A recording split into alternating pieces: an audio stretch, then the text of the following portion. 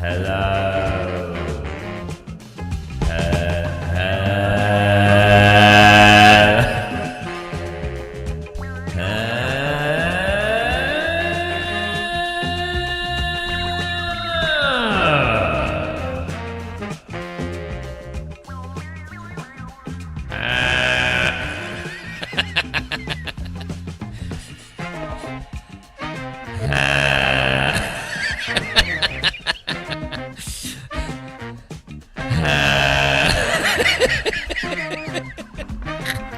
Oh no, started. Not even started, guys. Not even started. Oh god, that's so stupid. Hello, purple. Literally just cracking myself up with this stupid shit. What is wrong with me? Oh, I don't know what's wrong with me. But, oh dear.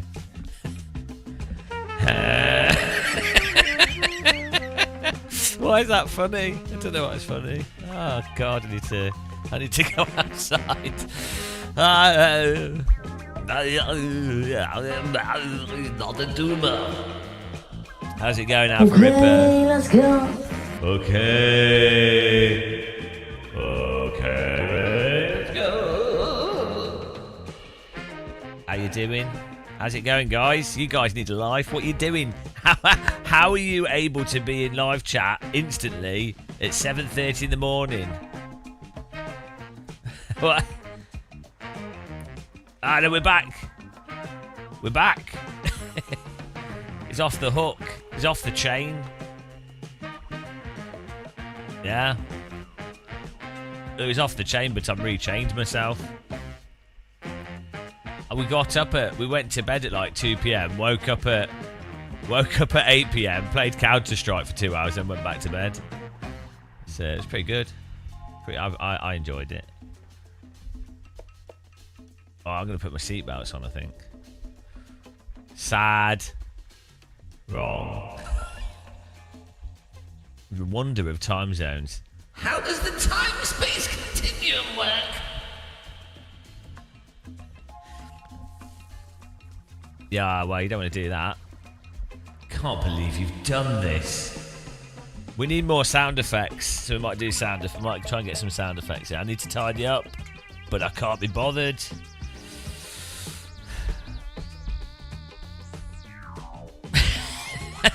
It has no effect on you at all if you live stream for 19 hours. It's perfectly reasonable. I feel quite good today, though. I mean, my body hurts, but I felt nice and relaxed last night.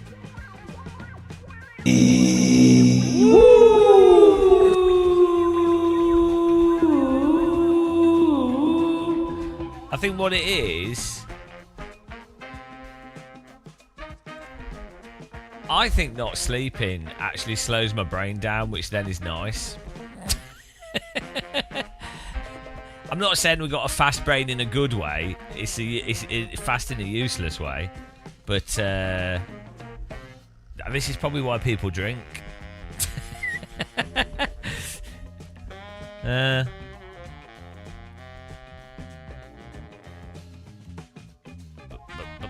But there we go, join that.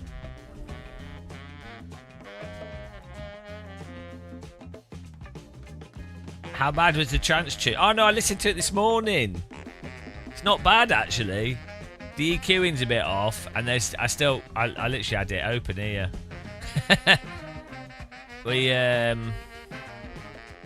It's coming together. The intro's not as bad as I thought it was. What it needs. So obviously this is only the first like break, and then this. It needs some like drum variations, not with the kick, but like a or like a clicky thing.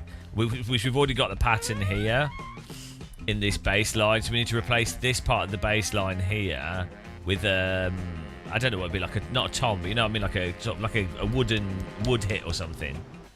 And then we need some like drum type variations with little build-ups at the end of each bar, at the end of each 2 bars. So, you know, it's like a... keeps it going a bit. And then it needs... It needs...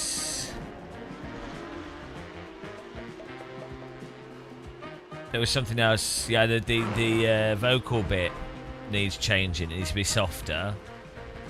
The choir sound. I need a better choir synthesizer, which I do have one somewhere. But yeah, it's got potential actually. It could end up. It could be good. I'll probably never finish it. But it's the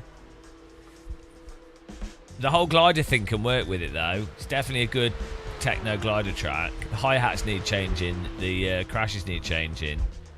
But I'll keep playing it and then just doing bit by bit, I think. But I might do another techno track. This is a pure techno track. This is turned more into like a melodic techno.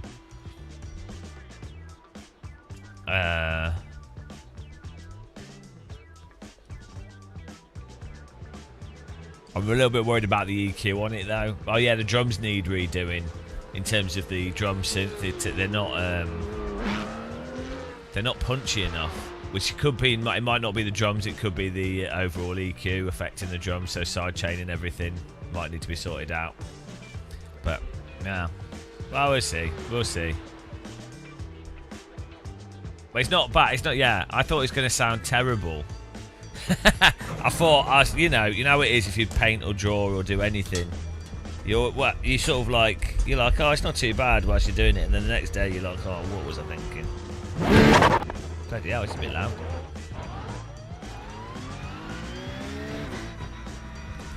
Ow!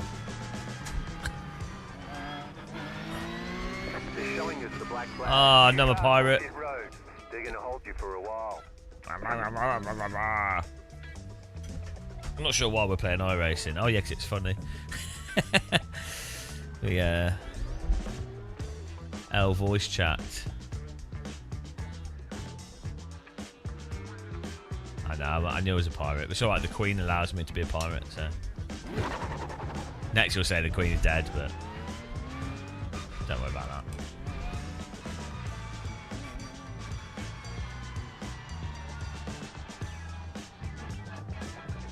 Do we not have a pit limiter bound? Hang on, why have I got a black flag again? Hang on, why have I not got a pit limiter?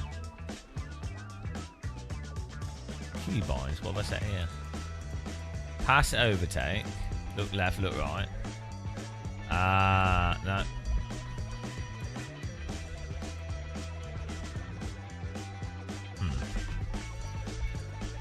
Get SimHub up here.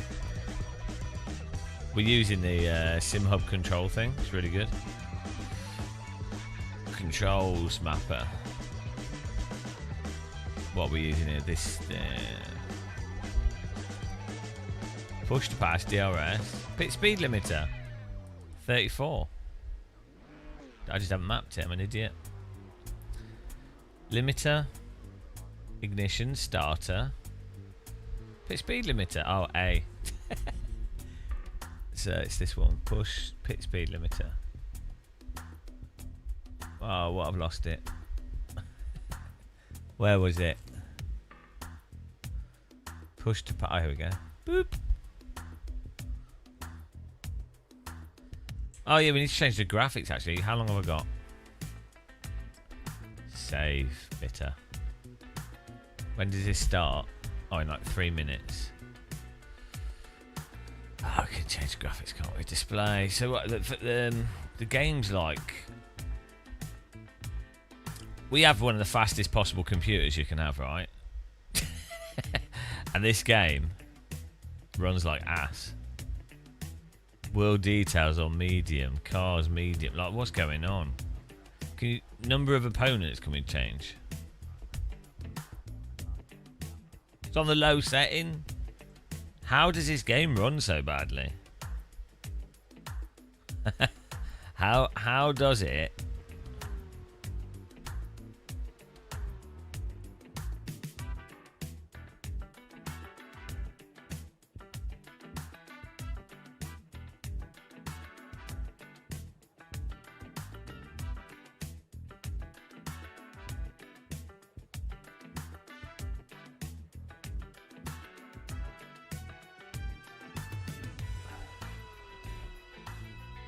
Like, I always have to get at least 120 FPS.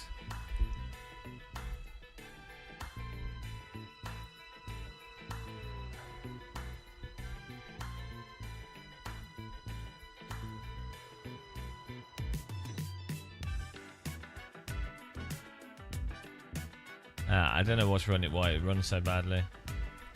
Sometimes it just drops that. Like on Nordschleifer, we were getting like 90 FPS. It's like, what on earth? If you don't have active pedals, switch off the active pedal output. Why would I do that? I have a M booster pedal, so I think it's to do with number of cars. That's when it runs worst. Let's put it to 15.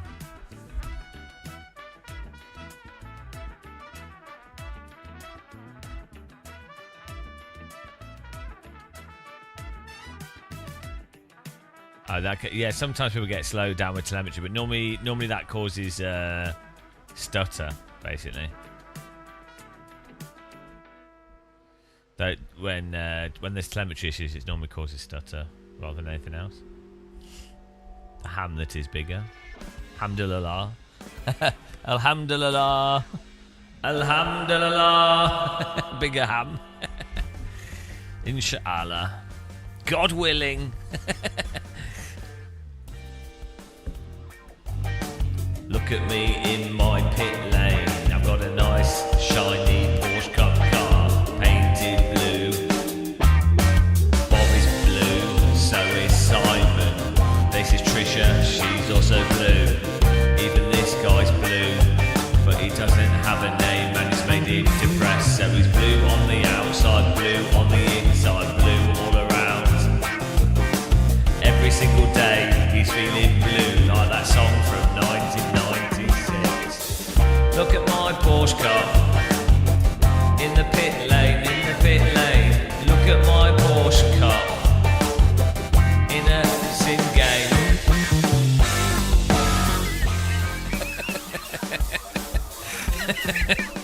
Do you like that? I'll save that song. I'm saving the song. Did Blue Dabba Dee Dabba Die come out in '96? I think it did. It feels like it did.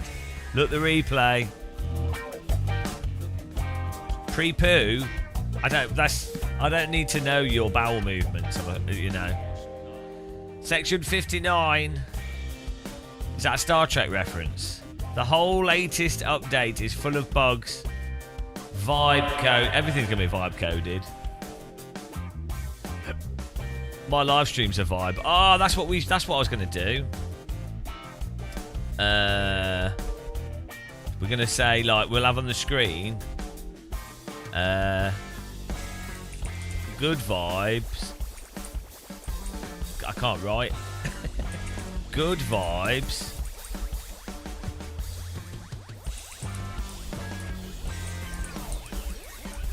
Oh my god.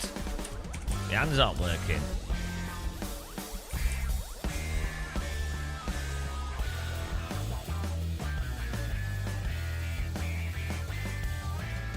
We can have good vibes.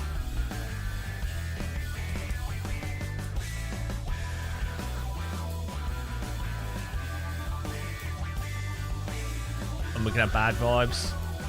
Don't know why we're doing this. Bad.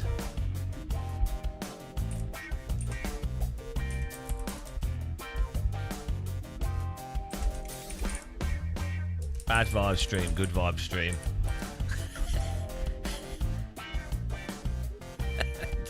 I don't know. This came to me in a dream that we need to have this on the screen. Some people have important dreams. I don't. We can have a good vibe stream or a bad vibe stream, and then we can let people know.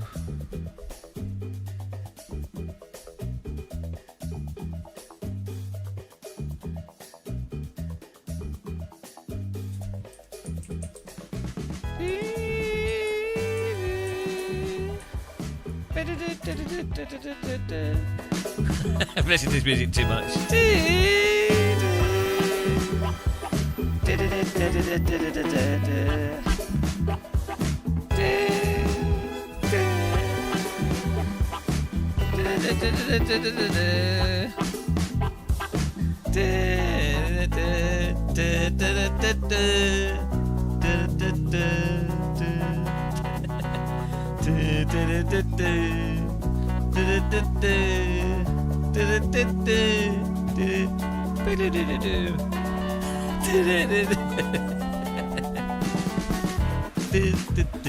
Got his music.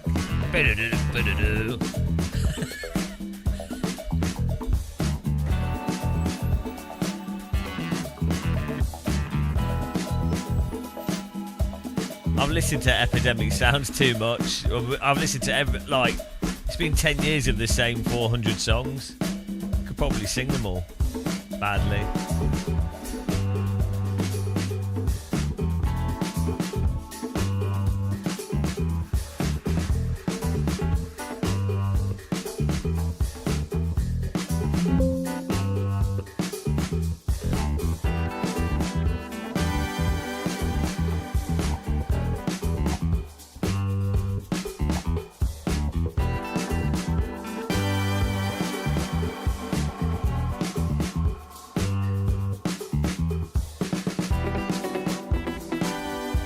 But I think I'd say it's good vibes right now.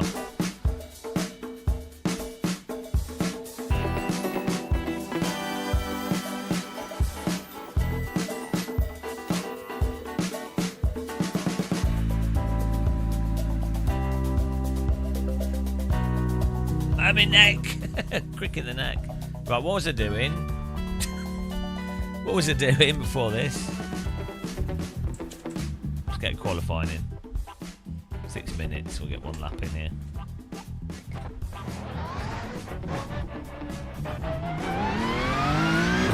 Oh, you need to get the seatbelt on. Is it working? Oh, it is, yeah. What's coming? What good things are coming? Ah, my pedal's clicking. Bad vibes. My seat's too far back. Bad vibes.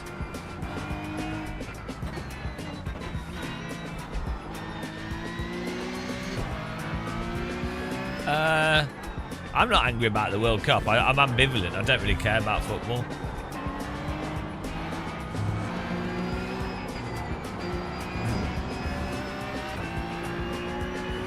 FFB's a bit weak.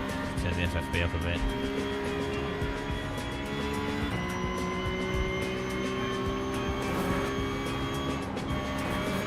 Oh, there's something on my pedals clicking. Might be my pedal tray.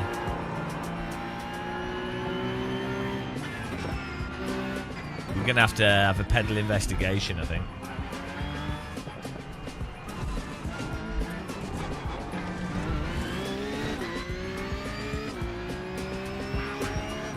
How's everyone doing in chat? 40 people on YouTube at this time, you losers.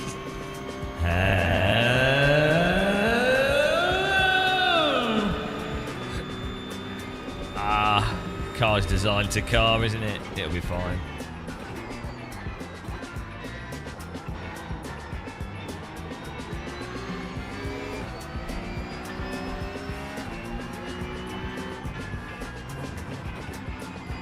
We're here for the salt. Morning, watching man. Green flag, green flag. I didn't enjoy the old one. I thought it was terrible. You guys have really bad taste. That's all I can say.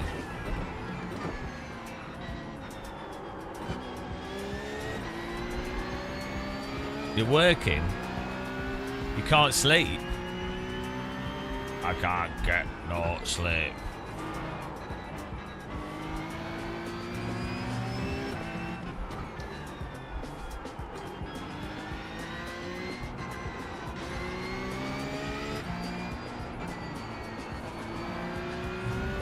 Saw a TikTok about some excavators in a salt mine. Ah. Were they dropped into iRacing Porsche Cup race?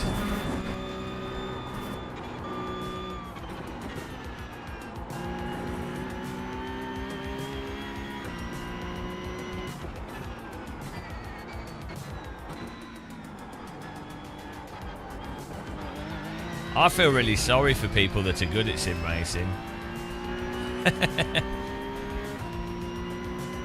Those of us that are bad have won.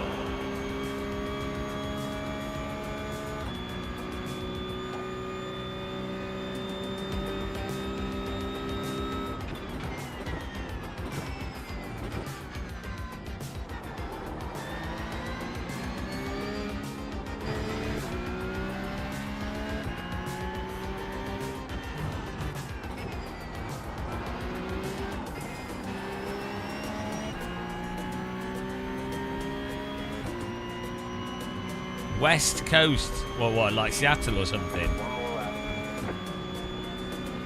You've got about 2 laps of fuel left.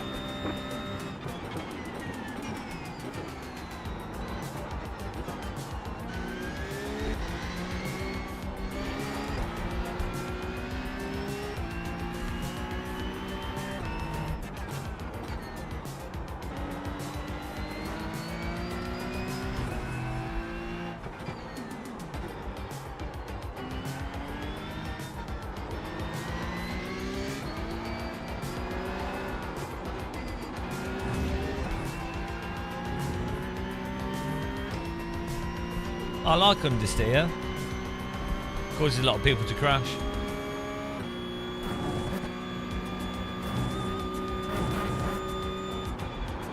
It's just iRacing. You have to get the car rotated initially. You can't recover it once it goes understeering. You just have to wait it out. It's a good boat sim.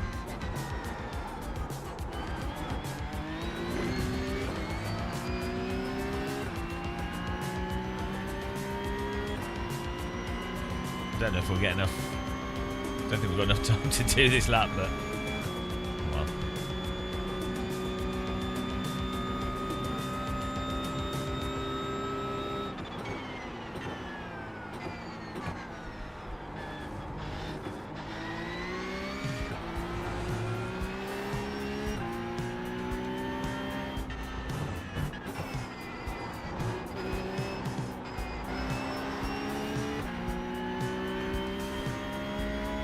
Oh, did we get to do one lap? That's nice. Oh, that was alright. Ticket flag, ticket flag. Well, we're slow, but at least we got a lap. Hello.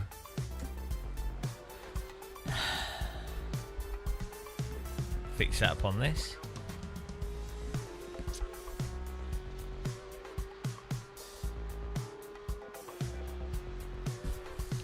Oh look, tax write-off is the king. It worked eventually. Oh man, I've got an ear infection. Bad vibes. Bad vibes. Bad vibe stream, ear infection. It's well annoying. Proper hurts. But we got some spray coming tomorrow. Deal with it. To take it on the chin. Take it on the chin, or in this case, take it in the ear. It's not that bad, fortunately.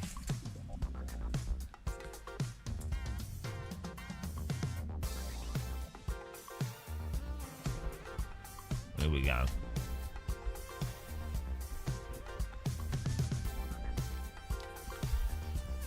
But the clockwork. The strength of field is 2,443. 2,043. It's competitive out there. Stay sharp.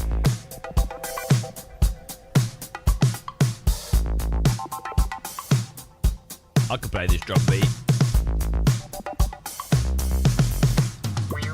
I wouldn't be able to do the hi-hat part though. I could do the one-handed drum. Yeah, the hi-hat bit would be it's a bit tricky. And the cymbal. I can't play this drum beat. 5 cars left. After further consideration, I've now realised I can't. Should you go ultra or stick with VR? They're two different things. It's lobby. Good luck, bro. Ah, you were racing me yesterday. I was, yeah. I went up this week from 1.2 to 1.9 in Porsche. Good luck, everybody. My race buddy. Green flag, green flag. Bon chance. Bon chance.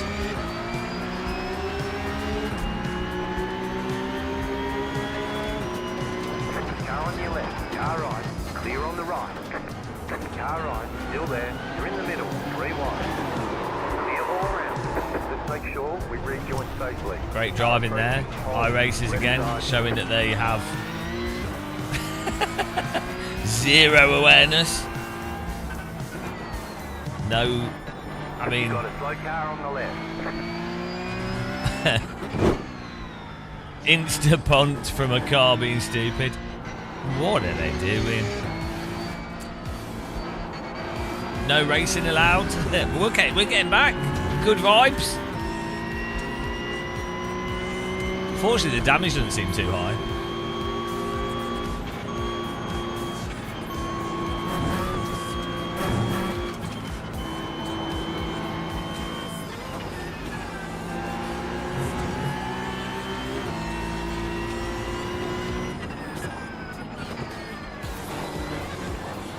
Left side.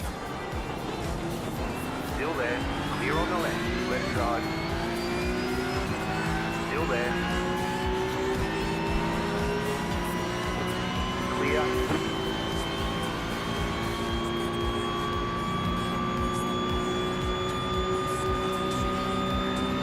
Right side, clear.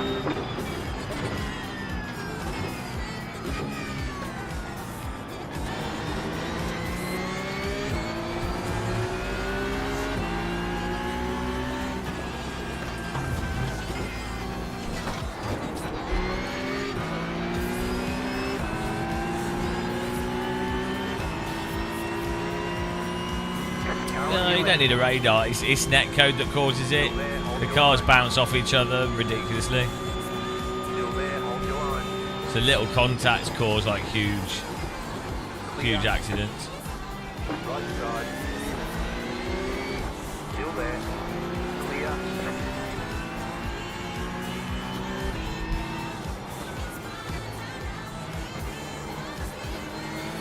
Slow car ahead. Car stopped ahead. Go left. Yeah, I mean there is definitely there's a lot of people have very poor racecraft as well, and then the tyres get stuck. So it's a whole combination of things.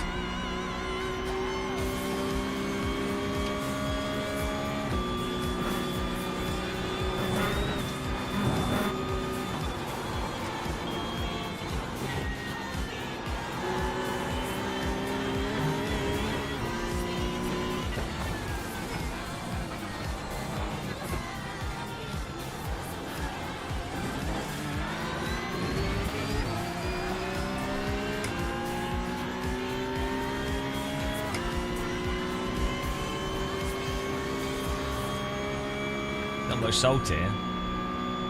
Yeah, we'll do a 50-hour live stream. Why not?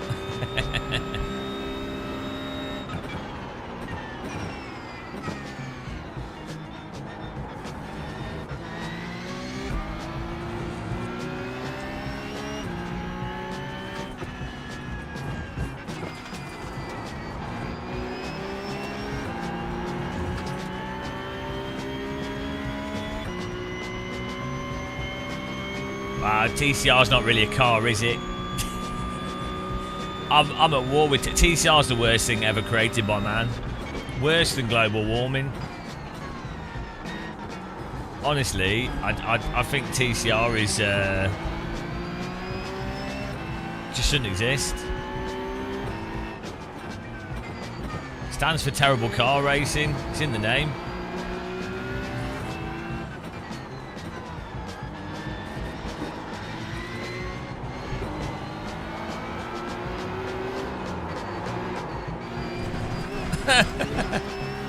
Oh yeah. Slow down. See how the they just got stuck in understeer.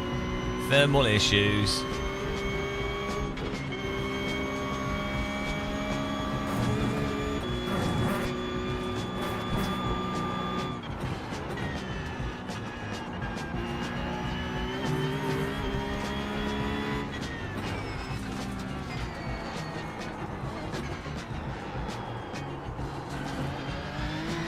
Probably have a bit of damage as well. It's because people hate themselves. That's why I do Porsche Cup.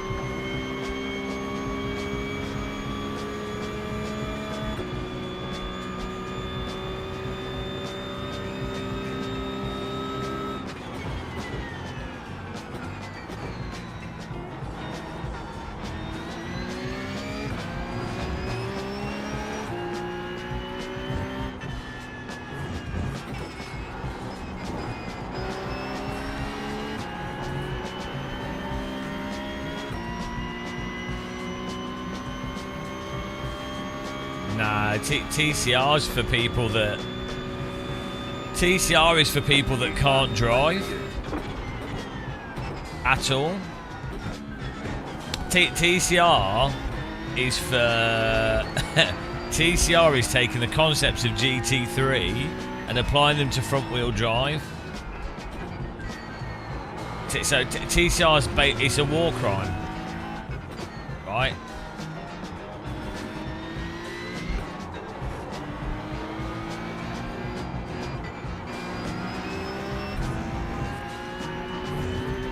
If you like TCR, you basically are admitting that you can't drive. I'm not. It's not. You could. You could like front wheel drive, like Nissan, like old BTCC or vintage Mini and stuff. But TCR specifically, if you like TCR, if you think it's awesome, you are literally. You are basically admitting that you can't drive. It doesn't make any sense. No, anyone that can drive would not like TCR. Like, it's a crippled race car. It's GT3 applied to front wheel drive, too stable, slow, rote memorization driving, fundamentally. Hannibal Lecter would like TCR.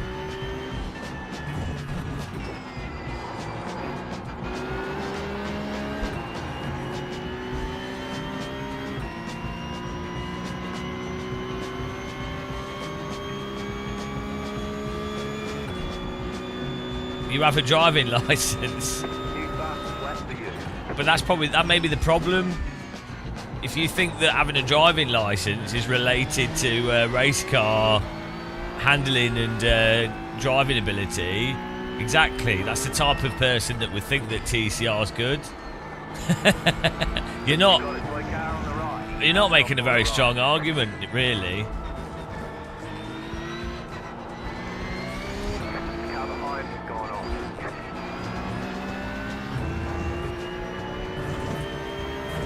TCR is for people that like riding unicycles. I've not driven the new Euro NASCAR. Car is P1, just step past the flag,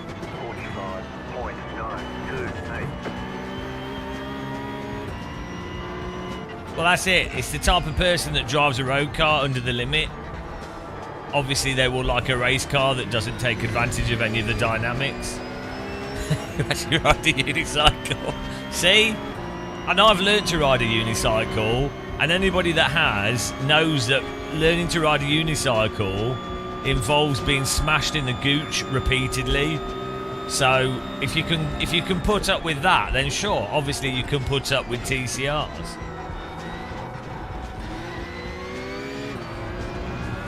Learning a unicycle is like the worst thing to ever try and learn. It's like trying to learn how to play a piano, but every time you push the wrong key, it smashes you in the balls.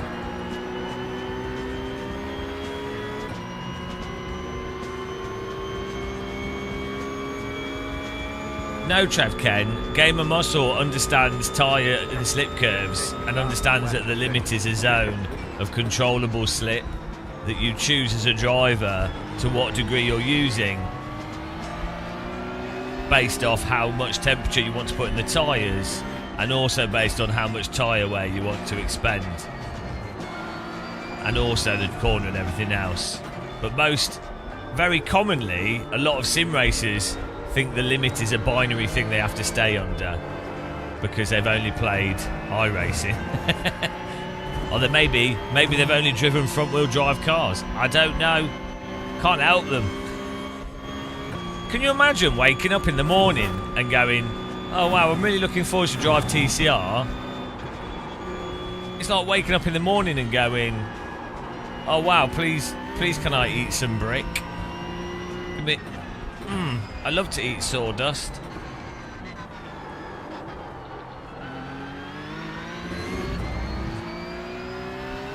No. Wrong. Not even better than oval racing. TCR is the worst. Absolutely the worst. Absolutely, it's the worst thing. Well, Trev Ken, you're wrong. I have no preservation limit. Engines have no limit around me. They go until they blow up. And yeah, wrong. Wrong. Can't imagine being so wrong. No, like, I'm sorry, but it's just TCR. I can't believe anybody would defend it. The only way you could enjoy TCR is if you can't drive. That's it. If you like waiting for the car to slow down to then wait to slowly get on the throttle. To then drive in a line of cars. Honestly. Yeah, we got punted on T1 by some, like, complete moron. We got damage. But we're driving like a champ. Yeah, it's not even a good learner car. TCR is so bad that it's worse. The TCR AC mod is worse than any even in AC. It's worse than iRacing.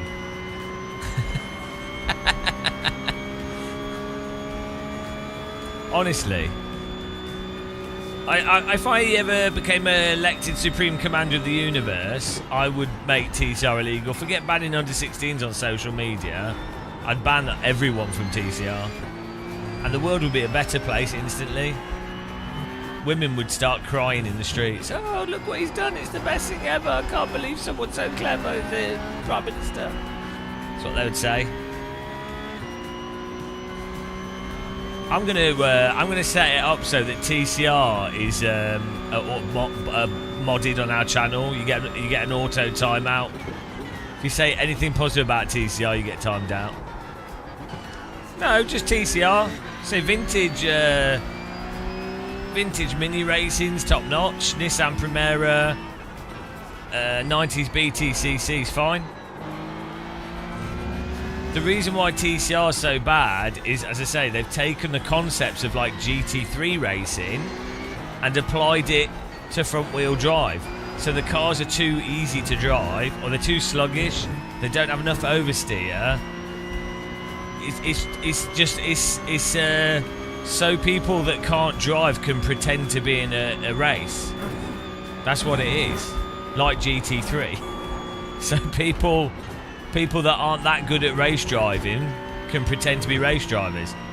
I mean, with a GT3 car, it depends how it's set up. Obviously, there are really good GT3 drivers that drive GT3, but the concept of a GT3 car is so people that can't drive can pretend to be race drivers.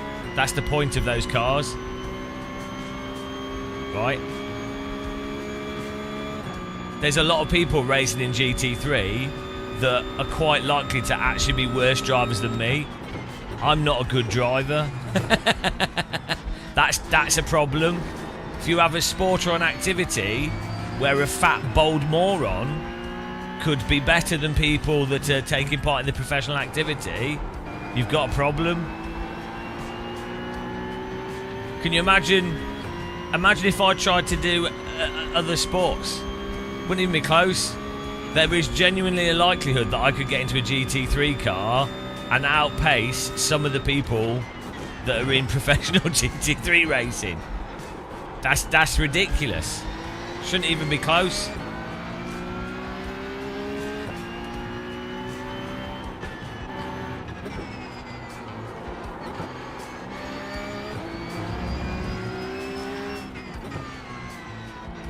Now, I wouldn't, like, on the other hand, if you put me in like a F1000 or a Formula Ford or an F2 car or an F3 car or an F4 car, I'd probably die instantaneously.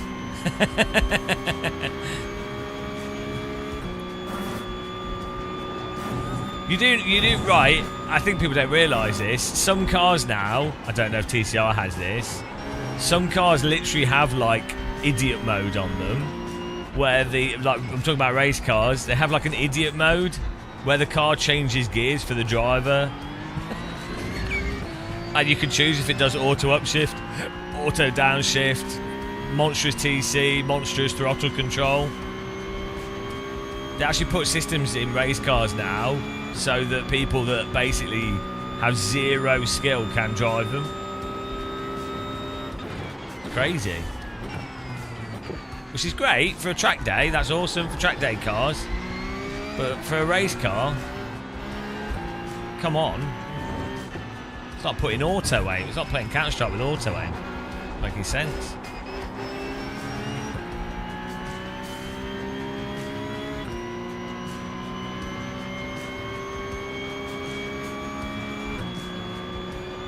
Yeah, look, I mean, look, these...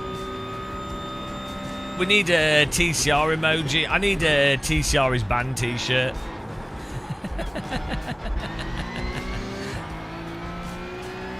Say no to TCR. I feel bad because I like Paul Smith and he likes TCR, but I let him off because he also likes trains.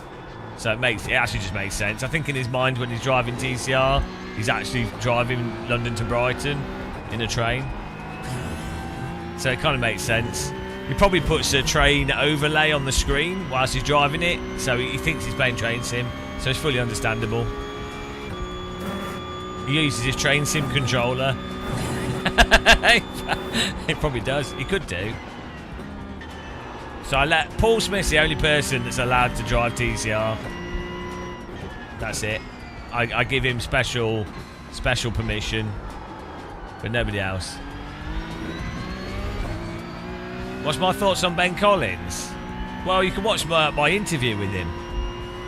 We had a good chat last year at Sim Racing Expo.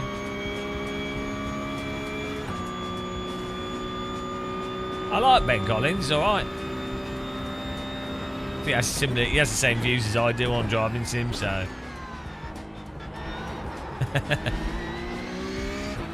He likes driving by feel and balancing cars in slip.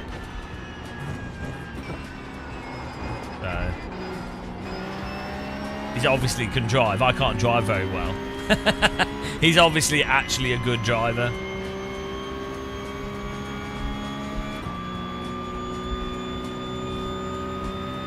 You've got 5 laps to go. You can move up.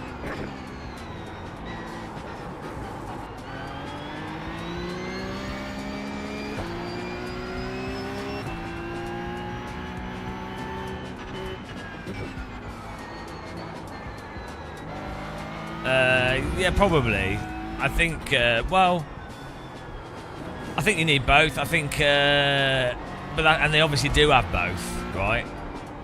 Like a developer has access to people that play Sims well and can drive. So like with PMR, for example, Austin Agonoski can drive Sims very well, and he also understands game design. And I imagine Austin can probably drive okay in real life, given that it's easier to drive in real life than Sims. So, you know, the reality of games development is that you can know what's right or wrong. It's just very difficult to make time models and physics work, and then to have a whole game on top of that in games development. If someone's never made a video game, they can sort of underestimate how hard games development is and how much complexity goes into it. Separate to just how complicated games development is. Even if you're using AI and stuff, it's still crazy complicated compared to making music or painting or something.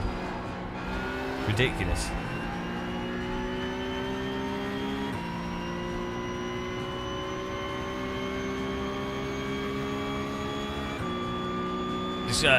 Being a sim dev is the stupidest thing you could do to yourself. Being a game dev is really dumb. Being a game dev is really, really dumb. But being a sim game dev is like the apex of idiocy.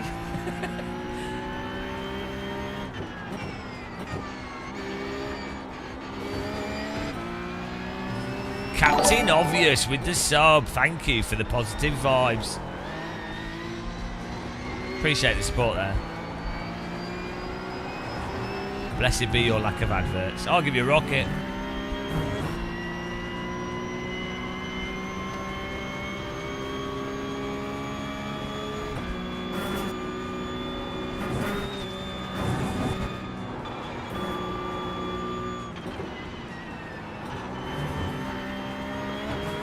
I have trust issues for that corner. This is a really good corner. They need to put the tree back. They should put a plastic tree there. Oh, I sure you had a chocolate bar. Oh, there's there. Fuck, I'm sure I didn't finish it.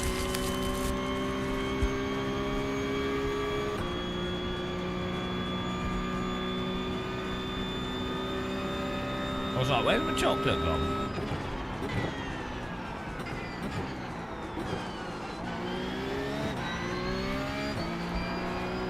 Porsche Cup is like boat driving.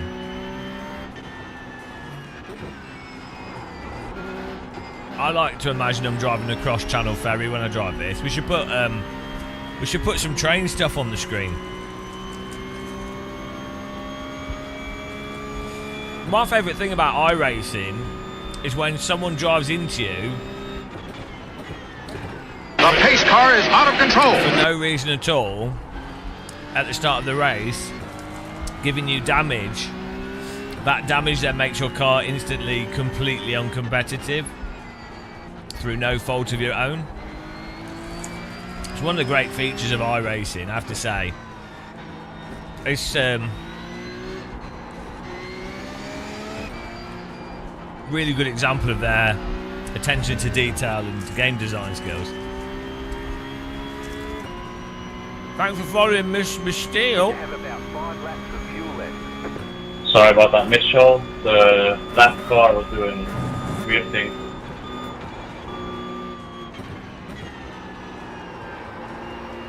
Didn't mean to brake check you.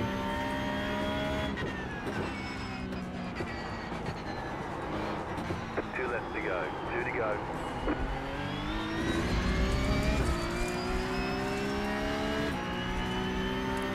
Well,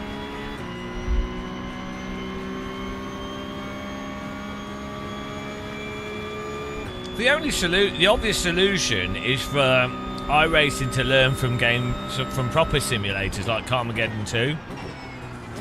You should have springs you could put on the car and fire at people, or like Twisted Metal, a machine gun mounted to your car, or Wipeout, for example, a rocket launcher, would really help.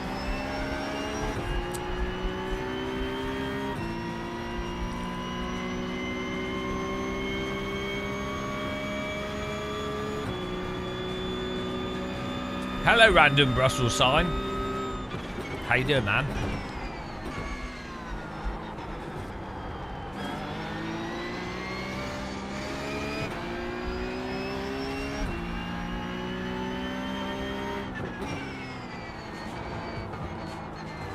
Brussels. Random Brussels.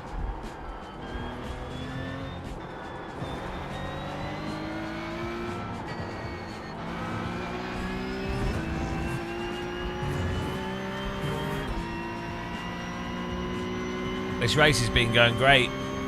We totally were not driven into at the very start of the race, meaning that the whole race we've just spent driving around by ourselves. Because that would be annoying, wouldn't it?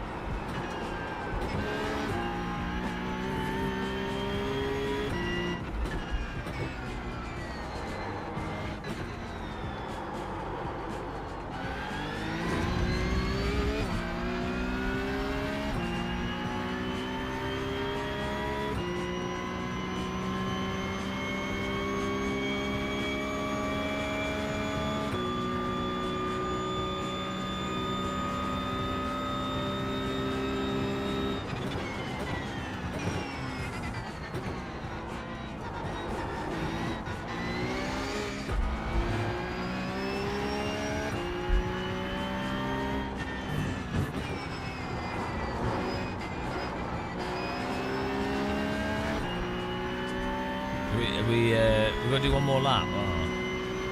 Oh. Wondering where the flag was. Did you guys find this exciting? I did. The other thing that's nice about being damaged on the first corner is that you can spend the entire race not improving your lap time.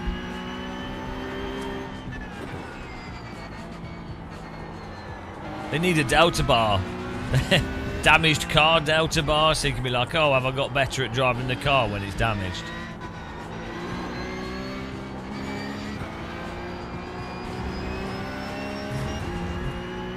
It was pretty intense. Not last though.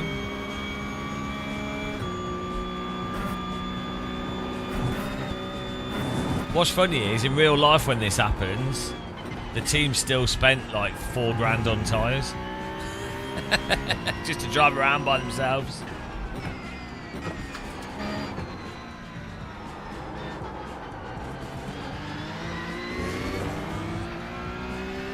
Maybe less than that in Porsche Cup. It's probably like what, like 400 a tyre? So like $1.5 grand.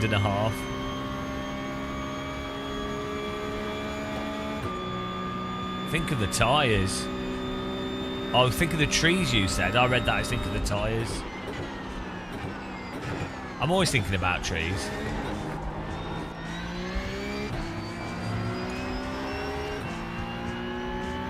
Big trees, small trees.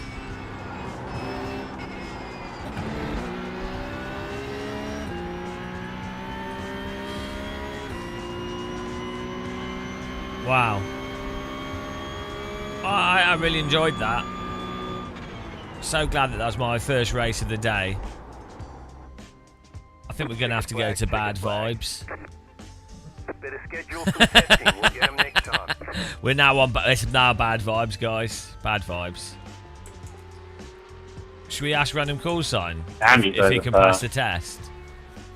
Random. I did my first 146 though. Random Call Sign. What's your view on TCR?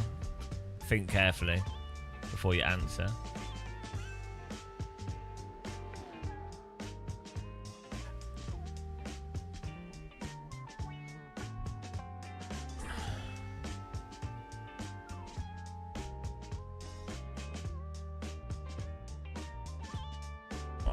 Let's have a look at that first lap here.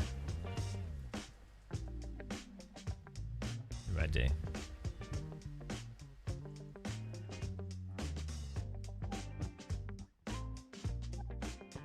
Look at this. Let's see what happened here.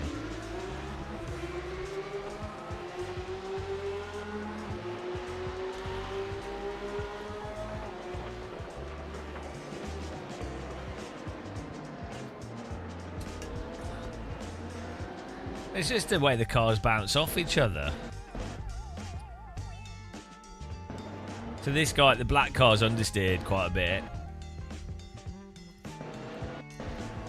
And then the cars have just bounced off each other like crazy. Don't know why the car on the outside is turning in so much as well. What, he suddenly turns in there.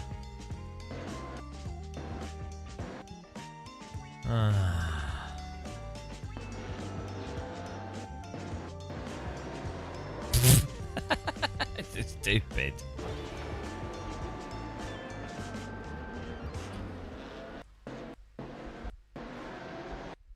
That was great.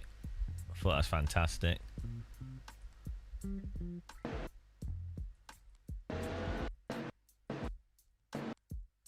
Like, that is like a non-contact contact there, which then pings the car to the left, like it's no longer turning right. You can see our steering wheel is full lock to the right. Zach B. Oh, hello. His name is Zach B. He's American, and he looks like he's from Roman times. Is he a Greek god? I don't know. Maybe a Roman one. Who knows?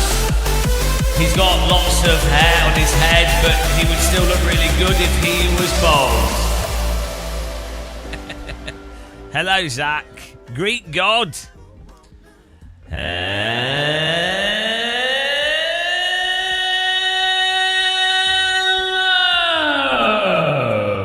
That was an air raid hello to all the Zach B people. Guys, watch out. Zach B's more sexy than me. He is actually pretty sexy, actually. He has that. I say he's like a Greek god. He's with his hair blowing in the wind. I could pretend. I tell you what, guys, you're probably confused. You come in, you're like, oh, we're really enjoying Zach B. Now, while we're in the UK, and what are we looking at? What do we focus on? I can do his hair with my hand.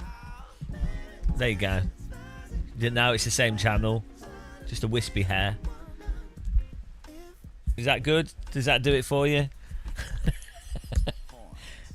You have to use your imagination a little bit. That's a Zach B hair. I think we got it down. It's actually a bit more subtle than that. It's more like this. Look at that. Teasing you. Teasing you in the wind. Even slower than that. I think we got it. Whoa. She don't even know what channel you're on. You're like, oh, has he finished streaming? I'm not sure. This seems like the same stream to me. Watching Zach B suddenly in the UK. Day ruined. Yeah. Can you imagine that? Imagine watching like a positive, handsome Greek goddess. And then you end up with this. Although weirdly, I'm wearing like a Greek pattern. This is very Greek. I look like a yogurt pot. So, from one Greek to another, Zach B's definitely got Greek heritage. His family comes from a small island in Greece. They used to fish, and Zach would build the boats. You can tell, yeah. Is she from like Simi or something? I can imagine you on a small Greek island. I would not be surprised if I was on the boat and I came around the corner and there's a man standing on the beach. Just picture it in your head. What? She was born on Simi? Are you serious? Ah, no. See, I'm connected to Zach B.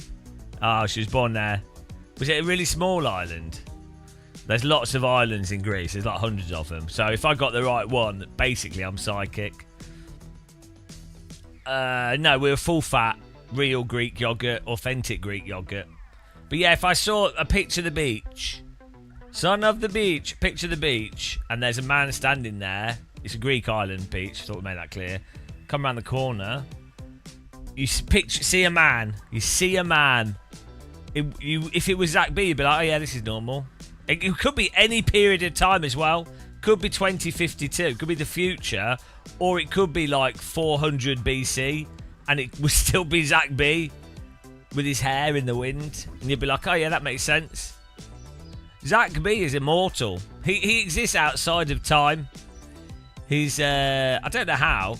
But look at him. Honestly, go to his channel, guys. Give him a follow. He looks like he could exist in any time period. Now, you might say that's possible for all people, but I'm just saying, specifically, Zach B could, without any makeup or anything, be in a film. He could be like on a spaceship as like the sort of dishevelled engineer guy that has to deal with all the engine problems 2,000 years in the future, that he gets killed towards the end of the film, and you're really upset by it because he was like a likeable character who didn't do anything wrong, but he's like killed by the evil guys to make the evil guys obviously evil. He'd be that guy, and you'd be like, oh yeah, no makeup needed, just looks exactly the same. Or he could be in like a chariot race, exactly the same, and you'd be like, oh yeah, it makes sense.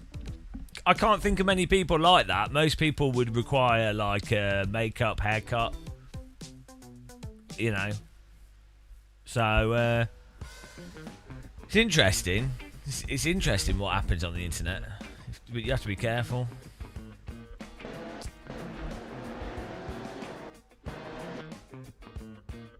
Were you in Porsche Cup, Zach? You probably wants to go to bed. I imagine Zach B's viewers are like really chill viewers as well.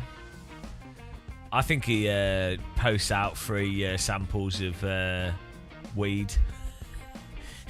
He doesn't tell it. It's all done secretly. If you follow Zach B, 1 in 10 people get like a bag. We can't do that in the UK though. It's not legal. Random Call Sign tried it. He got into a lot of trouble. But fortunately, they were like, Portuguese will let you off. If I did it though, I'd get into a lot of trouble. Where are we going to next? Hello, Chili Dog as well. You're a yogurt. Your face is a yogurt. It's good vibes stream now. Zach B saved it. We're back to good vibes. It was pretty bad vibes in that race, but yeah, thanks to Zach, we're now good vibes. Beautiful stuff, guys. Emotional. My leg's stuck in my sim rig. We got our techno song here we're working on, but I'm not going to subject viewers to that at this time because well, we can. Do you want to listen to the techno, guys? Chat can decide. Type yes techno if you would like to hear our techno song so far. This is about gliders. We have oh no, broken iRacing. There we go. We have what on earth is going on here? 8 minutes. I think everyone's fallen asleep. Nobody wants to type anything. So it's like people are not awake at 9 in the morning. I don't know why. Yeah, I'd expect people to be pretty awake at this time. Oh, my dye are back as well. That's weird. So my no tech. Okay. So that's really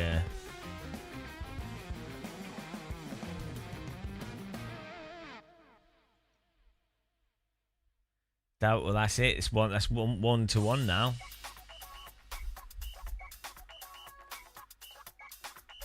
There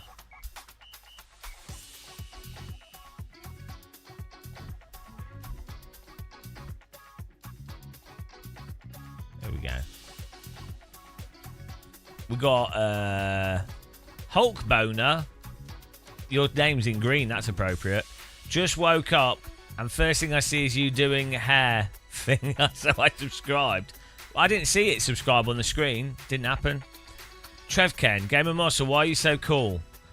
Are you basing your opinion of TCR on iRacing? I can't believe you would bring up... I mean, if Zach B, Greek god Zach B, if we could see what his view is on TCR... I don't mind TCR in real life because real life is real life. So, and I can totally understand the fun of driving a TCR car in real life. You have G-forces and, you know. So, real life is different. Like, go-karting's fun in real life. If you're rich, why not do TCR, whatever, or GT3, whatever. But in Sims, TCR is the worst car in AC. It's the worst car in every Sim. So I'm sorry, Trevken. Like, you're just gonna have to admit that you're wrong. Wrong. Now, if Volvo did an estate TCR, I would be open to changing my mind. But as it is, they don't. There's only like 5 TCR cars, right? Because all the companies were like, this is so bad, we're not getting involved in this. Right, here's our Techno so far. We've got 4 minutes to the race.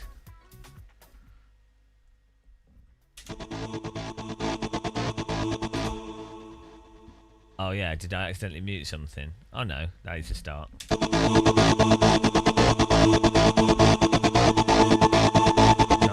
on, what's going on here? We've broken our song. Oh. There we go. You ready? Here's a Techno. This is it. It's meant to be about gliders. It keeps improving.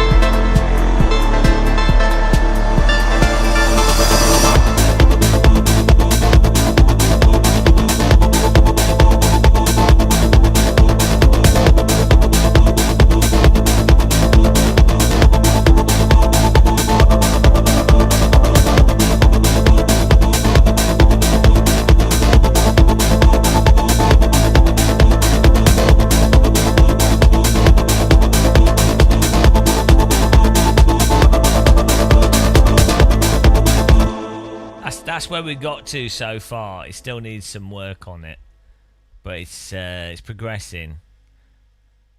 It's getting the glider vibe. Chasing Status remix. What's that? I've never made a remix. Right. Why is the race not starting? Oh, 2 minutes. It's not bad as a rough so far, but then we've only done like the first half. You'd have it as your theme song. Still a whole bunch of stuff I want to do. This bit sounds really good here though. This bit.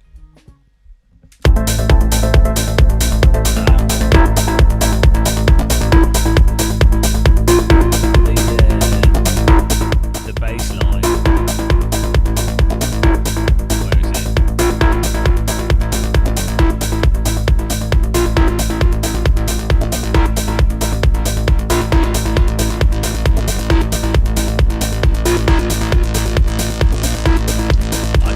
know which bit, but we got the automation is good on the bass line, but then for some reason it sounds different in one place and another place, even though the automation's identical. So I don't know what that's about, but quite like to use that in. I'm using something else. I don't know who Adam F. I don't know the names of people, Chili. I don't know names. I don't know names. I can't remember names of like myself. Why would I know them? Are you what are you talking about? I only know my own name. That's it. Oh, clonk.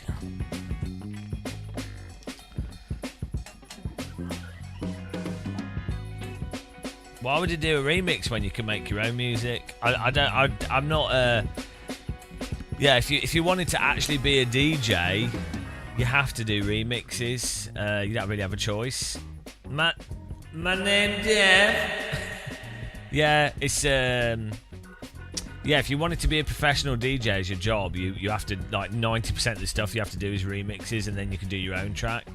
It's quite funny actually, but I have no intention of being a professional DJ, so I just do what I want. Beautiful. I'm a professional sim racer. Can you tell? All the professional sim racers dress like a yogurt pot. I think yogurt pot fashion. If this should be blue. Oh, it is blue. Turns out I thought it was black. No, is it? That's weird. I think it's a very dark blue, but faded. It could be black. I honestly can't tell. There's something blue next to me. Oh no, that's weird. I think it's black, or it's a very dark blue, but then pasteurized.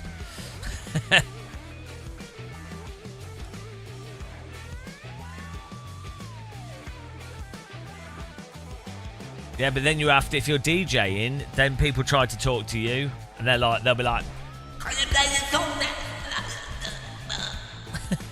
and then the DJ has to go, nightclub talking is almost as bad as TCR. People trying to talk to each other, DJs. People talking to DJs. Oh, DJs are the worst people, actually. I was watching that skinny woman with the dyed hair that does the DJing, and then, oh my god. Like, she seems alright, whatever. Like, you know, it's fine, whatever, DJing. But they're just twiddling one knob. There's nothing for them to do on modern DJ decks. It's so absurd. And then they have to put the hand in the air. But then they don't do too much, because then that would be being, like, over the top. So the DJs then have one hand on, like, the tone normally. They're not even changing it. They're just pretending to adjust stuff, because you really do not need to adjust that much stuff. Oh, it's honestly ridiculous. Like, you guys don't learn about DJing, because it's so ridiculous. Once you know how to do basic DJing, it's actually insane how dumb it is.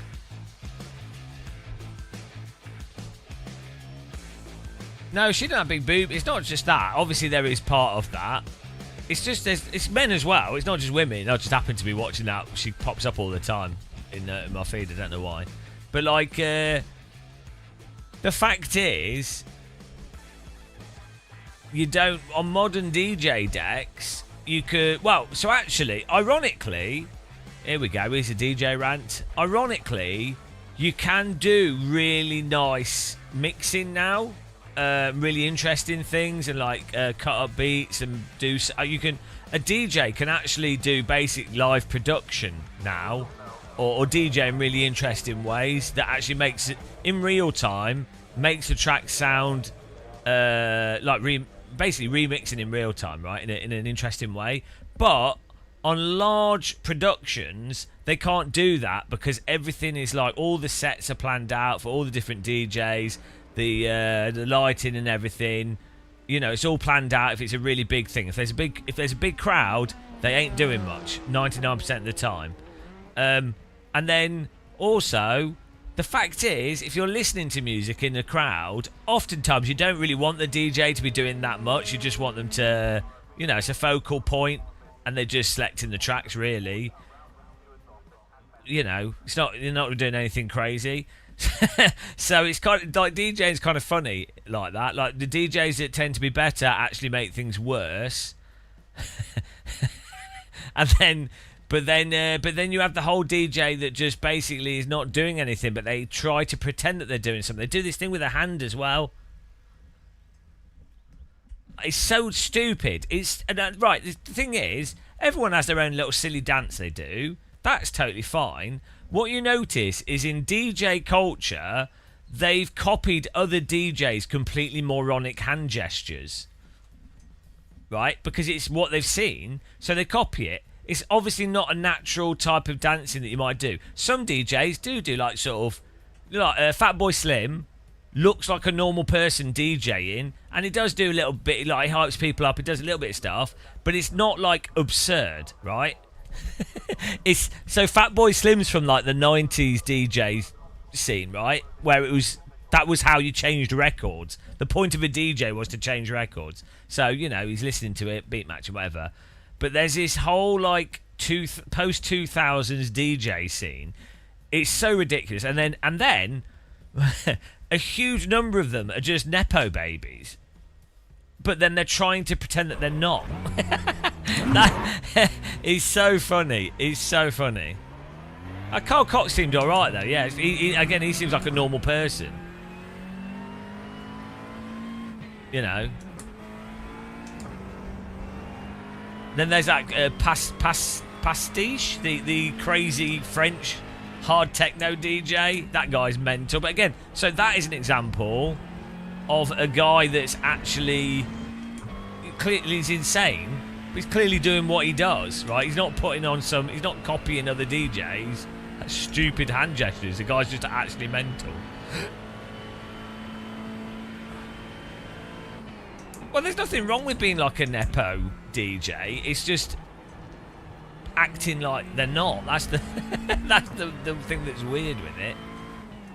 Anyway, yeah, the thing that's it's just when they're pretending to twiddle a knob when they really don't need to do anything. It's so ridiculous.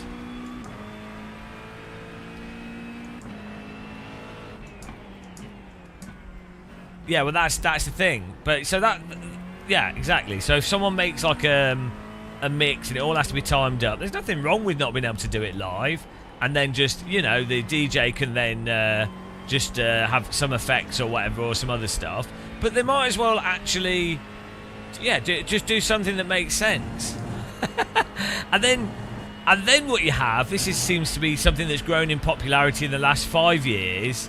You have DJs that, well, to be fair, they put more effort in. But what they do is they get like a music pad, and then they hit the pads to activate parts of the music, and then there's a video thing behind them that's synced to it. But the thing is, they're normally a bit shit at what they do, like compared to a professional drummer or someone that's actually good at like real live music. So these people are basically just people that are a bit shit, but they found a way, because the bar is so low with DJing and dance music. They found a way to make it that they're doing something.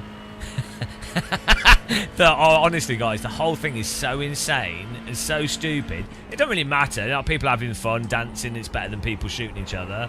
But I didn't... I bought some DJ decks a year ago because I was like, I was wanting to learn how to DJ. And so then before that, I looked at it, but I didn't know how dumb it was. I didn't realise how actually stupid it was. And now, if you use DJ decks for just like 4 hours, you're like, oh my god. It really is pretty stupid what they're doing.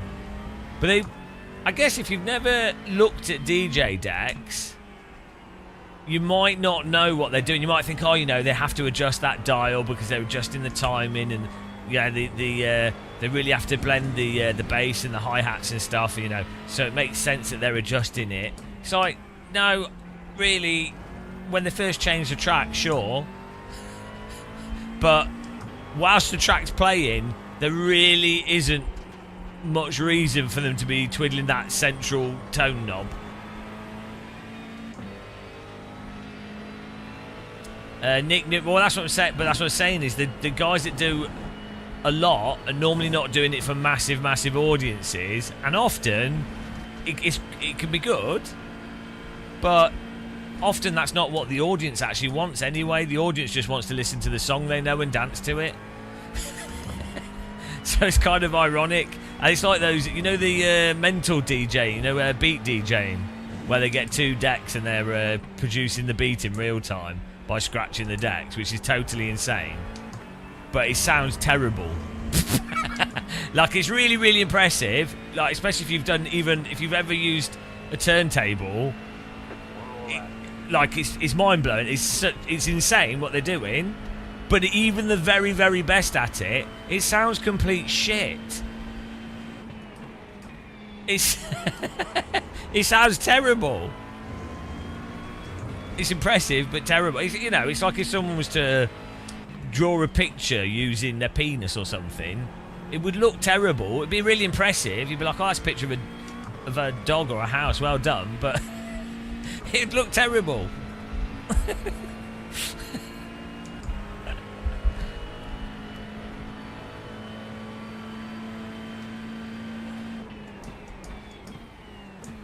I've put a paintbrush on my nipples and I'm going to draw a house. Wow, that looks really good. You're really talented. Am I happy for England? No, I don't care. I don't care, but I hate how England play football, and I'm not. Yeah, I'm not really a big football fan.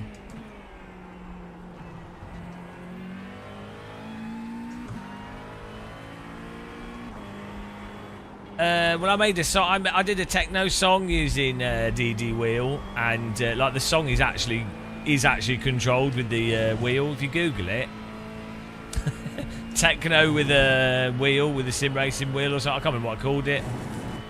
But I set up all the synthesizers, so they're controlled with the pedals and the wheel.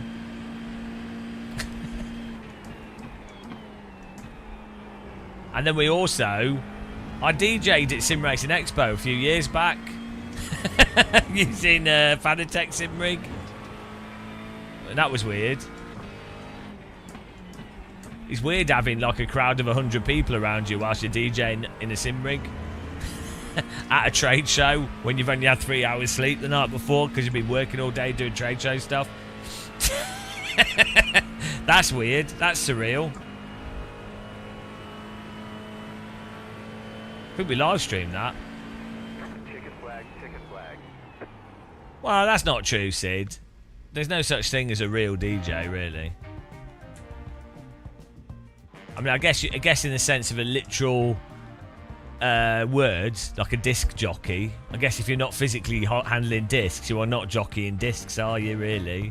So, by definition, I guess. But I think the biggest job of a DJ, the actual biggest job, and I think this is what a lot of people don't realise. Most people think it's blending 2 tracks together, which in the past was a big thing, still is, right? But that's not the actual job of a DJ. The real DJ job is, one, for them to have a really good music knowledge to select really good tracks, and tracks that build up the night for the vibe of the night. So it might be a chill out night or whatever, and they know the genres and whatever. So they have a selection of really good music. That's the number one thing of a DJ. And then the second thing is them watching the vibe of the night and matching the vibe with the music, and then the mixing of the music to basically just get people dancing. That's the actual job. Like, the changing the tracks and blending the music is not really, and I don't think ever was, the actual thing of being a DJ. That's like 3% of. It's what everyone focuses on, but it really isn't what. It's not the thing. It's them picking the right tracks and then playing them back at the right time. That is it. That's the original. I don't think many people realise that outside. Like, people that DJ obviously know that, but It's my DJ knowledge, guys, throwing it down on you. And I don't even DJ. Catch start 13. Sharp. Catch start 9. Actually, I lie. The biggest job of a DJ is to be a skinny, sexy woman and then play very generic techno music. And not say anything and be a blank sheet. What is he doing? So that's the actual job of a DJ.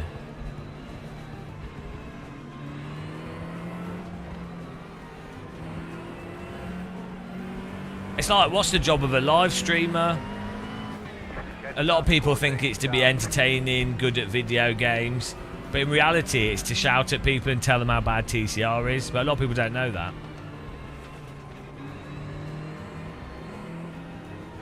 A lot of people don't understand. Oh, why is my pedal creaking? I hope it's not broken. Oh, I'm going to have to... Maybe it needs a clean or something. It feels like metal.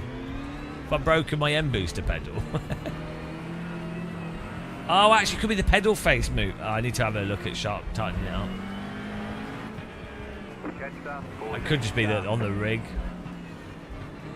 Could be the pedal tray needs tightening. Probably the pedal tray. It feels like metal clicking from not being... Oh, I don't know.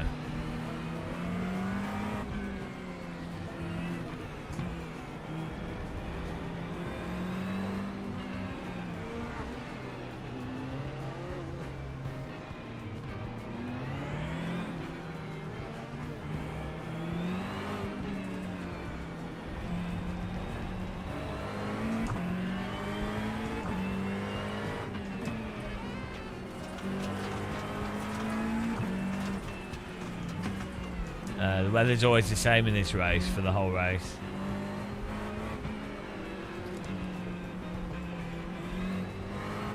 No, it always stays the same. It's not like ACC where it changes. Sometimes you get fog in races randomly.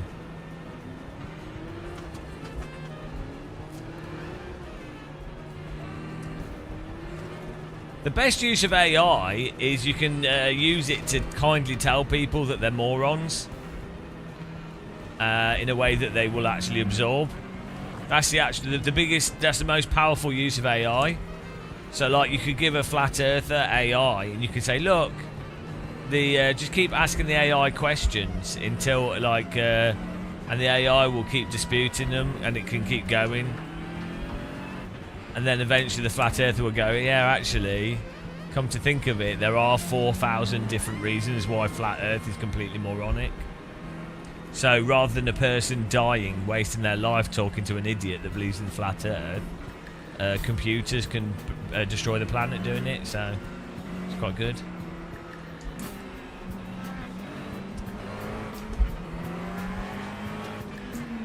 Yeah, but it doesn't matter because the AI, it doesn't matter what the AI is told. The AI just keeps on linking them to stuff that's separate to what the AI is saying. So they can't even, that's it, they can't even use that.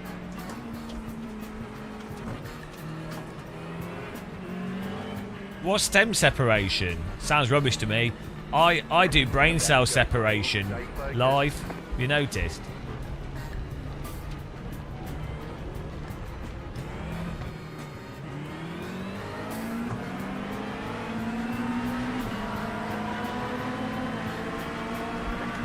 I tried. Oh, we got one place.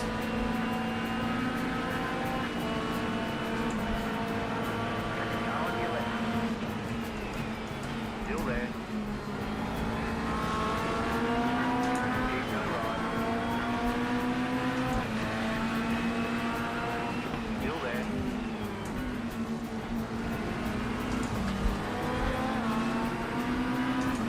Keep to the right. Obviously, the car on the inside is obviously going to plough up the inside and take everyone out. That's how this works. Clear. Car on your left. Clear on the left. Car on your left. Clear on the left. Ah, they didn't. It's a miracle. Car on your left. Clear.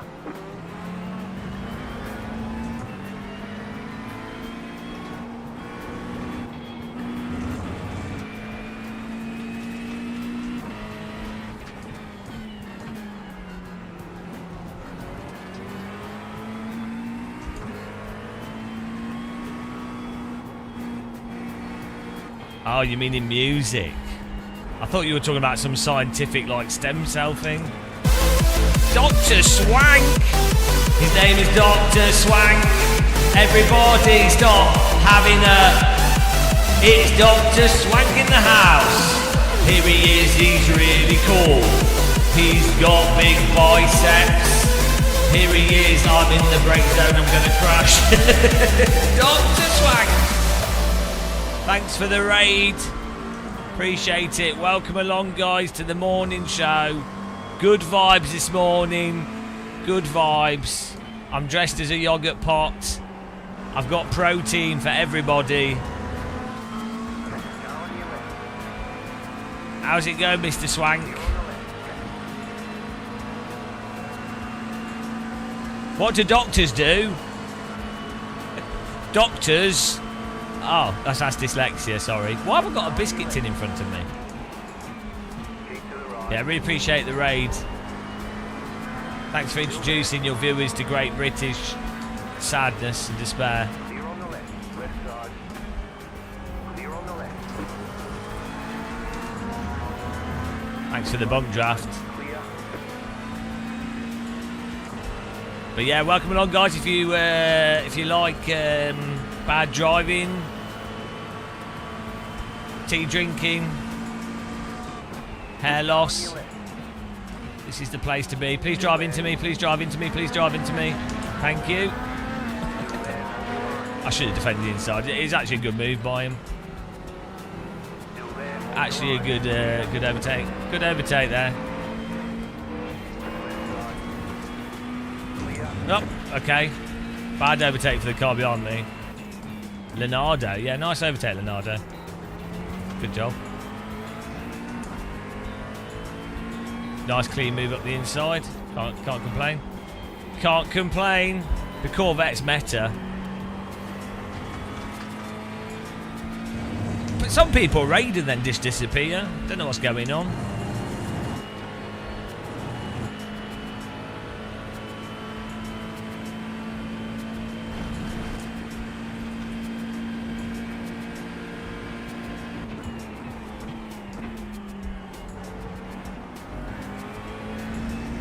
Ultimate vocal remover. We have people having a DAW chat. We have raiders that raid and then run away because they feel deep shame. Hey, CMR Tiago. They feel deep shame for sending their audience here. They're like, oh no, I can't. What have I done? They will never forgive me. Fun fact, if you raid this channel, you lose at least 10 subscribers. But you gain a passion for tea bags. Of both varieties. The pace car is out of control.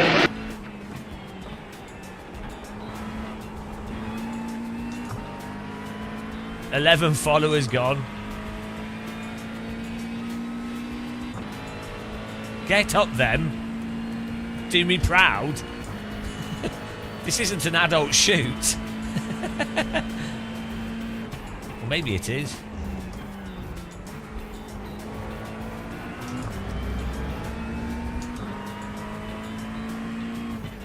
Wow, we need to turn off the auto detail. Ah, good takedown. Great takedown there. Beautiful. Why can't I hear anyone?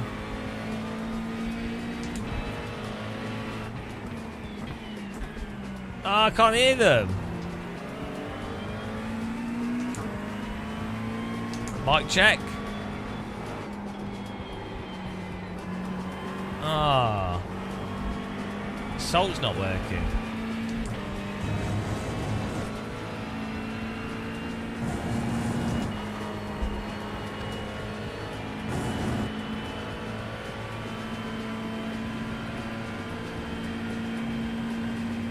Oh no!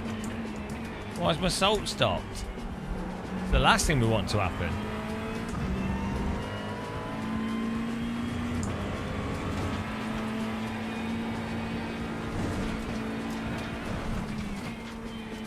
That's my line, that. I haven't got my VR plugged in. Shadow banned. I think even when you're voice banned, you can still hear other people talking. New fast flat for you.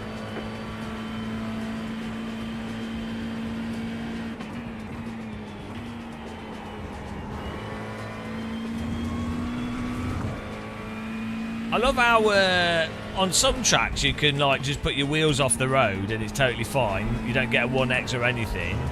And then on other tracks, if you like look at the grass, you get a 1x. You have to drive around with your eyes closed. Oulton Park's like that.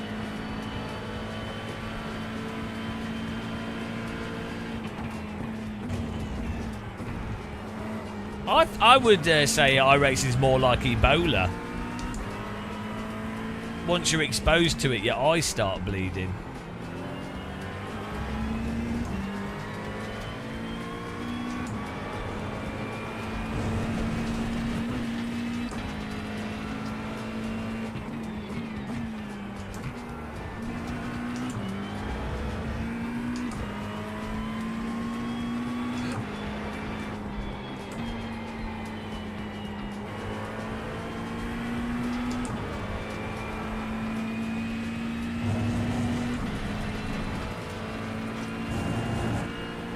These are emotional lines.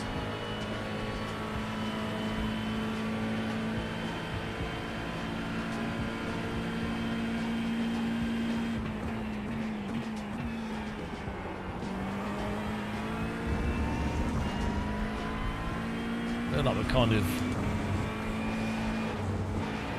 Does anyone know what the track state is? It's in the state of Wisconsin.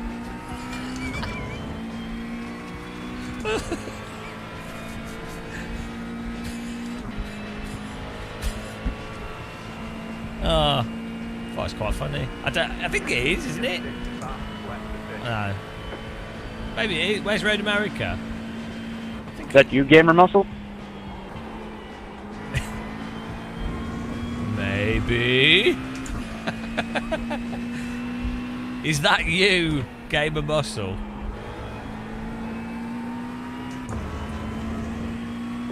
Been called out.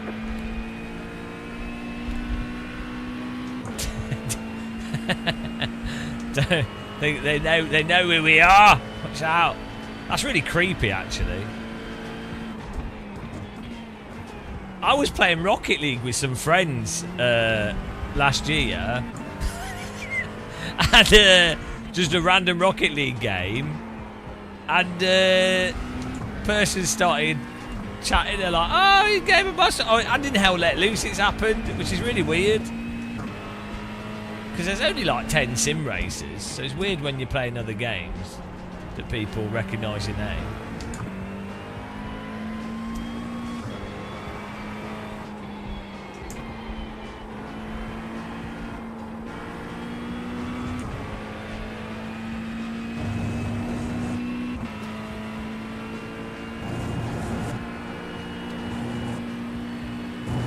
I think I don't believe the internet's real though. I think it's like dead internet theory.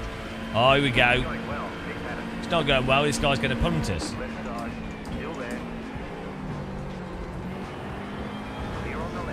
Oh, he went a bit deep there. Yeah, the Corvettes on the straights just seems to be a lot faster. It's not too bad compared to this, but the Porsche is just completely uncompetitive as far as I can tell on this track. Well, it's massively handicapped. It's like towing a caravan.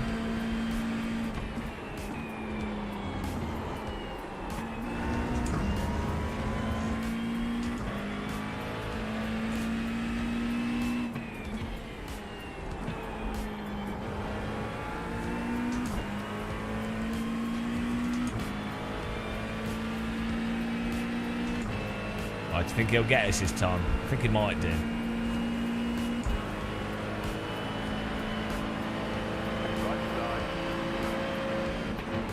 Stay on the left.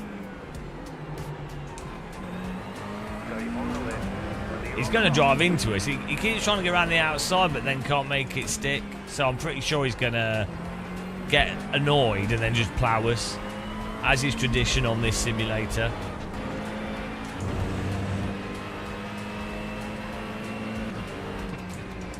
Left side. There it is. See? Keep to the right. Just drove right into us. Says tradition. It was only a 0x though, but 0x with me moving off the apex.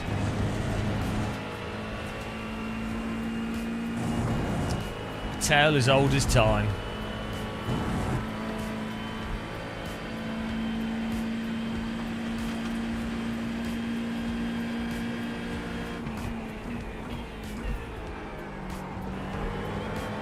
See if we can battle him a bit.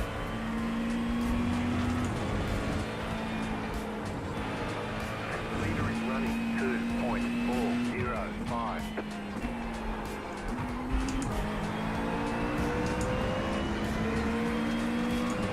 A fat criminal.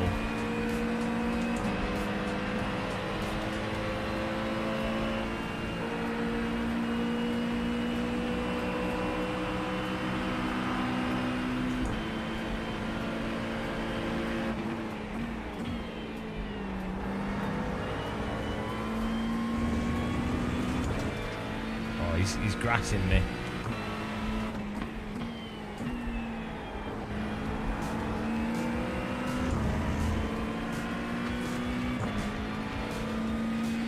I think he's drunk.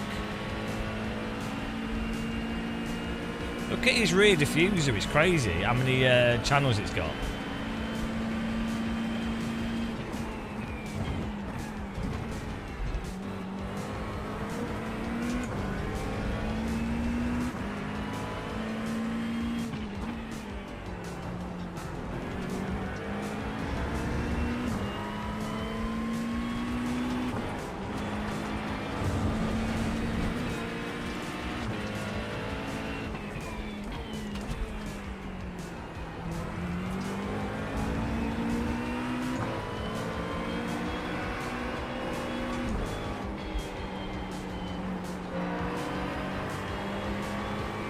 He's going to run wide there.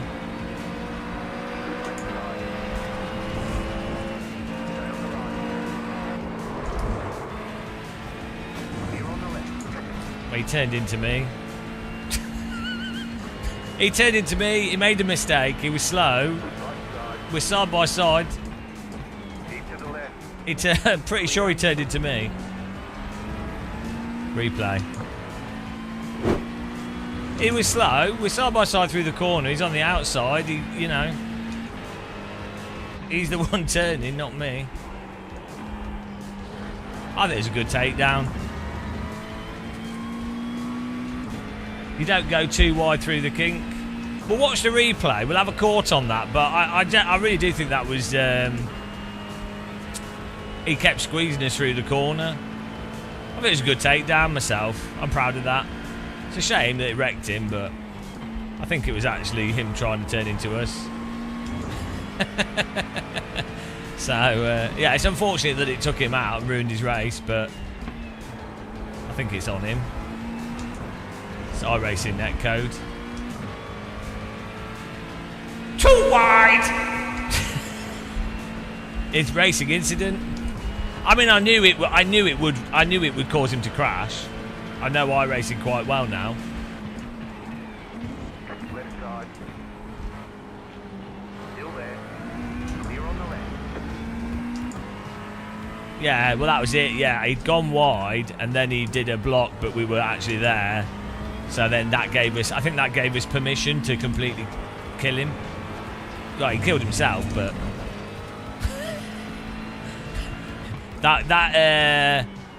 that block meant that if he reported us, the evidence would be that he intentionally reactively blocked and therefore always restored.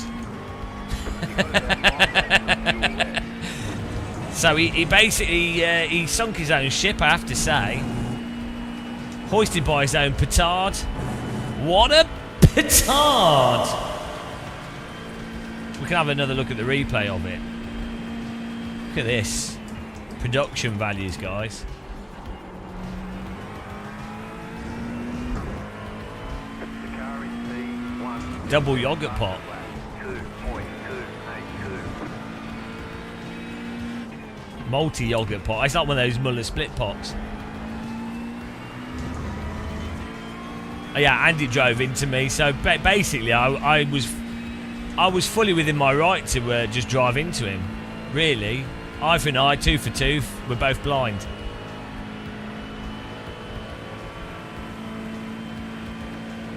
And can't eat.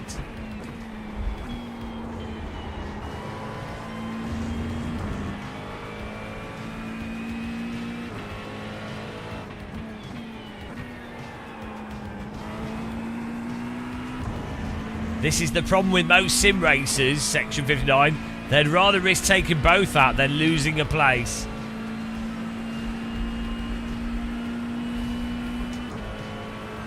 Well, maybe they secretly have yet to find Wreckfest. It's a fantastic sim. Wreckfest is how all sims should play, and most do, but they just don't have the netcode and damage to do it properly. If iRacing had Wreckfest damage and netcode, it'd be well good. Don't think Ferrari would be too happy with that though. You cannot brake the car, or we will not license you. Our cars never brake, and we have the best pit to stop strategy. And then the British team would be like, what's British? Oh, there are no British cars. Okay. At least the Italians have race cars. What do we have? We have well, we'll bring tea bags to the racetrack. That's pretty cool. Are there any British? I mean, I guess Aston Martin. Is that British? It's probably German. What is that it? What's British GT3 cars? Aston Martin, which probably uses a Volkswagen engine and Volkswagen frame and Mercedes, yeah, Chinese power unit.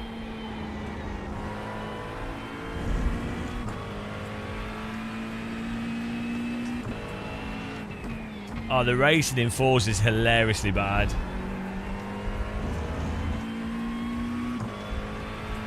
Is McLaren British?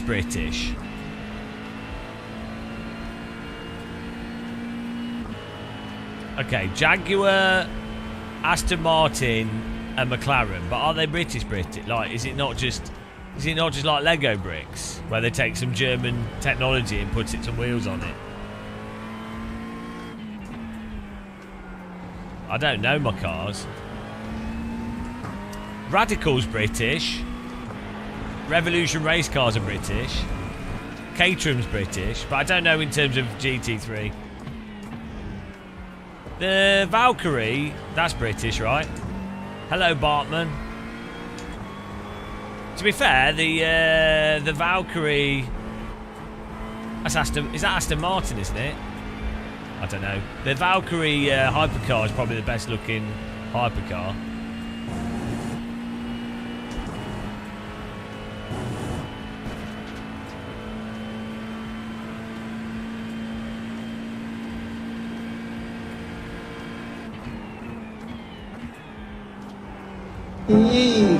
Oh, thanks for subscribing, Brian. Appreciate the sub.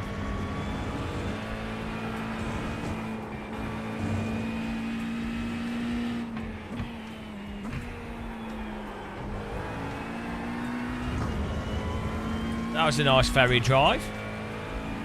My pedal's well annoying me. I need to get to the bottom of this creaky thing. My seat needs tightening as well. I really don't want to get under my sim rig though. I don't like bending over. Not for my sim rig at least. Right. Bring it back to the pits. Why is he sad? We survived getting smashed. Oh, my tea. Let's have a sip of tea as well. iRacing. Let's see what the next race is. Oh, hang on. F4. No. Oh, nobody's there. Nobody's doing that. The F2000 at Road America is quite a nice, fun car to drive. Oh, nice chill music here. Oh yeah, one person. Well, we got the oval's good. Draft master, 6 people. Might do that. Yeah, let's do an oval.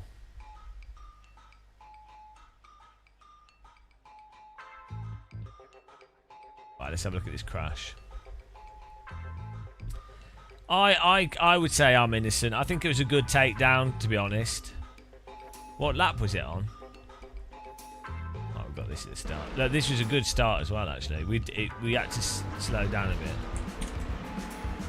Don't look at my pedal inputs, guys. Don't need to see that.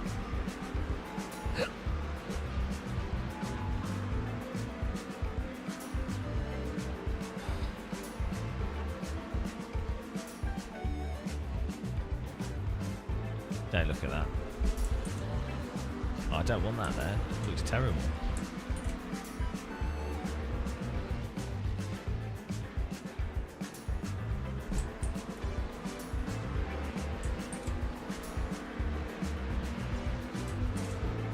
Right.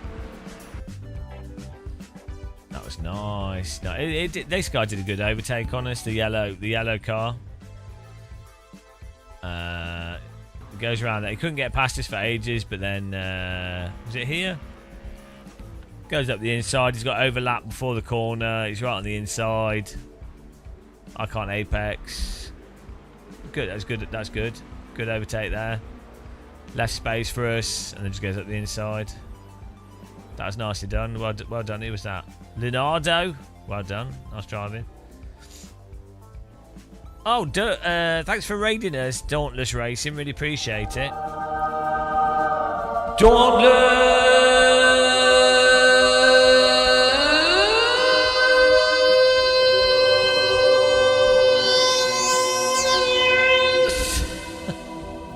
Thank you very much. Guys, check out Dauntless Racing. How was your stream, man? How's it going? Welcome to the Teabag Zone. The T-Zone. Now I'm using I use a Roland Bridgecast X. It just has 2 sliders, one for the pitch slider, and then it has a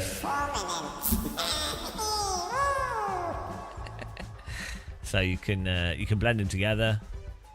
It sounds like I am Robomon. I am Supreme Commander of the Universe. And also, if you change the tone of your voice, the chip can't process it, and then it does weird stuff. Because if I talk normally, hello,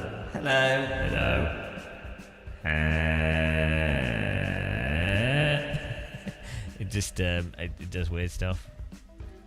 Oh, here we go. So look, here's the moment, right? Caught in. Hear ye, caught in session. Geoda, thanks for the sub. Appreciate the support, man. Thank you. Caught in session, guys.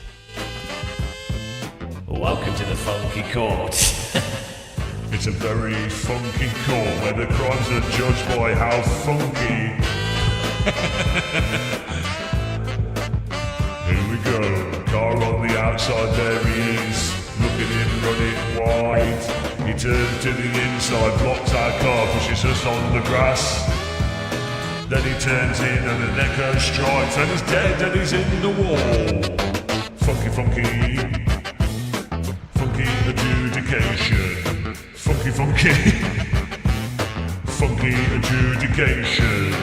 Who is guilty of the crime? I think it is the red car.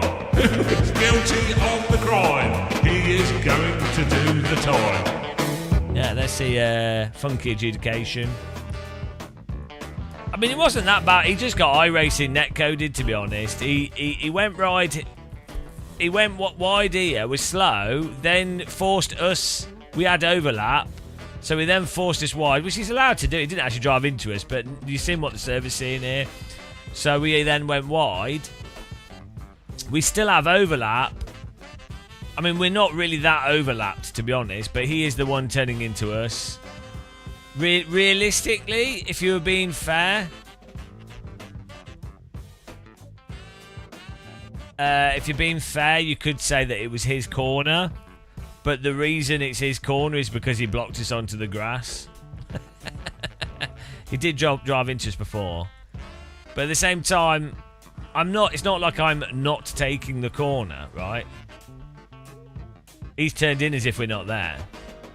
So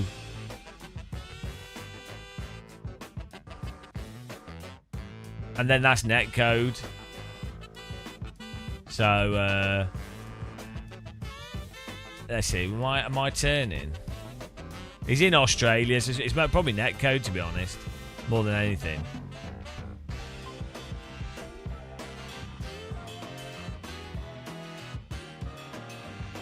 Because you can fit 2 cars through here, and the thing is, at this point here, we have got overlap from his mistake. He was losing pace there, and it's only because I've gone on the grass that we slowed down a bit. It's activated my TC. Well, the thing is, it's not that their netcode is awful necessarily. The thing that's a problem in iRacing, which is probably what you mean by the netcode being bad. Oh no, I forgot to check my car so we didn't get in the race. I forgot we had to pick car. Well, the thing the thing with the iRacing is the netcode has a lot of smoothing, right? Which is fine. You probably need to do that if you're going to have racing across the world. The problem is not necessarily the netcode. It's the way the cars react to contact and then how the tyres react over the limit. That's the real issue. Because you could have had that contact we had there without his car like rear end just popping over the limit and then sliding off, right? So you could have had the same car on contact, the same car positioning, but it's the way the cars handle when there is a contact. So the tyres flash heat and then turn off. So it's a physics issue as much as it is a netcode issue. But there's a whole bunch of stuff they could do, but they don't. I don't think they care.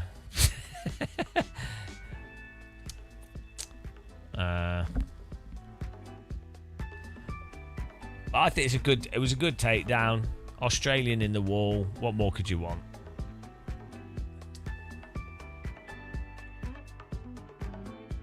We could do a Nordschleifer.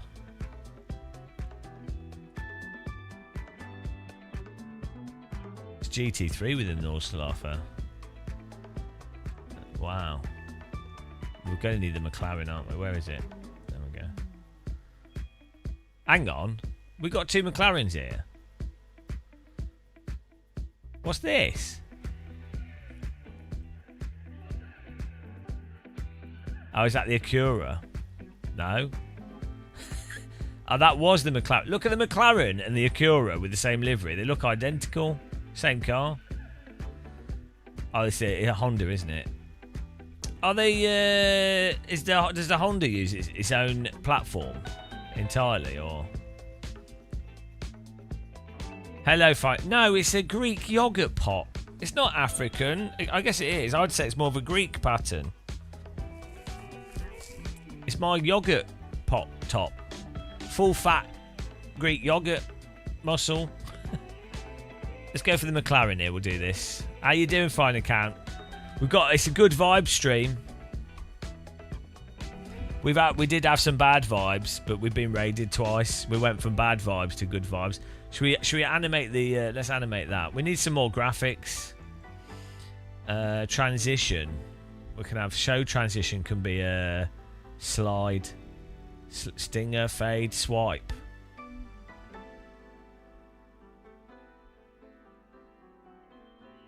Oh, we need it to slap the. We need it to. Swipe from the right. Are you ready? Wow, look at that. And then the hide transition. Hide transition can be a swipe from the left. Are you ready? Oh, look at that.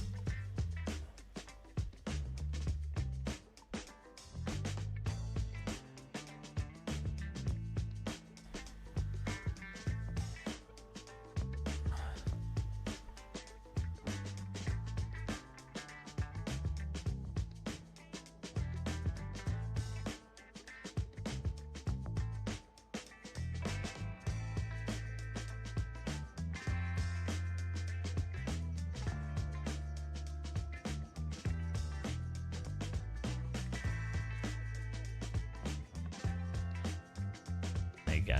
Beautiful. Graphic design, guys. My mate, Terry the Turnip Tickler, just got a rig. Why would you tickle a turnip?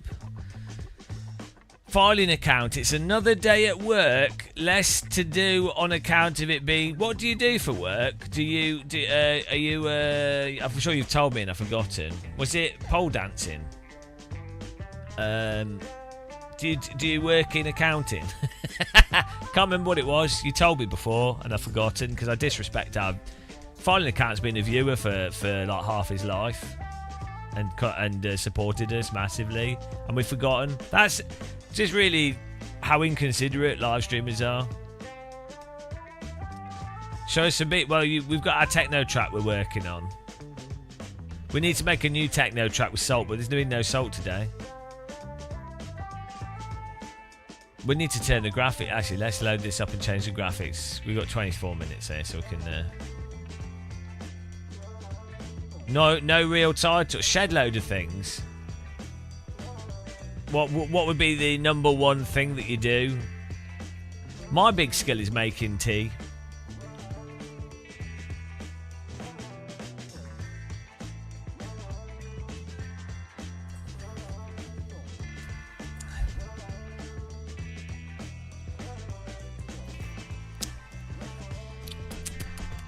My moustache has got too long. It's well annoying. They're HM, yeah, they do, and they like to take my money off me. It's like Roman times. Every year I have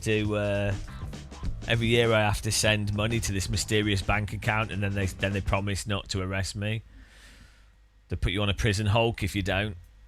It's really weird, actually, how it works. They go, right, tell us how much money you've got, even though they obviously know because there's like computer systems that track everything. But they're like, oh, let's pretend, that we don't track everything that you do, and tell us what you got money from, and then they go, okay, now send us money, and then you send it to this mysterious bank account, and you never see it again.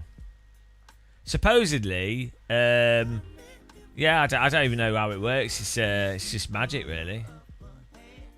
And then every now and again, we invade a country for no reason. It seems like a fun game to play, really. How do you delete a custom controller that you've made in the past? Ah.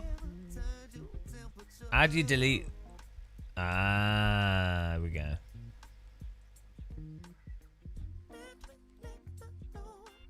Don't want a custom controller. What am I doing? Oh yeah, graphics. So we need to turn the detail adjustment off. I think actually causes issues weirdly. How do you turn dynamic off? There we go. Turn it off. Off. Now, for some reason, despite having a 5090 and 64 gig of RAM and a 59950 X3D chip, unless I've underclocked my 5090, which I might have done actually, I need to check that. But for some reason, we only get like 80 FPS when it's a full track, which I don't understand. I'm going to turn all the graphics to maximum.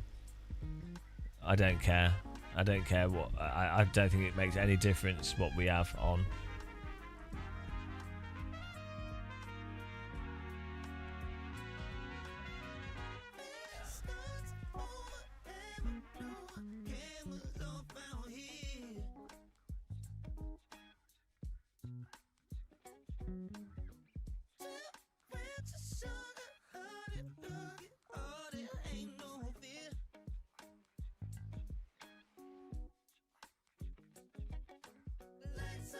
We're going full quality.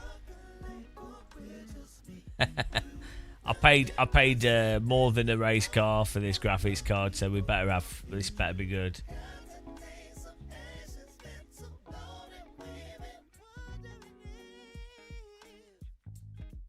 How dare you, Wreckage? iRacing is the most optimized game. It's also the most realistic.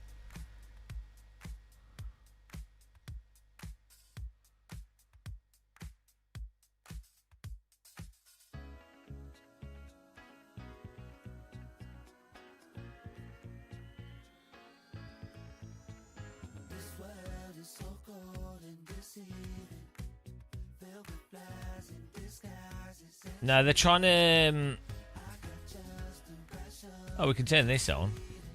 They're trying to. Well, it should already be on actually. They're trying to simulate real motorsport, and not having enough money to do it is a main central part of motorsport.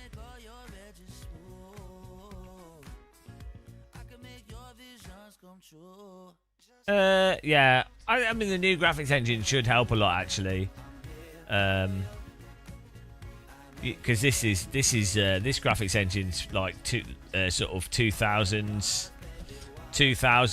philosophy of graphics and organising stuff and everything. It's not leveraging a lot of graphics card performance. Well, the thing is, you have to consider that they only get £10 a month from a few 100,000 users. So that, you know, that's not much money, and so you know, you have to consider that. A lot of people forget that it costs a lot of money to develop a game, and I mean, they've only probably got like 50,000 people minimum spending £10 a month, probably like 200,000. Maybe 5. I don't know. What are they playing? Someone Google how many people are playing iRacing. Also, is Skywork here? He's an idiot. Skywork was saying that Test Drive Unlimited, not Test Drive Unlimited, Drive Club or whatever it's called, the Ubisoft one. He was like, oh, it's not sold very well, and that's why you're wrong about these car things. It literally has made £250 million.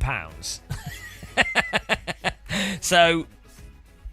when Skywork comes back, I'm going to slag him off as usual. He's terrible at arguing, honestly. If he agrees with you, it's all right, but then anything where there's a disagreement, you can tell him all the facts and he won't accept it. Whereas hang on, why is it doing that? I obviously, if someone makes a good argument, I totally listen to it and change my mind immediately because I'm really cool. What are you doing?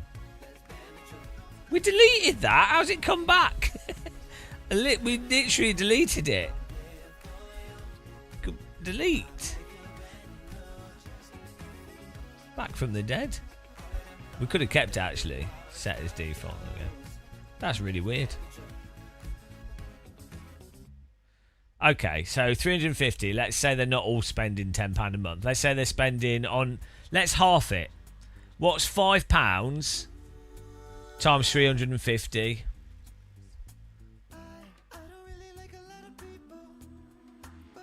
Sounds like a sim racer, yeah.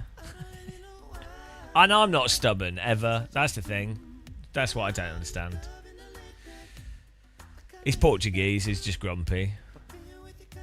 So, 1.75 million a month of rolling cash flow for subscriptions. Plus they sell content. And like, if you're going to go with iRacing, you go, right, let's say they probably do server-side authentication for like all the multiplayer. It's all server-side based, right? So they probably do need quite demanding servers. But let's say iRacing servers cost 10 times the amount you'd expect for what they do. Over the past 10 years, they've not really, let's say they've just not really done good optimization or deals or anything. So let's say it costs 10 times as much as it should cost. So one person paying for one slot on a poorly, let's say it's a 30-person server on average for most races.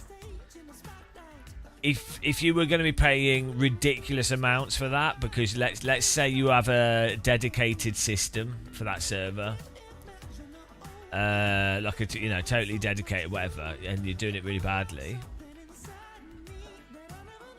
Let's say their servers are £100 a month for 30 people, which would be 5 times as much as you would expect to pay.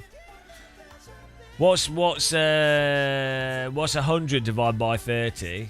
I mean, let's say it's by 50, because you can have 50 people then. £100 a month, 50 people. Okay, so that'd still be like £2. Let's say it's £3 a month per user. Let's say, well, you can say £2.50. So half of that £5, but it's more than £5 a month. So even if you took away half of the income to say, well, that's the server cost, before you even pay for content or anything, it's still like way more than what other developers are getting and their licensing stuff as well. So I don't know why people, I don't know how anyone is like, yeah, it's reasonable, the sub plus content. It doesn't really make sense. Yeah, but they sell content as well. So it's all part of the business. Section 59, Race Room managed to get Laguna Seca. I mean, yeah, I guess maybe iRacing are really bad at negotiation. It could be that they're really bad at negotiation, and Laguna Seca rinsed them for like millions and millions of pounds. Race Room, geniuses, obviously very good at negotiation, managed to get Laguna Seca so cheap that a game that has hardly any like sales compared to iRacing has Laguna Seca in there, and you have to buy it. It's in there for free, updated. So that's the only conclusion I can come to.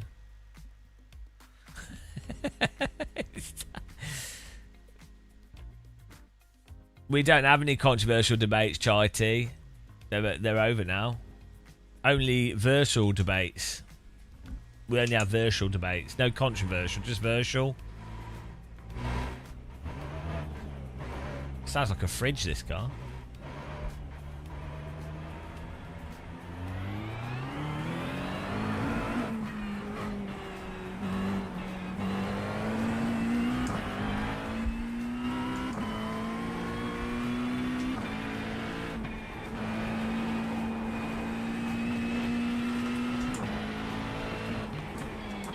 The new Ford Mustang is ridiculously fast on Road America.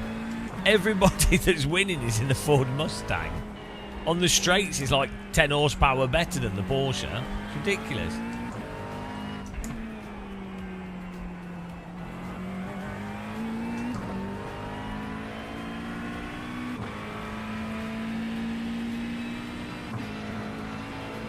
Chris Royce also the most realistic.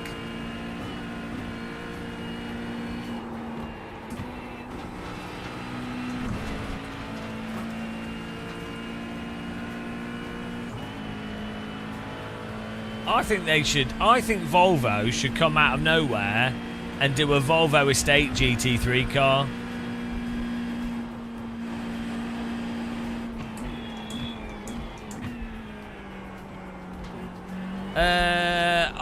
Easy. Well, yeah, they could do, but Sims with larger user numbers also have more people that they've sold the game to, so it should really balance out, right?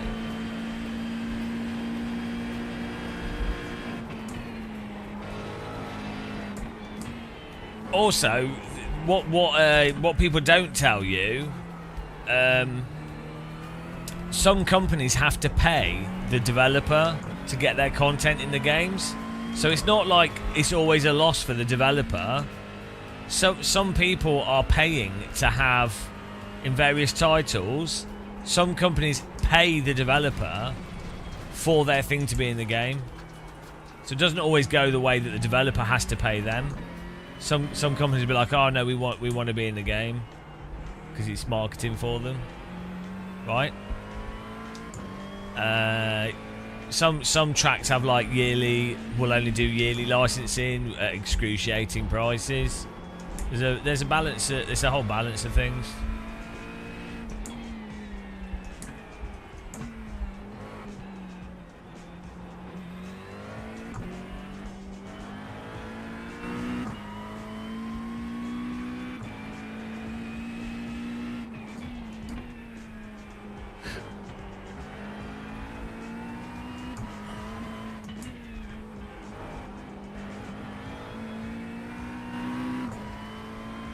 Thanks for following. The pace car is out of control. I like the house in Bell Wheel, yeah. I really like how it feels. I use it a lot.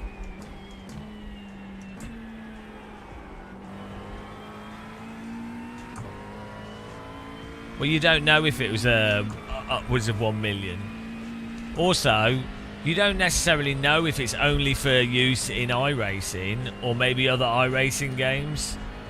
Also, typically when if there's a general and a separate license for like you know, like a Formula 1 game or like a DTM game or something, like, you know, if there's a license for a race series, often those licenses can then include rights for those games to be able to use the tracks. Does that make sense?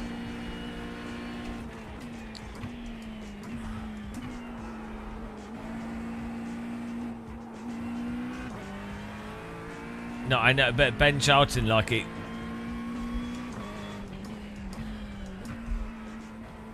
I'm just saying it can depend, but the thing is, you have to think as well. Like, either way,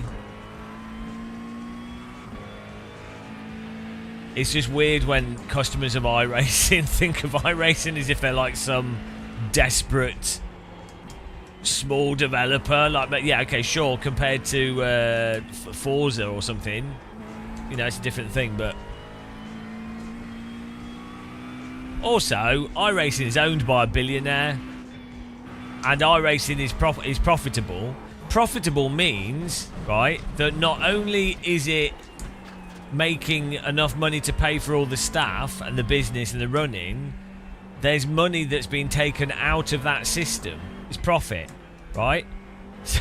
So if it's profitable in any way, that means it's generating more money than it's directly related to the product itself, if that makes sense, in terms of the actual running of it.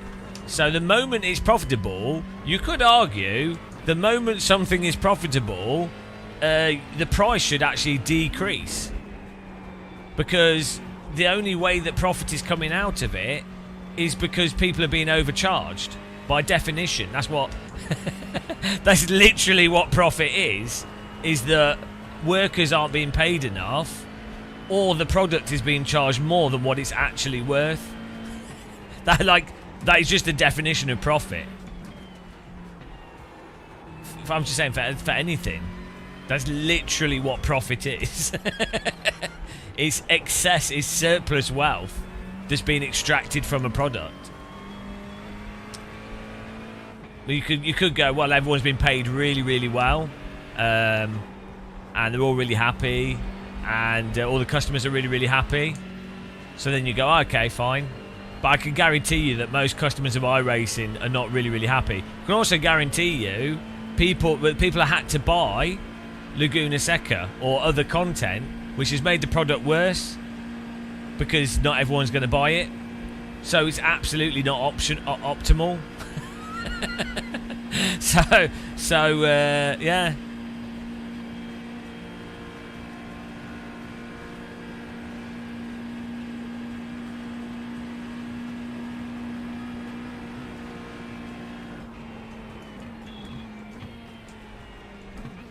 Yeah, but this is capitalism. It doesn't say anything. Yeah, that is capitalism.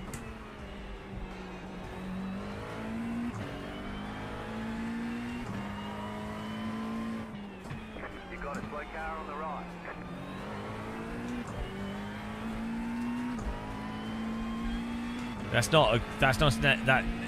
That's not necessarily a good or bad thing, is it?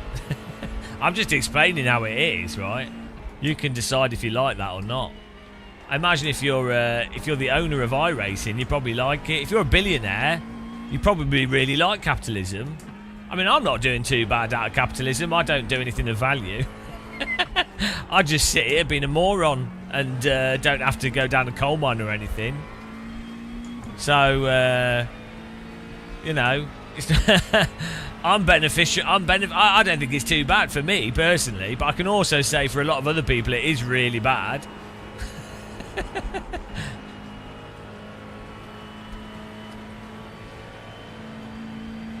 But I just find it weird when people defend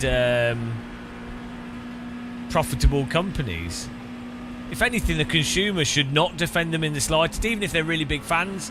Even if you really, really like something and you think it's awesome, it still wouldn't make sense for you to defend their business, right? It's not in your interest in the slightest.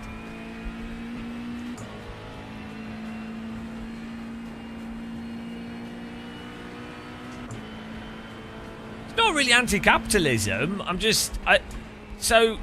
The thing is, my views, or the way I am on the live stream, because it's a public live stream, so my personal philosophy is I think people should make their own minds up on stuff. And but my only view is you should just be honest. You should call a spade, right? Now you could say, oh, you really like exploitative capitalism, and it's done, and you think it's done really great stuff, and you like private healthcare. You don't care that it's negative for a lot of people. That's fine. I'm not telling you what. Like you can like or you can like and dislike what you want, right? So like with politics, I'm just, when I say well, for example, in the UK, reform obviously won't do what they say they're going to do or want to do. They probably can't anyway. But you can still vote for them. But you might as well. Yeah. You could just say the truth. Or like Labour, not addressing fundamental economic, the neoliberals. That's just what they are. I'm not telling you not to vote for them or who's better or worse. That's up to you. It's like, and so I think I'm really clear that, like, same with the video games. I like aspects of iRacing. I dislike other aspects. I'm honest about the netcode, the tire model, what it is to drive, what real drivers are using, why people might be a bit dishonest about it, or why they might like it, whatever. I'm just saying what I can observe about it. I don't tell people not to play iRacing, and I still play it as well. so like same with the other sims. I find it strange people that get upset with what I say, because at no point do I say you're a bad person for playing the game you like, or even if you think it's shit in play.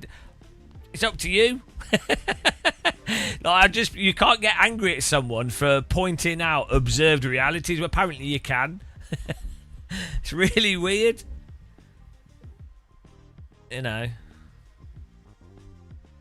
UK's always had mass surveillance, but then it's weird. The surveillance thing is weird because it's like in China or even in America. America has mass surveillance, but you just go, well, is it publicly acknowledged or is it done secretly? And then you go, well, in what ways does it matter and in what ways is it relevant? UK's had like cameras everywhere and systems for surveillance for decades. So is America. America might have less cameras, but you can track the position of everybody by the meter using their phones and payments and everything. And Snowden exposed a lot of it. It was bloody obvious before Snowden. But so but the question is can the government legally act on it? So that is a defining thing. If you go, if it's top secret, then when it comes to court cases, in that court case, if it can't be necessarily used as evidence unless you're going to go, it's a terrorism charge. Well, then you go, well, hang on, the government's changing the rules for what's classed as a terrorism charge. Then they can, so it all comes into like really complex legal territory. So you could have a debate on those things. You'd have to bring up really specific things to make an actual argument or have a conversation on it. Yeah, that's Chai tea. That's always been there to some degree, but yeah, maybe more or less publicly. I don't know. I don't know what the nuances are. I think there's a whole bunch of different things going on. A testament to tech. Well, yes and no. A lot of that is private security for individual things, and also, what do you mean by surveillance? Like, you don't necessarily need cameras, as I say. Like, you can track people using their phones to very high resolution, and then does that even matter? It might do, it might not do. You can have a conversation on that if you want to. UK is run by money launderers who print money and cause inflation. Well, yeah, all governments print money to cause inflation. That's how you that's that's literally what a government is meant to do. So you've implied that's a negative. That's literally how an economy is designed to operate, under how an economy operates. So a government, when they don't actually print money, that's not how that works, but they issue money into the economy, normally via bonds, but they issue money to cause inflation, ideally to cause economic stimulus, because if you've got inflation, the value of money decreases, so people then exchange money to increase liquidity. That's the goal, to hold that at a certain percentage rate, because you don't want the opposite of inflation. Ideally, you want that, well, it depends what model you're running under, but, ideally, or the goal, the goal is to have a certain amount of inflation. Well, what do you mean it's a lie? No, it's the system is designed to operate with inflation. It's intentional, so that people, if you don't have inflation, people would just put money in a bank account and not do anything with it. What you want them to do is to go, oh, my money's decreasing in value, so I'll have to put it in an investment account, or I'll have to take advantage of these investments. So the point of inflation, intentional inflation, is it's a monetary control mechanism. Well, it's not really a business model either. I mean, it can be. It is. Yeah, guys, like, what are you guys typing? You need to just research how the economy works.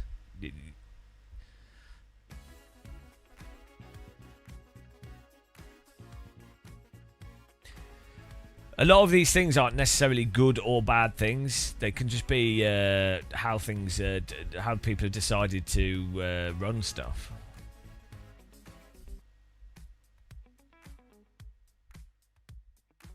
American that makes good money and is still broke. Checking in. Yeah, that's a problem, isn't it?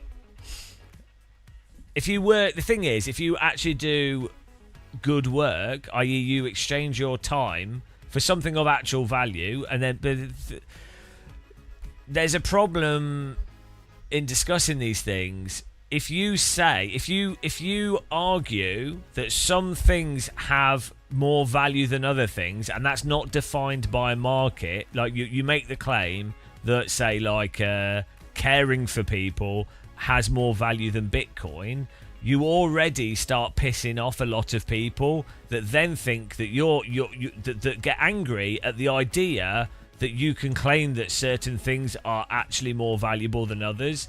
A sizable number of people don't think that you can do that, because as soon as people accept that or think that, they then start thinking that you're talking about you're making a justification for a managed, centrally planned economy, which then is basically an aspect of communism, which is then de facto bad, because there's been decades of propaganda on communism, or not even communism, interpretations of communism, because it's against the interest of the various capitalist systems that currently exist.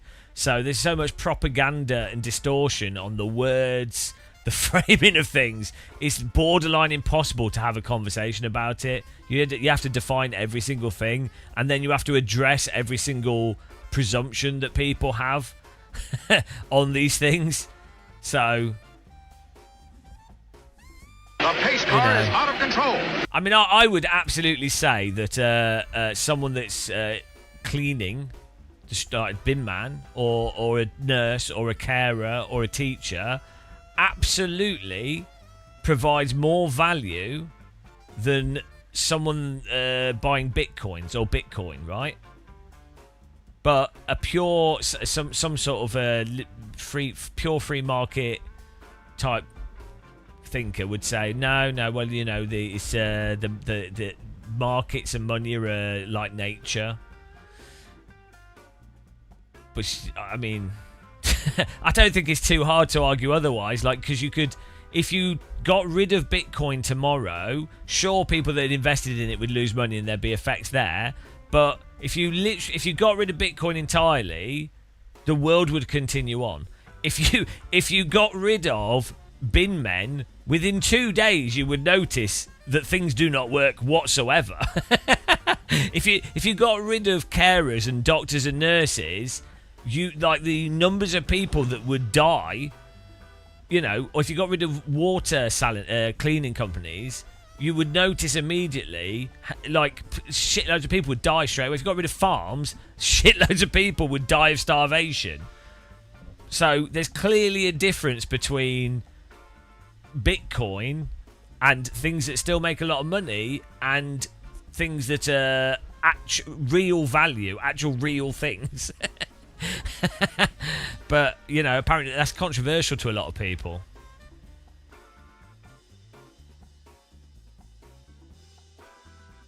Zero communism is a form of oppressive government. No, so you'd have to define what you mean. So, no. See, like, it's really weird. Like, why are you typing that? That's like me saying capitalism is a form of oppressive government. It don't make any sense. What? It's really strange. Like, why would you even type what you've typed? It doesn't make any sense. Like, you it's really weird. It's really Orwellian. Imagine me typing, capitalism is a form of oppressive government. That don't make any sense. No, see, you're just typing, like, what you're typing does not make any sense. So, Mao is not necessarily a certain type of communism. Each one of those is a type of communism, potentially, but they're not necessarily... So, I don't think you even know what communism is. I'm not even arguing for or against it. It's just, this is what I mean. You can't talk about these things because there's been so much propaganda that people conceptually don't understand the things, but are really... They'll immediately be like, yeah, they'll just use really open, vague terms with no definition, and it's a really big red flag.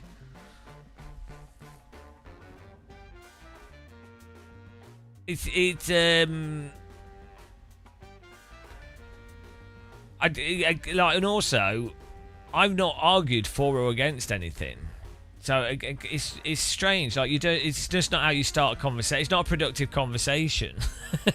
It's really strange. Yeah.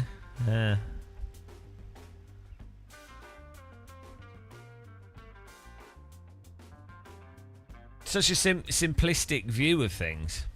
Just saying, oh, well, this capitalism is terrible. Without defining, you have to say exactly what you mean.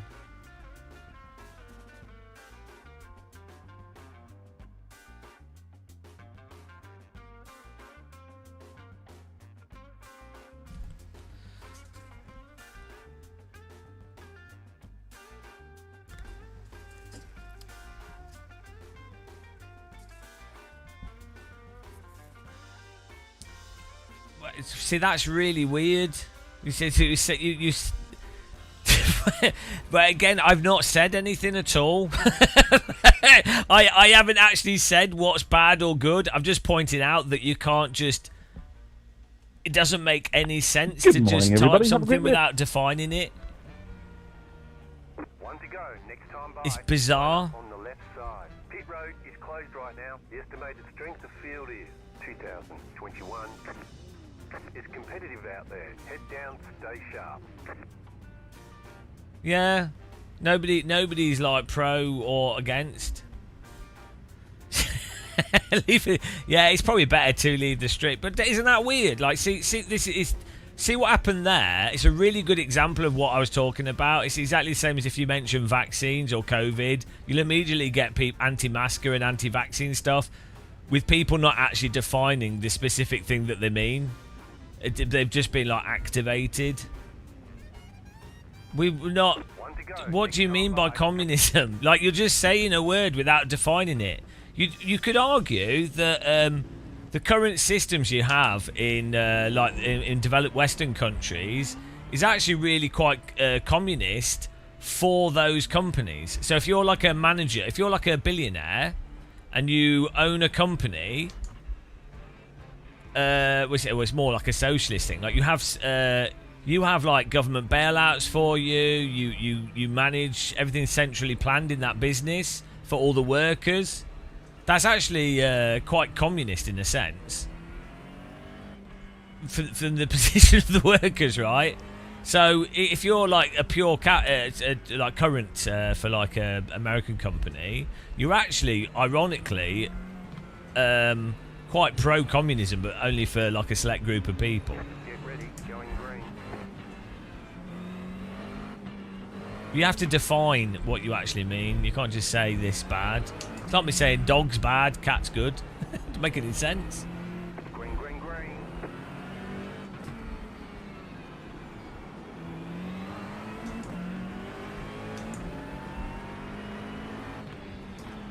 Car right. Keep to the left. But that, like, it's a good example of how propaganda works. For someone to be emotively activated just by the mention of a single word, it shows you the power of it's just propaganda.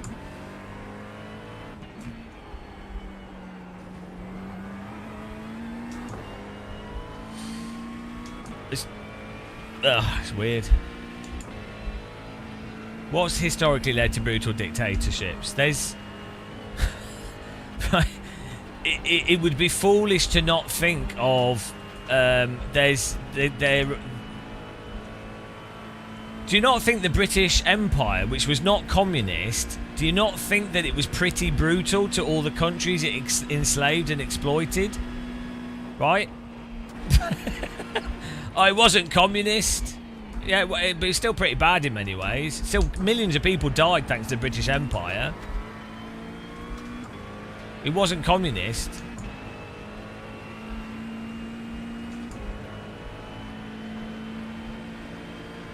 Also, again, I don't think you're using the... It's really strange when people say communism without defining it. It's like... It's a good example of saying... It's like saying capitalism without defining it. Because in reality... even in the most... Even hypothetically, if a pure, idealised communist society existed, it would still have capitalism in it. And even in a most idealised, pure capitalist system, you would still have elements of socialism and... I mean, even in current... you have cooperatives and things, so... Things are never clear-cut anyway. So it's really strange to just present a singular...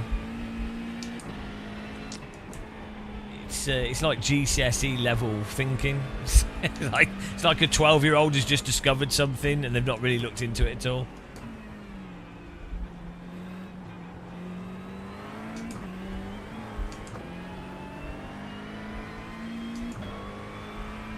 Well, you just defined 3 different things there.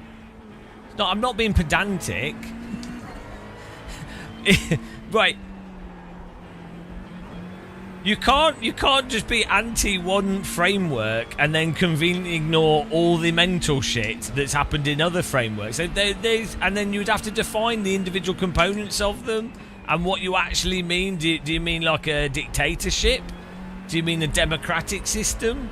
Do you mean, what do you mean? Like, it's just, you can't have a conversation without defining these things. They're too complex of a thing to just write a sweep. It's not being pedantic. There's certain things where you can't make sweeping statements with no contextualization or no, even more on the internet, because Americans have a completely different interpretation of the word, or certain words, or certain concepts, than British people or Europeans. So it's like when people say left and right. It's like what that. Unless you already know someone and you know you're all on the same page whilst talking in a group of 3 or 4 people, you can't just say left or right in a conversation, because it doesn't. It's too vague and too assumptive. You know.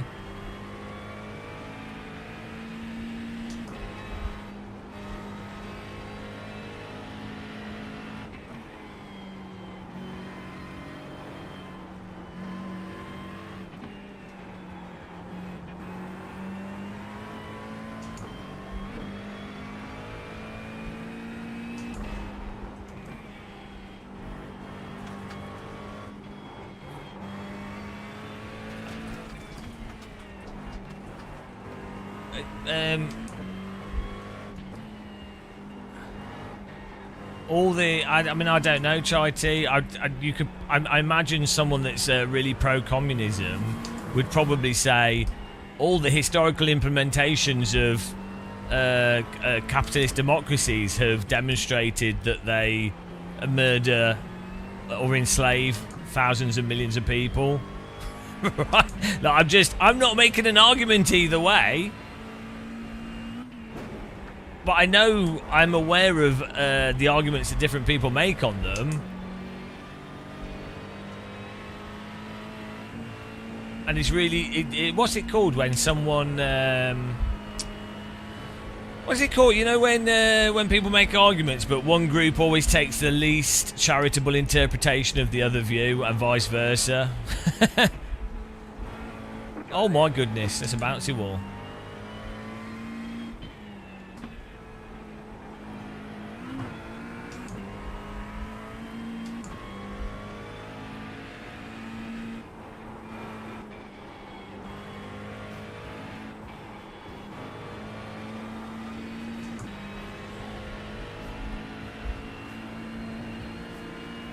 Well, part of it is straw manning, but yeah, it's just also, yeah. So I'm not necessarily interested in the arguments itself. What I find fascinating is the degree to which people are not even talking to each other. It's just shouting things. It's just saying, parroting buzzwords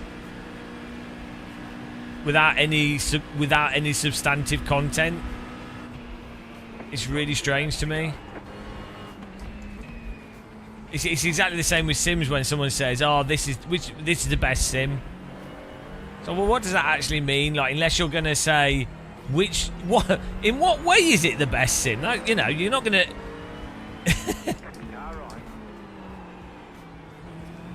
It's of no value to anybody to say, Microsoft Flight Sim's the best sim. Okay. What do you mean by that?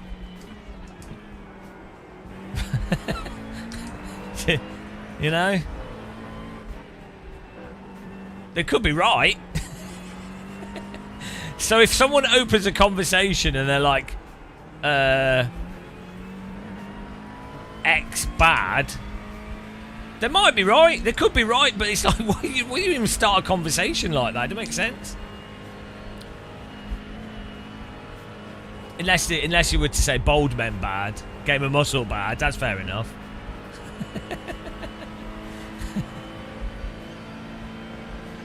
Filing account, yeah, but that would be fine. They would have to say, that person would have to say, for me, that as a subjective sim that I enjoy playing the most, iRacing's the best of all the sims I've played.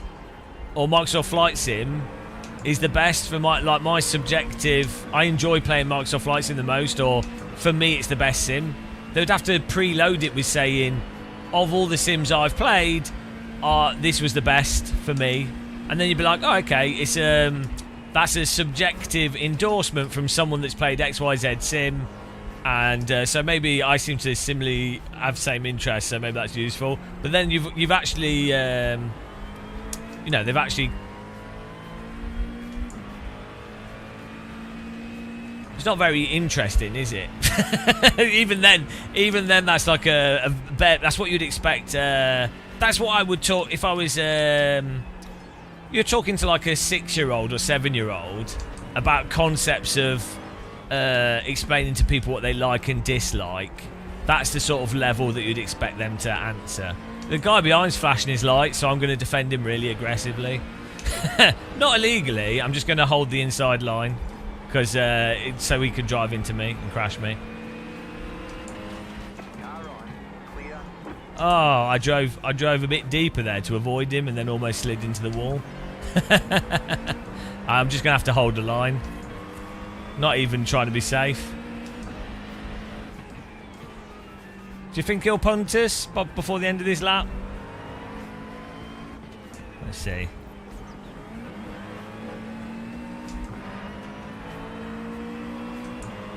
He's flashing his lights even more. This guy's really fixated on light flashing.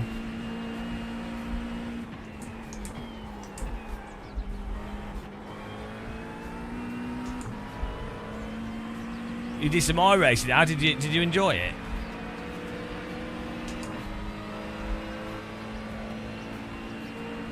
It's funny that he's driving behind me so aggressively and flashing the lights has actually caused us to drop back from the cars in front. Right side. Go on the left. Clear.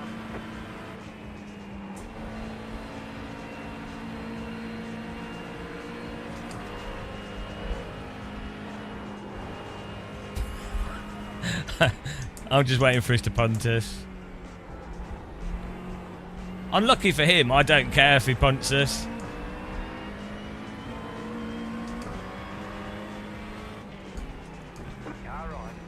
Oh, he's missed the carousel. He's going to be really angry.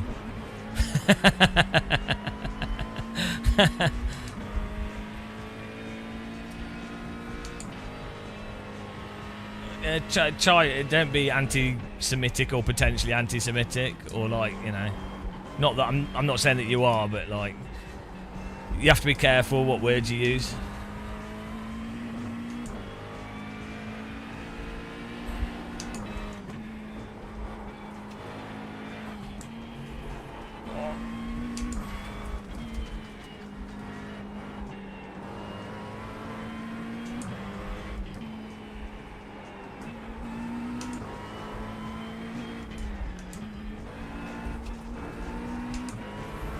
Get punted in the ass here.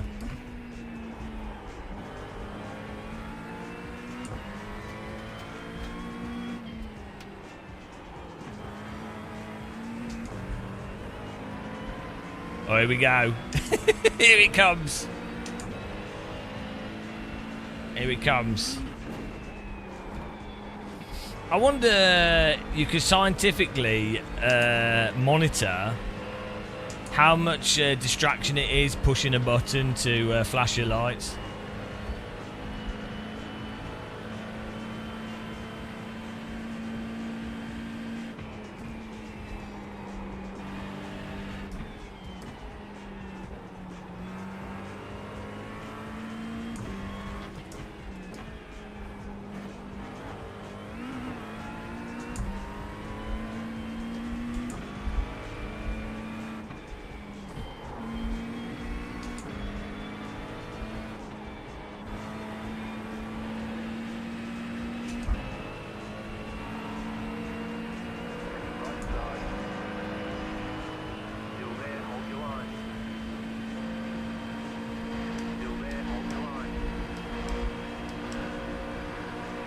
I'm going to hold him on the outside line here. We're driving in a straight line. See the line on the road. Let's see what happens. I'm holding the line on the road.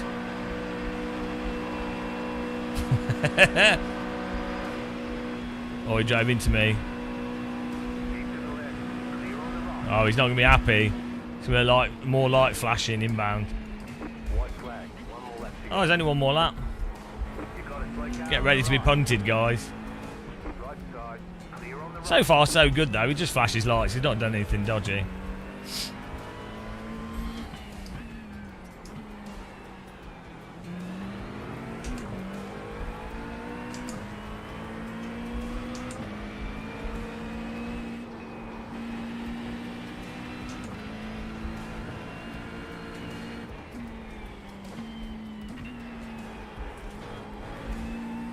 Bloody hell, I put the graphics on max and we're getting 70 FPS.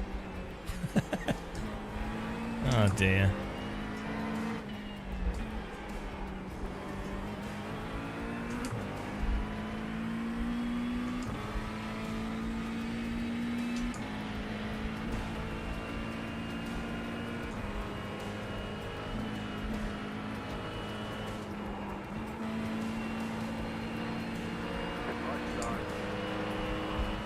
Keep having to dab my brake to avoid understeering.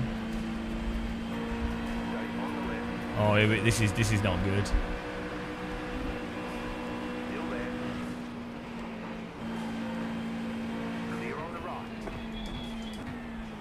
Surprised we got away with that.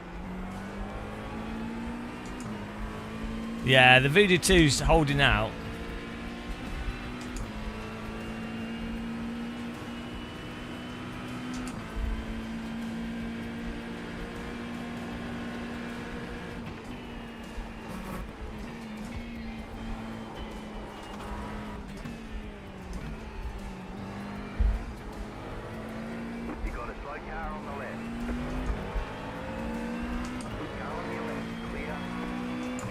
He's still flashing his lights at me.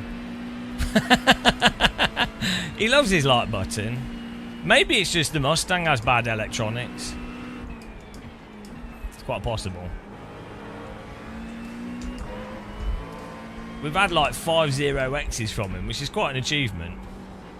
Probably, maybe he's in Australia, so he's lagging into us as well. So it might, from his perspective, it might look like we're doing really weird shit. The way the smoothing works.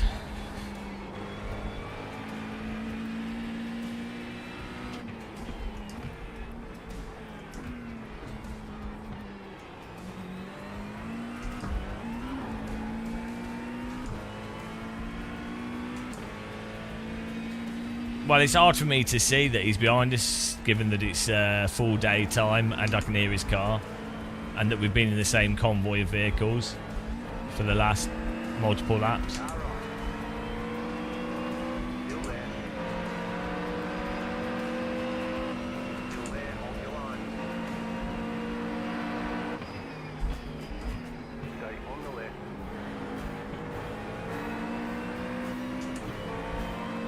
That was a good overtake by him. See, that was nicely done. It was a really good overtake.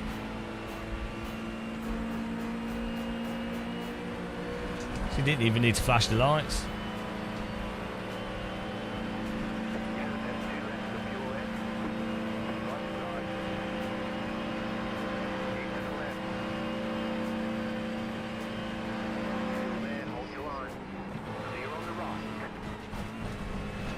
Oh, he's in the wall. Unlucky.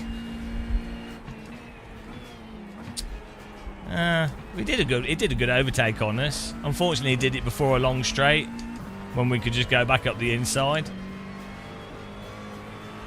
And sadly for him, the iRacing's tyres don't hold onto the road properly as they get warm. So if you're slightly offline, you just slop off the track.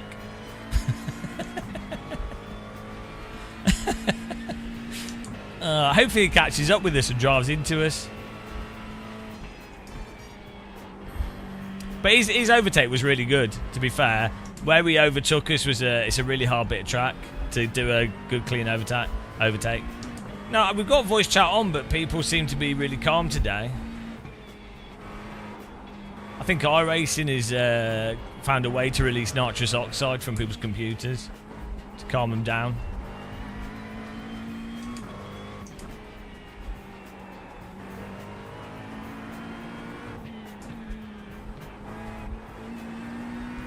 Yeah, some weird shade on my window. He should have flashed the wall, yeah.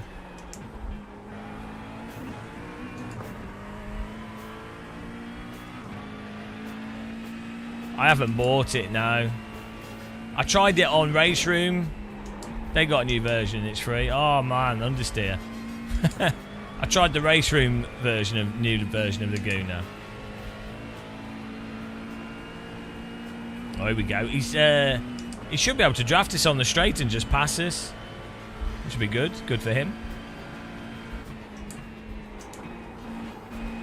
Oh, car in the wall. The car in front has gone off. You got a slow car on the right. Shedding bodywork. Oh no. I think the back of his car's a little bit... Oh, what's going on here? The bumper's... Oh, okay. Yeah, that makes sense. Nice drift. Left side. Clear. Oh no, this has worked out for the car behind. He's in the perfect draft position. He should just overtake us easy. I should really lift here. He might have damage though. Doesn't seem to. He might be holding, or he's got. I know. Here we go. I think I'll go for the. I'll stay on the right.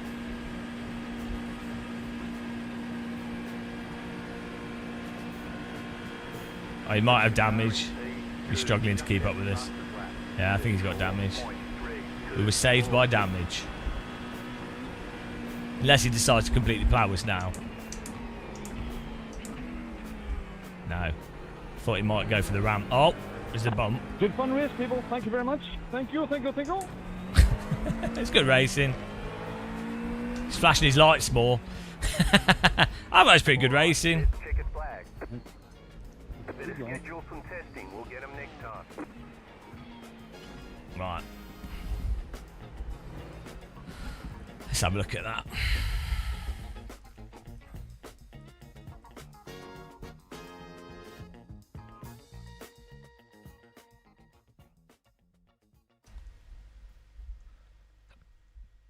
Yeah, his overtake on us was really good though. Let's see. Thing is, on it's a hard track to overtake on in GT3, and then iRacing makes it even harder to overtake due to the way the tyres are and the net code.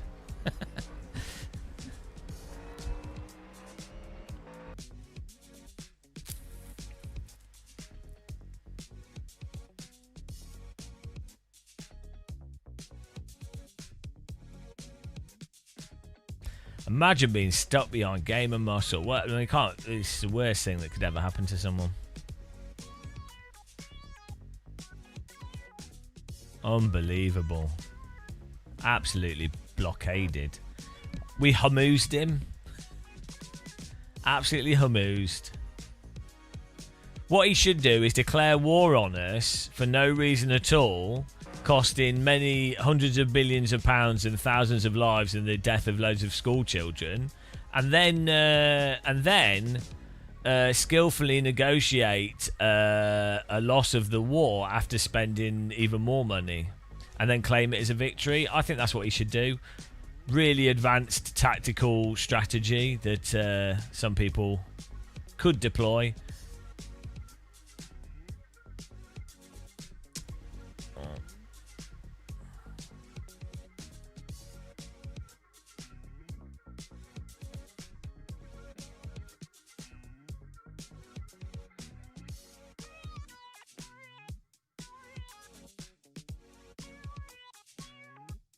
Surely no one's insane enough to do that. Well, also, surely a democratic capitalist nation wouldn't murder a bunch of school children using AI for target acquisition and then claim that they're not. then claim it's totally fine.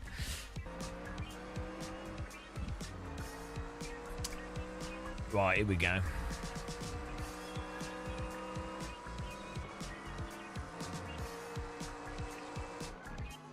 Chai tea. Can you like you just constantly keep going on about look, you're conflating different things.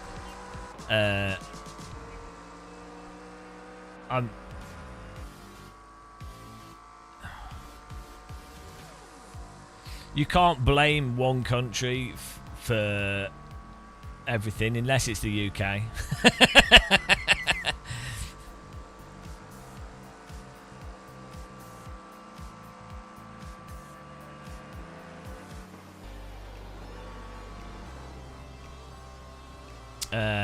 Multiple countries. Britain, America, Israel, Germany, France. And I'm sure there's other countries. I'm sure Russia's using AI for stupid shit as well. Unfortunately, no one's innocent.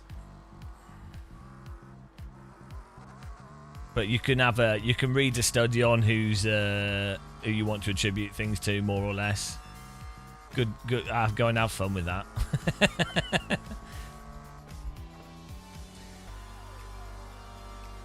Well, we'd have to find out who it was that pulled the trigger. But I've seen your comments before. You're conflating different things as well. So like, there's a nation, and then there's people in those nations, and the reason why I'm calling you out is because you've conflated individuals in the nation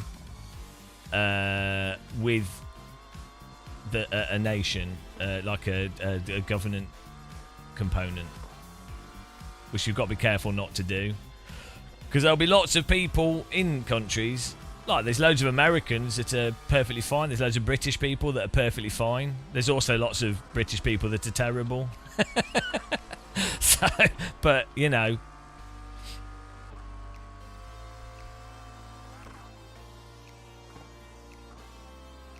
why would Section 59, why would hair have anything to do with anything? What is going on with the internet?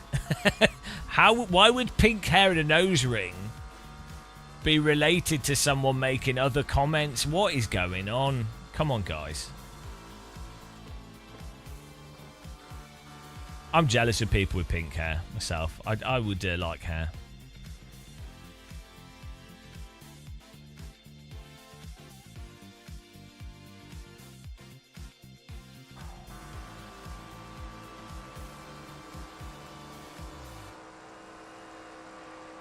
Right. pink hair and a nose ring. Right, the idea, don't you think that's weird conceptually, of trying to associate, like outright going, right, the concept of a nose ring and pink hair, so right, we're now going to attach that visual image to a specific set of political views that are either good or bad. How is that constructive for any conversation or point that you might want to make? Like, for sure, you might get certain fashion styles and people that dress certain ways that on aggregate there might be some correlation between how they dress and a group of people and what they might tend to believe. But even within the people that wear nose rings and have pink hair, there will probably be a bunch of them that have differing views. So it's just grouping. Like, whenever you group something, it can seem convenient for the sake of argument conceptually, but inevitably what you end up doing is making points beside the actual argument or thing you're actually trying to say, and you inevitably end up tarnishing people that are actually on your side. So it's like, to give you an example, for like there's a lot of weirdo anti-men stuff, right? Like I'm feminist, I'd say. Well, I wouldn't say feminist. I'm not. I would say men and women are I'm a humanist, right? So I think a woman should have exactly the same rights as a man. The same. Well, it's not the same rights. It's they should have the same.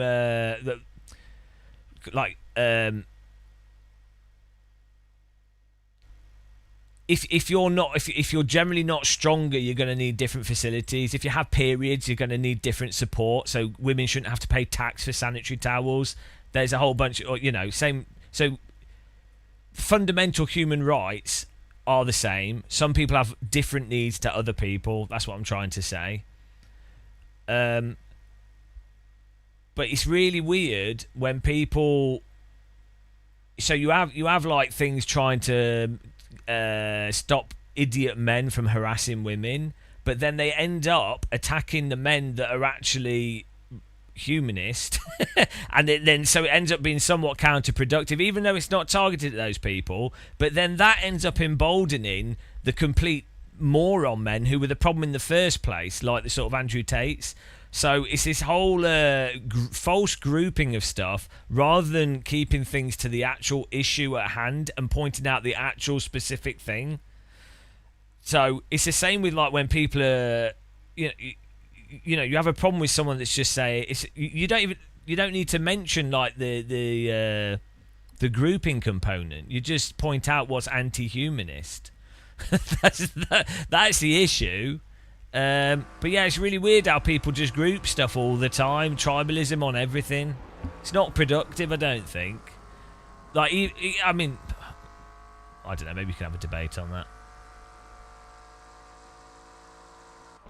I mean, how mental is that women? I don't know. I think they might have changed it now. Spain recently changed it, which is really good. You don't have to pay tax on sanitary products. But how mental is that? Like, a woman does not choose to have a period, right? They're not choosing it. So why on earth would you tax Like, why? Like, it's mental. Why would you financially penalise someone for that? I don't think they contraception is not taxed, so like it's insane.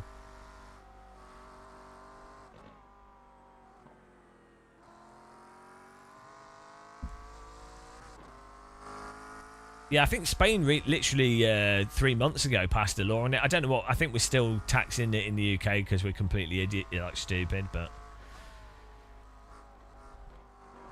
tax-free beer. Well,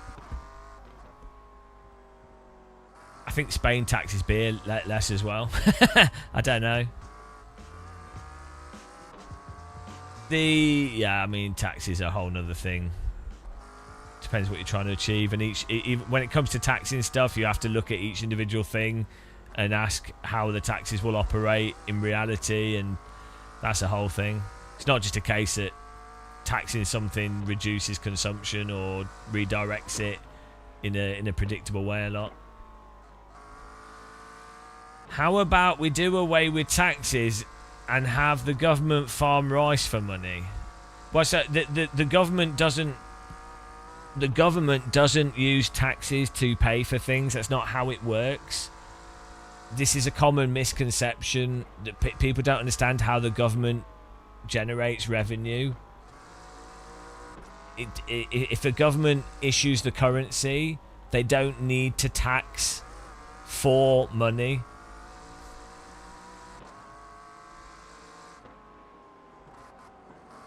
It's just an inflationary control mechanism.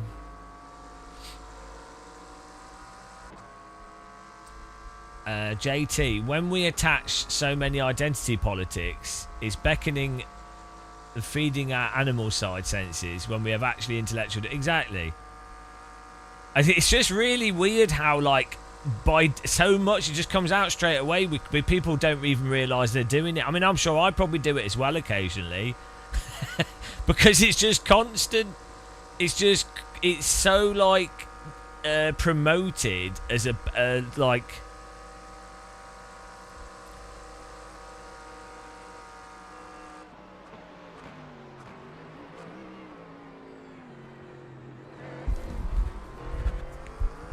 Governments make revenue by doubly taxing us, once from income tax and once from VAT.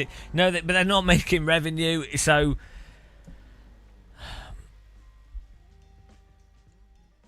if a government controls the currency,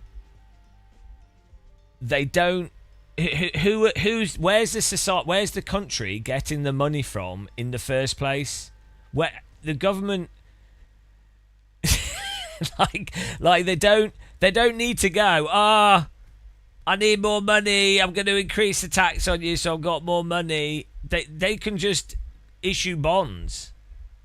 They can just print money if they want to, and it depends how they do it. It's not printing, but like it depends how it's done. It's what really matters more is if a government is actually doing something useful or not. In the same way that it matters for a business, what really matters isn't necessarily the debt of a business. It's the the actual real value is what matters. It's like what I was saying before about dustbin men and teachers versus Bitcoin.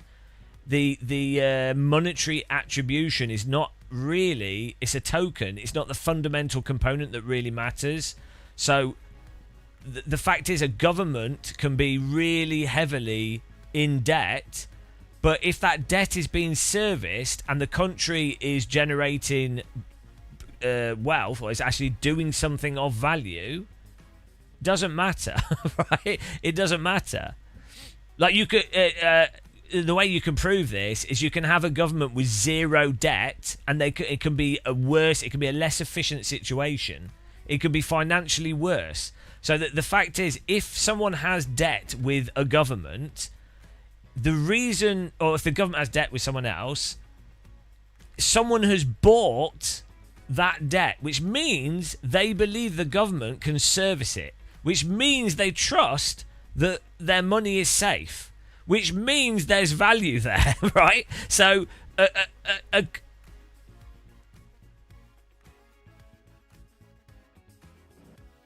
yeah, but the things you have to understand actual value. So, but yeah, sure. If a government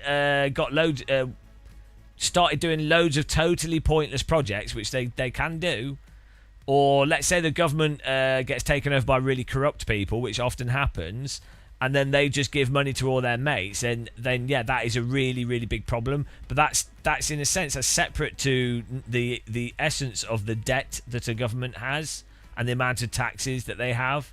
It's the whole government debt thing, which the media goes on about constantly, is separate to the actual issue that matters, which is the government actually doing something of value? And that is hard. It is difficult to discern a lot of the time, and you can see why it's appealing to go, well, look, has the GDP gone up? Well, it hasn't, so they're not done anything of value. But again, let's say a government 20 years ago put billions of pounds into Bitcoin. Well, the GDP would have gone up when they sold those Bitcoins. But would they have done anything of value? No. It wouldn't have made the country better for the people living in it. So, you know, it's just, these things are way more complicated than how they're superficially presented and how the talking points often operate. Yeah, but so servicing the national... Okay, that's not necessarily a bad thing, a testament to tech. So, like, if I have bought a government bond, so the government has now borrowed money off me, it's because I assume that the bond is safe. Obviously, it depends on it. There's all finance and investment and everything. But the reason I bought that bond is because the bond is a representation of the stability of that country, and I believe that it's gonna maybe go up with inflation, matched with inflation or something, or it's just a very safe thing to put money into. So, who's gained and lost money? Right? It's just not as simple as it's presented. Or, you know.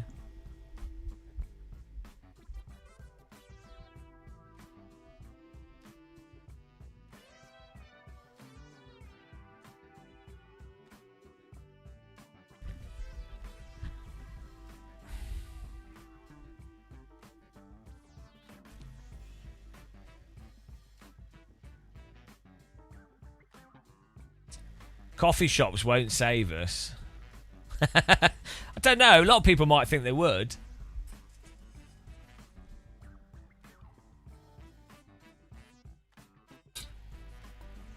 But DTM's just GT3 again. It's all GT3. How depressing is this, guys? At least it's not TCR. We should be optimistic. Bloody hell. It's all GT3. I mean, at least on the positive, it means you don't have to buy more cars for iRacing.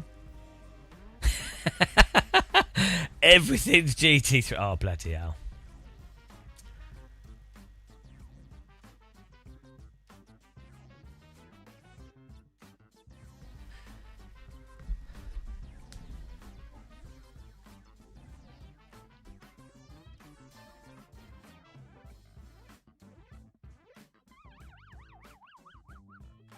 How much tax did Dutch pay? A lot of tax, but then do they though? Really, in terms of like it's really hard to quantify things. Like if you've ever been to Amsterdam or Maastricht, they're really nice places, and so you could go. Oh, if I work in Amsterdam, let's say I work in Maastricht.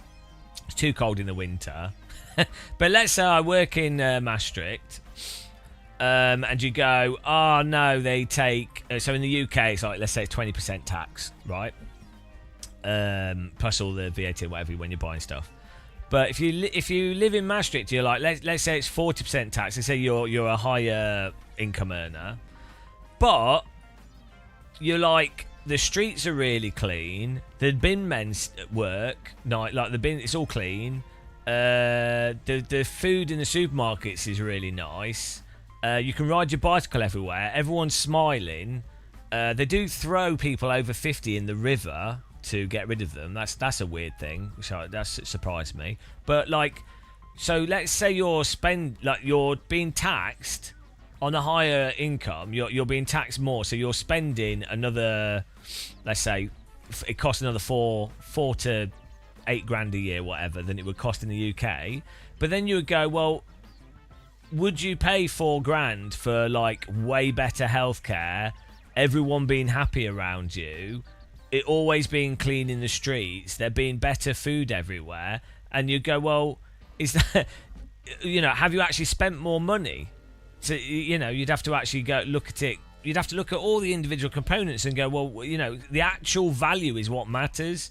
So like in America, or even in other countries like Germany or whatever, where you've got private healthcare, if that private healthcare costs 50 times or 100 times the NHS or a public healthcare system, and your life can be completely ruined by having a heart attack or cancer or some quite a common ailment, you'd have to go, well, look, the money you're saving is not really saved money, is it? So you have to look at the whole picture of these things.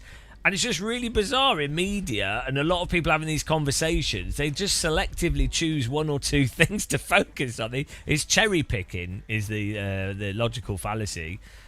They cherry pick the individual thing to then make their entire argument on, or their perception.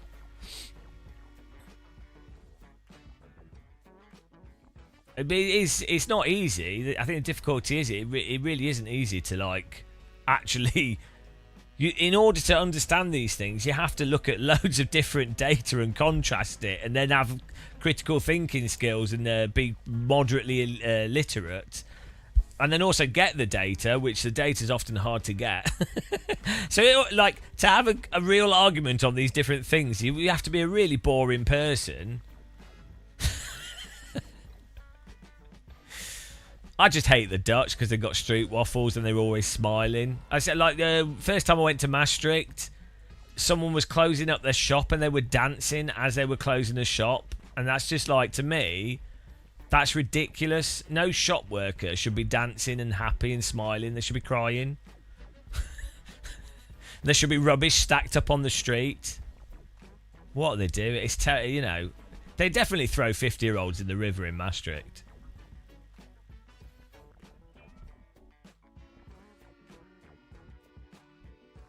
Same as all the YouTubers. Well, Freeman, you'd have to.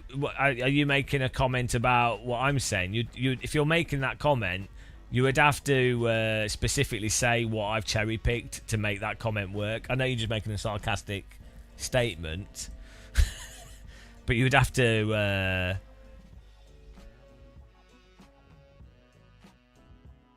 I mean, I do cherry pick. What would I cherry pick the most?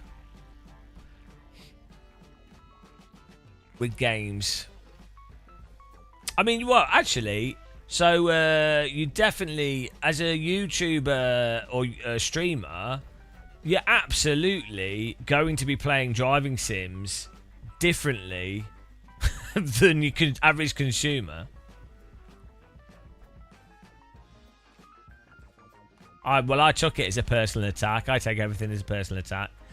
It is an interesting point, though. Like, I think the thing of the moment that you are like a reviewer, or even if you work from media or something, you just live in you're in a different perspective entirely. It's not necessarily real at all. That's how you notice that so much, actually. You know, when YouTubers get like, I think I'm sort of a bit on the cusp of it, but like more when you're around about like 250,000, maybe like 500,000 subscribers, that kind of scale. Like someone that can get 100,000 views per video. It's just distorted from like anything that resembles the average general experience of reality. Same as when people get really wealthy, even if they're very grounded, the best they can do is go, oh, I'm aware I'm in a really advantageous position. I'm aware. They can be aware. I know people that are aware of where, I'm not saying that they're dumb to it, but even if you're aware of it, the reality still is different. It's like me being British. The reality is I don't have to worry about malaria. I don't have to worry about someone robbing my town and that then bankrupting the entire town. I don't have to worry about clean water. So that's like really compared to like your average person on Earth. So you just take it as a norm, and that's what happens is you like, your own personal distorted view bubble of things.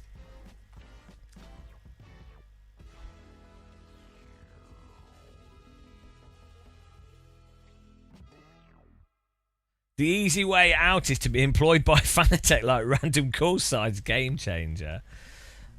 Well, I don't know. I think it's just the reality of making enough money. Like, it's very hard to make reasonable money unless you waste your entire life. Like, a sensible person does not do YouTube in sim racing. It's very hard to make it's very hard to make a reasonable income unless you very aggressively shill product links. Well, not even shill product links. It's not shilling, that's it, because that's a negative word. It's not a negative thing necessarily. It's just capitalism. Like, unless you are really marketing something, you might need to make your own product, like the driver training stuff that you can then leverage YouTube to market that. But then you also have to be in a position where people will go and buy your thing. So that's a whole. It's a really difficult thing to make a normal income, and then if you've got like family to support, it's a whole different thing. How do you know Section 59?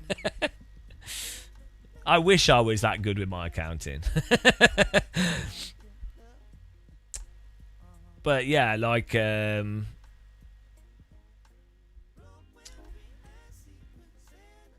it's difficult, I think, if you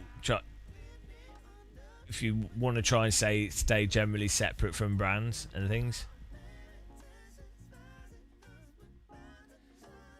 Xavier, where are you in the UK? Well, yeah, but I mean, you can't afford a house and a car. That's because you want a 6-bedroom detached mansion and a Ferrari. Oh, sorry, no, you want a 1-bedroom damp flat in central London. Oh, you don't live near Lisbon, do you? That's like central London prices. It's terrible. Oh, I mean, the thing is, though, you can't complain because you're in Portugal. Drugs are decriminalised. There's attractive women everywhere. People play techno music on the hillside. You have sunshine for free. I have to pay for a bloody infrared light just to get enough vitamin D. You've got sun's waves. You've got the biggest waves in the world to surf. I mean, really, your 45% tax is nothing. You need to come and live under a cloud for a bit. You'll be really glad with your 45% tax. But yeah, no, I know it sucks in Portugal for a lot of people, especially say like Lisbon and where is it? There's a few of the big cities and regions where the work is. It's ridiculously expensive, which is weird because there should. There's no reason. I just don't know enough about Portugal, but you'd have thought that they would have more like flat building or price like council housing type situation that allows people to have good quality housing. Nick Newman. Oh yeah, I could make a lot of money. Yeah, but I really value making money as stupidly as possible. I actually really think that's amazing. So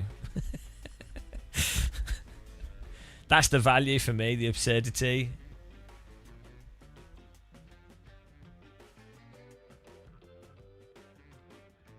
Has Portugal got a 90% divorce rate? Well, that's because Portuguese men are so good looking. The women are just like, for this, and then they get another one.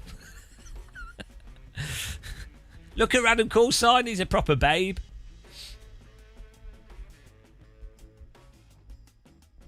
In fact, pretty much all the Portuguese people I know are at a minimum quite handsome. Gits.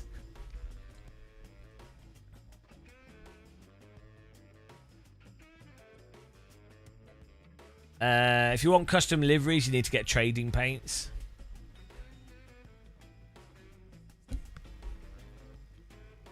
Not you, Skyward. By the way, Skyward, we were saying earlier you're wrong.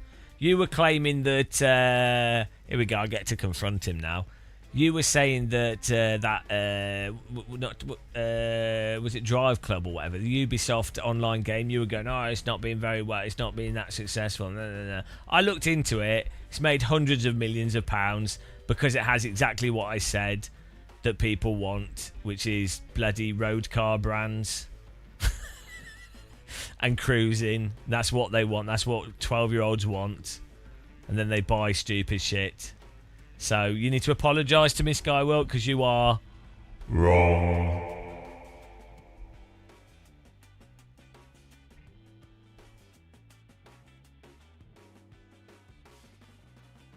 Now he's changed his argument. Typical guy.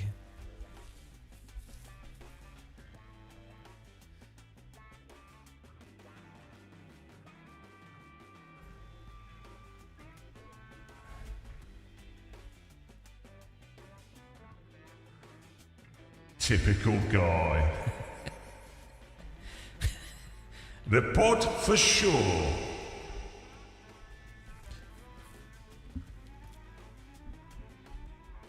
I need some more tea here. It's really hot today again. I don't know what's going on.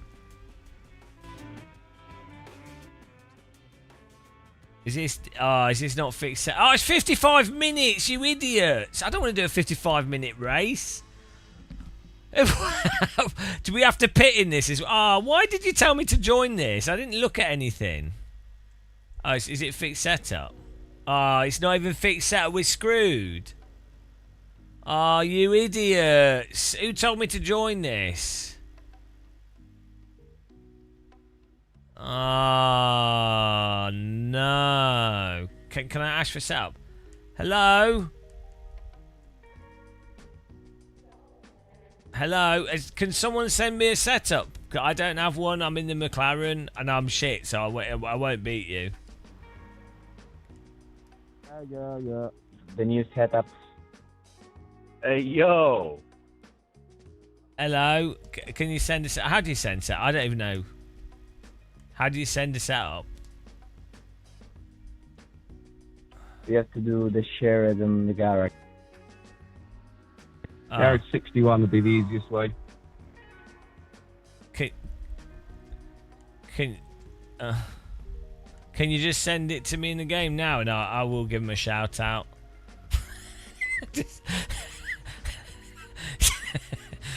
Just someone just send me a setup, please. Please, I beg of you. I don't know what I'm doing. I'm begging. told me set up them, bro. Send it. How do you see if you've got a setup? Someone have the right setups. Me, I use Porsche. Porsche Lamborghini. I'm in the McLaren. You only drive a Porsche. Ah. Is the baseline setup okay? Not much. How can you tell if someone's shared you a setup? Lazy. Yeah, well, I mean, I didn't even know what this is. I'm never going to drive this again. No one's showing me a setup. I can't even...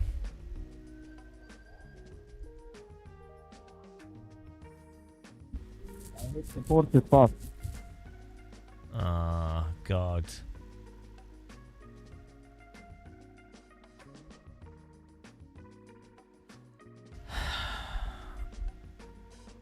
You would have thought the game could include setups. iRacing's so shit. Like, why would they not include like a good default setup? Maybe they do. How much fuel do we need for the race?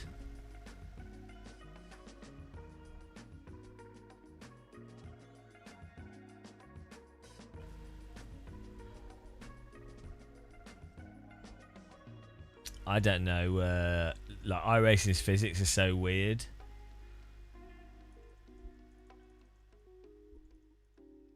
It's normally like a litre a lap, but it's quite a long track at Spa, so it'll probably be like 1.3 litres a lap. It's 55 minutes, so 70 litres should do it. That's max tank.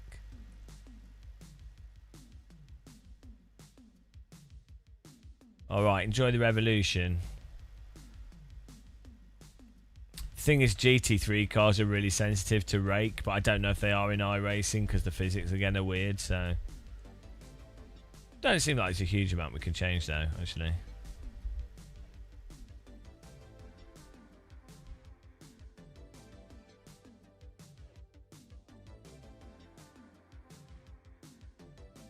The pace car is out of control. I will just drive this. Do quali with minimum fuel. We can always quit if it's not good. What's going on here? Oh, okay. Thanks for following, mate. 7,200.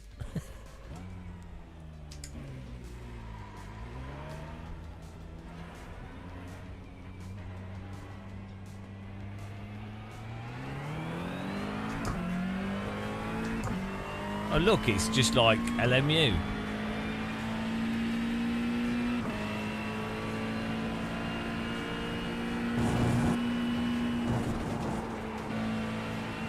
I could probably run lower downforce.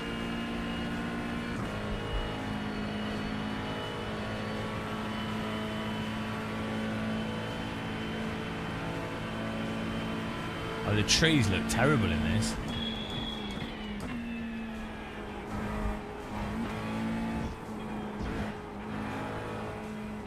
Fortunately, I'm so far off the pace, the setup probably won't make too much difference. Winner!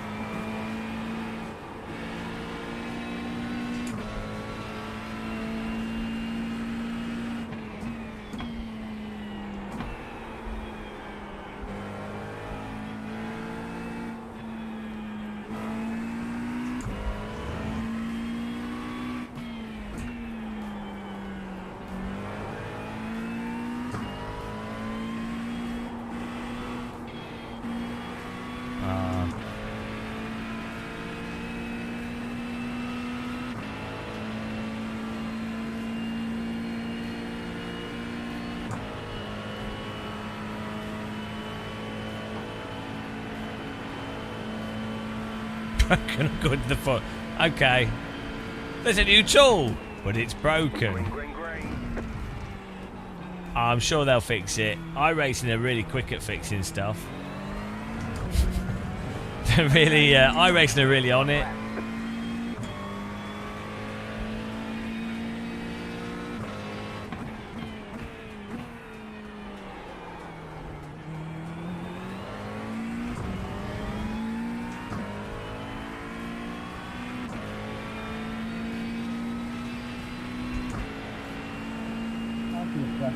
So my day.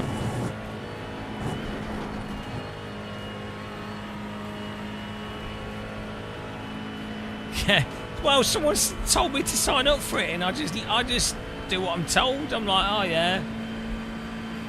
I don't know. Probably just slows you down. I'm slow enough as it is.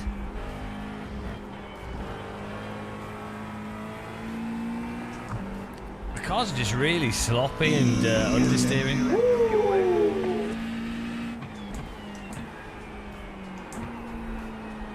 It's really weird how like drawn out they are. How though the tyres in iRacing they just sort of slush.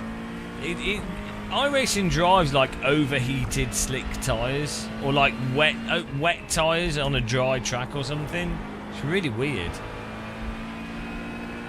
The setup doesn't matter. It's just how it is, even with a better setup.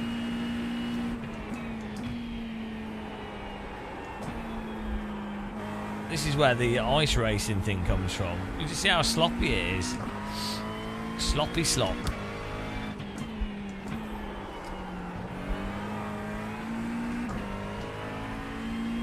Paint a happy tree. Does it have to be a low poly tree that still makes the game run slow?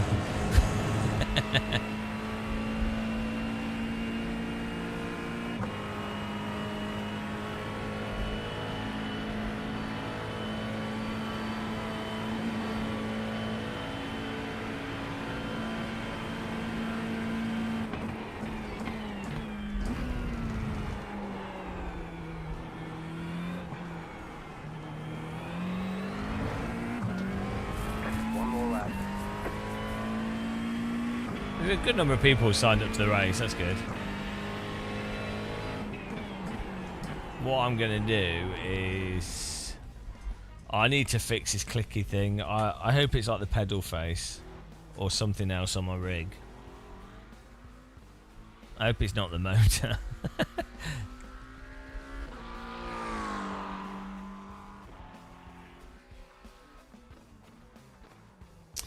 Well, it's really random.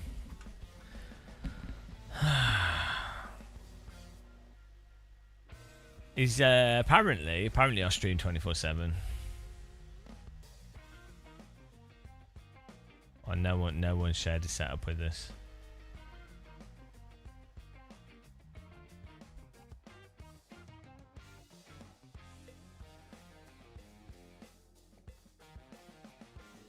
Yeah, no, I forgot.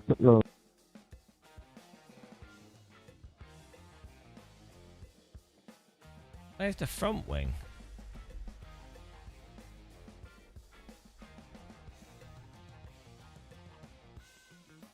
Oh, can you not adjust the front wing? Oh, it doesn't have a front wing, does it? It's not a Formula 1 car.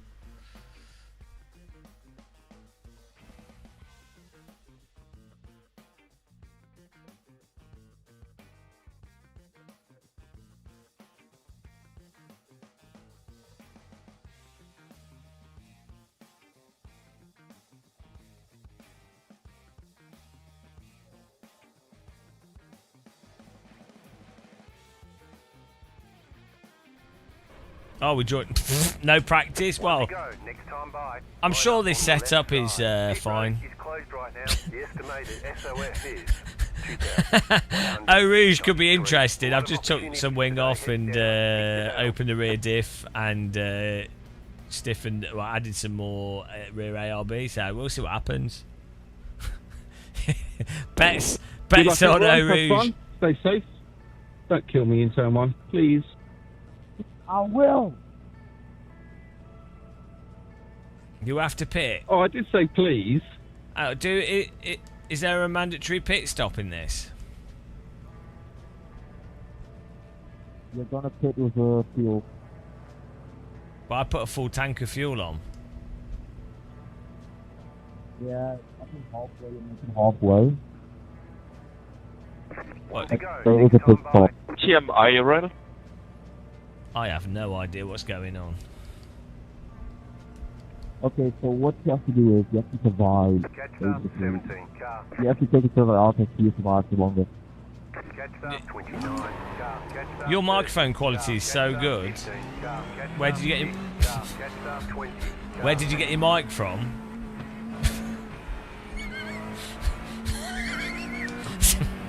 I'm from Africa.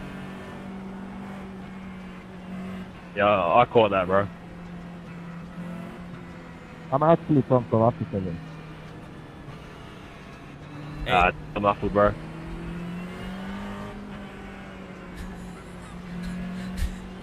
And I do not have good microphone, I know.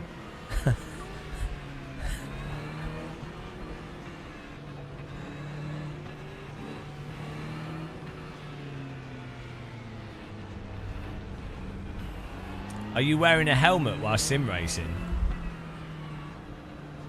No, you what? No. Bicycle helmet, bro. Oh, that's actually really funny. I'm gonna do that for a live stream. That's a well good idea. Bicycle. Bicycle helmet. No, I say I do race in real life, yeah. Wearing a bicycle What the helmet. fuck is doing the Mercedes? Wearing a bicycle helmet while sim racing is How actually... are you guys doing this on the formation lap?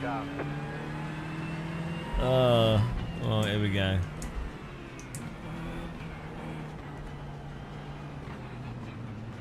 Green, green, green. Frame 56 FPS. Wow. What an efficient graphics engine. Clear. Right side. Fortunately, Three wide. fortunately, your £10 a month goes towards iRacing optimizing the engine every year.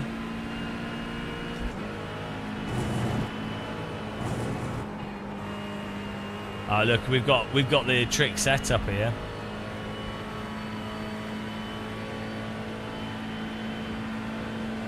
Oh yeah, frame gen always goes together well.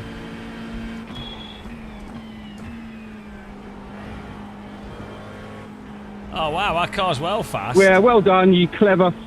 You got a slow car on the left.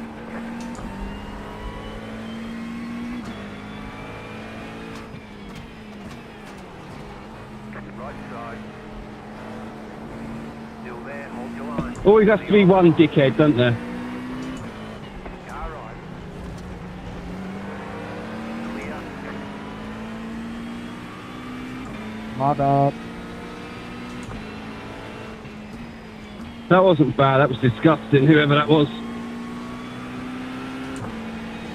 We're getting some salt. Left side, too wide. Car stopped ahead. Getting some good salt here. You'll have to slow down and give up the time gain. Car on your left. Clear. How do I end up Clear. with a 4X from that? I think I'd managed to do a good job avoiding that. What are they doing? I think I got damage from that. No, why the fuck does my car do this? Here's me jumping into the race, having not done any practice and just putting a rando setup on. I don't know. I don't get what's going on. It's such a weird game.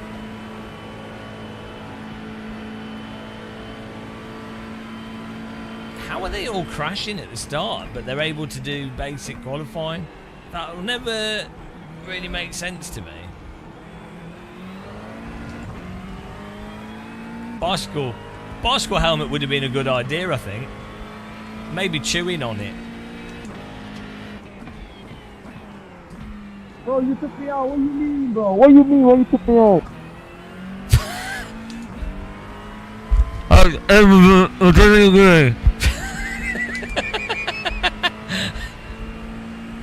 think we should get. Nah, bro, you took me off.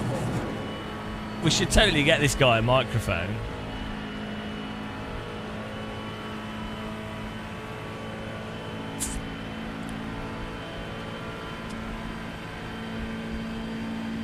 Do you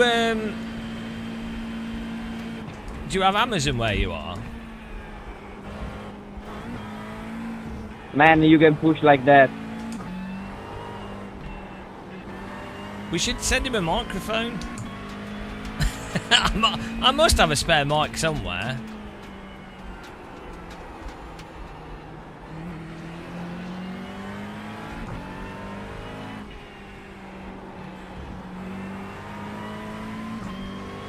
Yeah, that's what I'm thinking. I totally would. 100% send him a microphone. I mean, he can afford to play iRacing now. But yeah, it might just be that he can't find what. I mean, he said he's in South Africa. South Africa's, you know, it's the same as like the UK. It's not. It's a fully developed country, right? I mean, I don't mean that sarcastically. Like, it is very. I mean, there's issues at the moment. We won't go there, but like, you know. It's very much like America in terms of what's available, and I really like to go to South Africa. Actually, like the countryside's insane. The mountains north of the coast.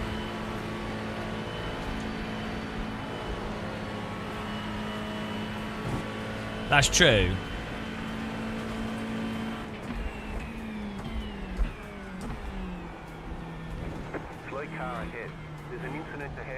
I'm so sick of you idiots.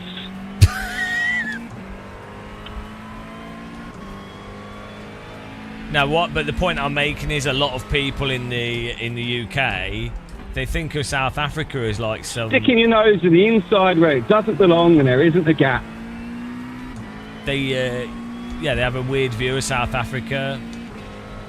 It's really strange. I don't know why.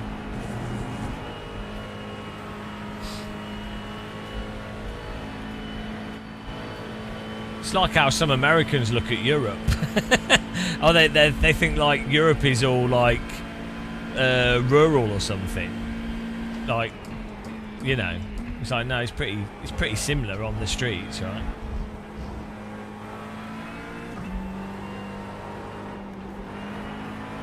You made Paul talking. Yeah, good saltiness.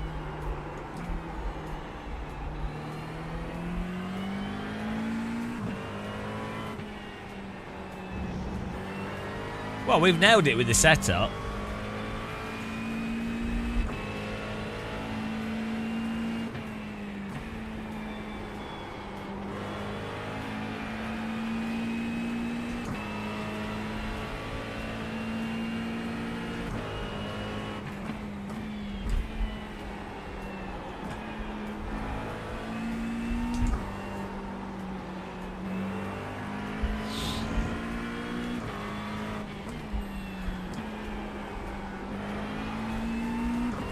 What's your problem, mate? Why here? What I like about iRacing is just how it's people from around the world getting together, having a fun time, enjoying motorsport. Having a nice little chatting voice chat, you know. All getting along.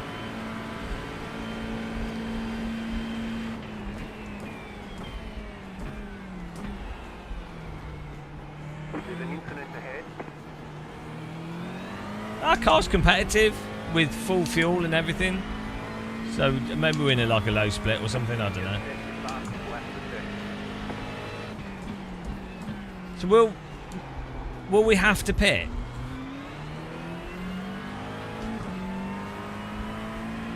Yes. We just put auto fuel on.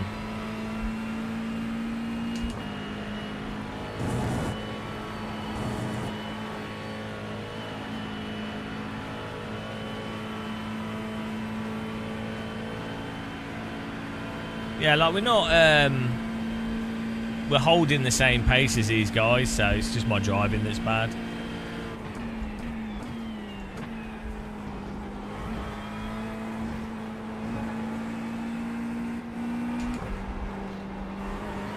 That's how you can often tell if you've got a shit setup. One of the clearest ways is if people just leave you on the straight, it's normally because you've got a downforce too high.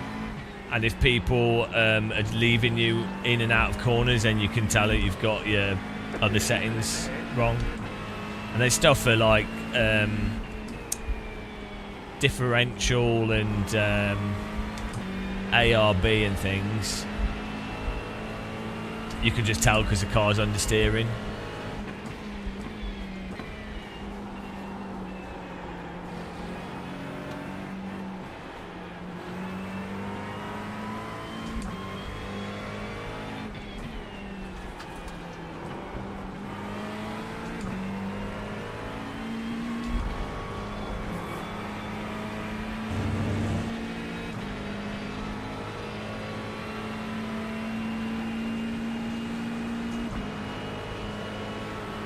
This guy looks really drunk behind us, so I imagine he's going to plough us.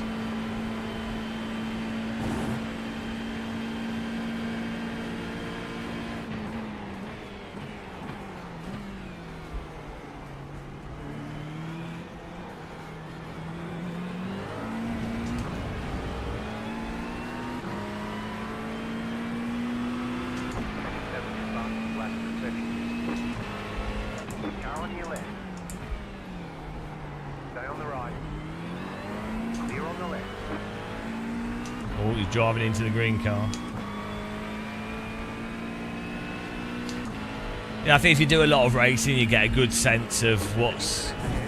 Okay. You get a good sense of when it's you that's rubbish versus other people. Go right. That was weird. What happened there? The bloke fucking broke in the middle of fucking Eau Rouge.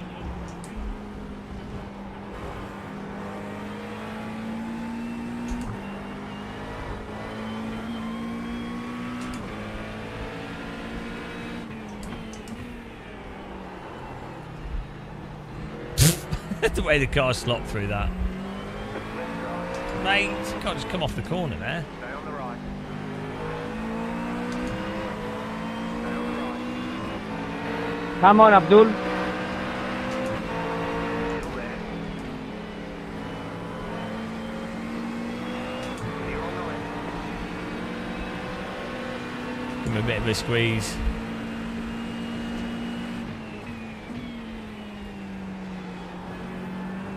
I don't trust the netcode in this though, like...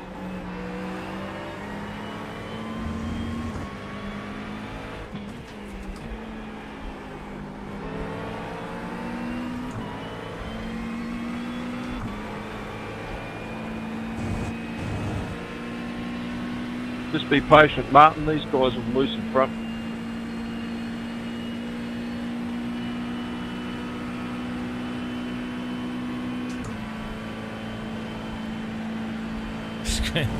Why isn't autofuel working?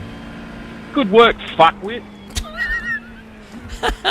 Abdul, why we have to lose that much time? Please, man. It's good salt in this.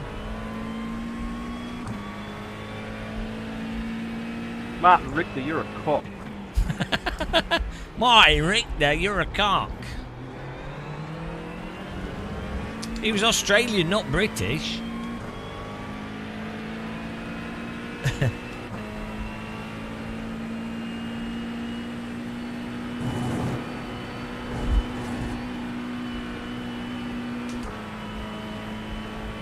Same thing.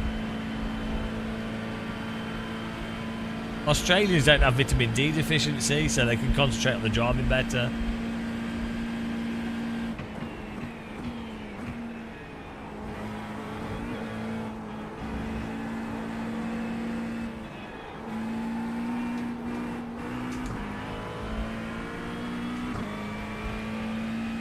He got a well fast exit off that.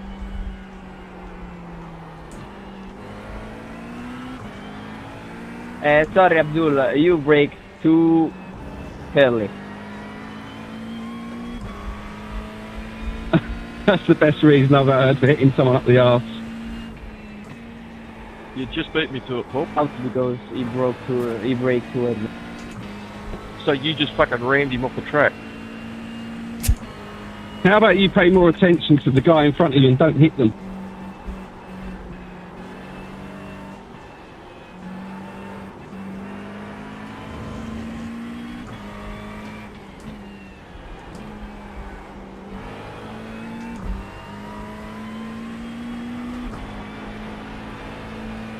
Can you really feel the DTM vibes here? Feels really German. Being in Belgium in a British GT3 car really captures the whole essence of the point of DTM. I'm so glad that DTM moved to GT3 cars and they don't use the awesome custom vehicles that are basically like insane Formula GT cars. I'm so glad another series moved to GT3. Really, it you know, like the heart pounding excitement.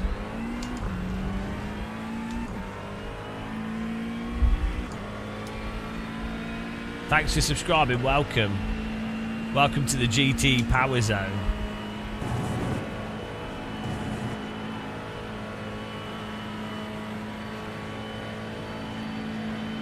Yeah, I don't know why LMU doesn't have voice chat.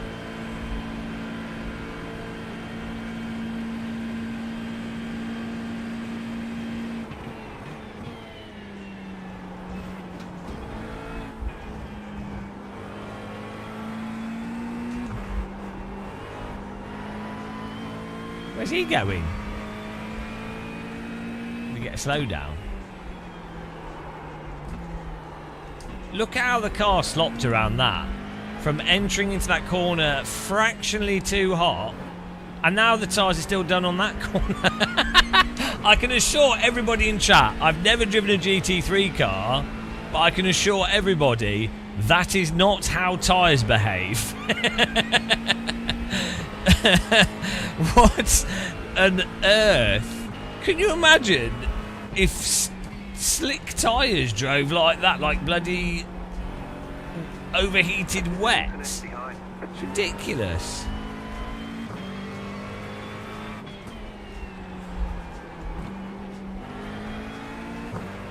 It's also the most realistic. Probably overheated for the rest of the lap now.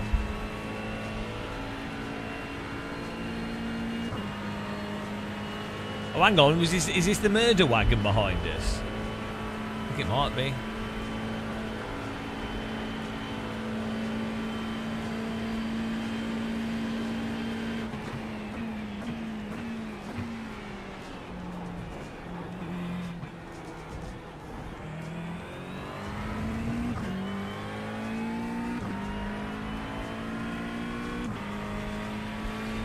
Well, what they could do, they could iRacing Sorry, could. Connor, you probably got the fuck steering as I do.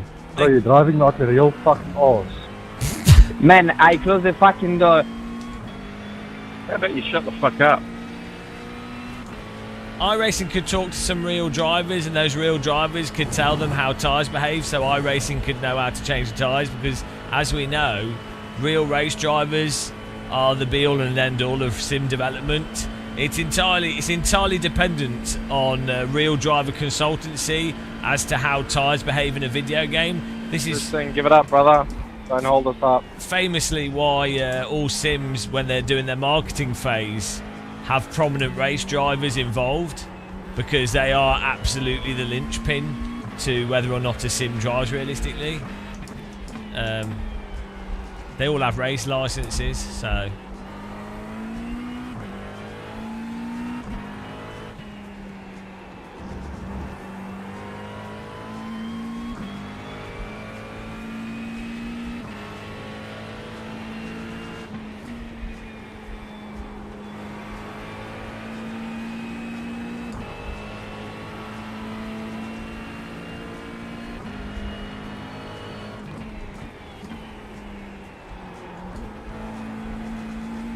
Well, the thing that people need to understand is that the quality of racing sims is entirely down to data and real race drivers. It's not down to the realities of game development and R&D and having time.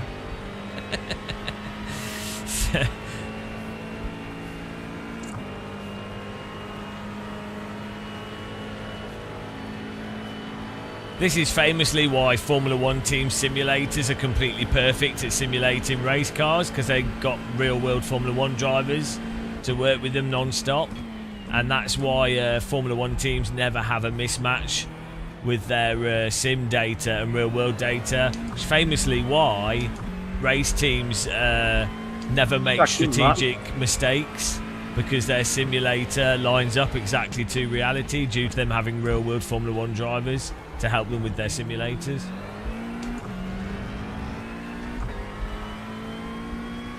No, that was it. He got back into them, actually, Rich. I think he begrudgingly got back into them, but yeah, a lot of drivers didn't like them.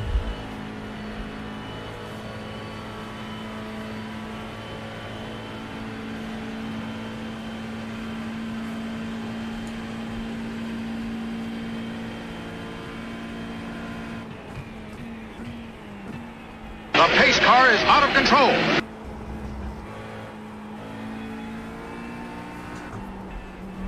Thank you, Night and Racing, for following. Welcome.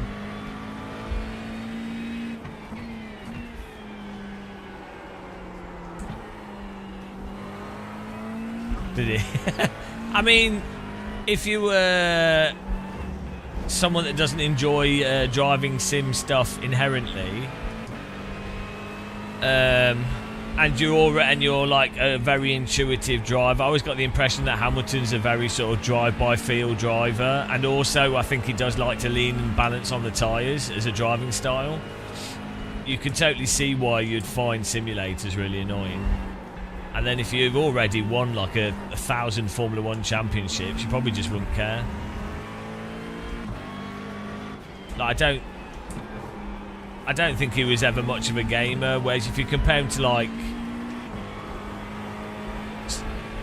Also, I don't think he's like... I don't think he's like got ADHD or anything, and I think you need to have that to enjoy sims. I think that helps a lot to enjoy racing simulators if you just find them fundamentally relaxing.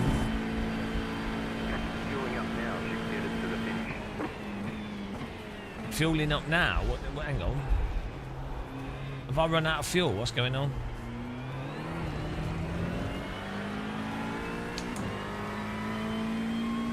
Is he gonna refuel me if I pit?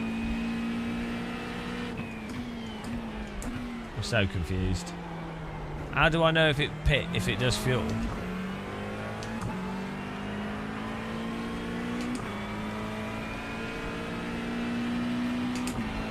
Ah, there we go. I had to twiddle the knob.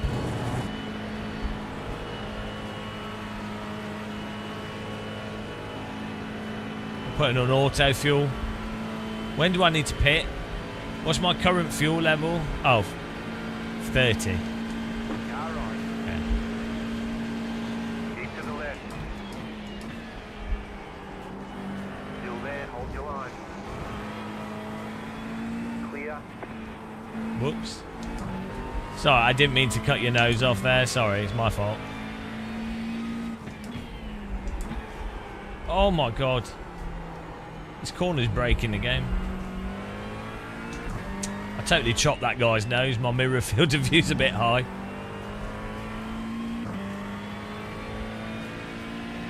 Will it do my tyre? Do I need new tyres as well? Guys, do I need to change my tyres in the pit stop? Absolutely. Is that sarcasm? Don't listen to him. Why would you think that? Because this is a really boring GT3 car and they're designed to do 24 hours of racing with mediocre drivers that typically would burn out the tyres, and the car has ludicrous amounts of TC and ABS, again stopping the tyres from wearing out. Please kill me. Why am I driving a GT3 car that's labelled as DTM? Oh my god, I hate GT3. I was thinking the same thing as you were going through that. No, you don't need to change tyres. But you're saying I can? You can if you want to waste 5 seconds, yeah. Is it wasted time or is it enjoying the ambience of the pit?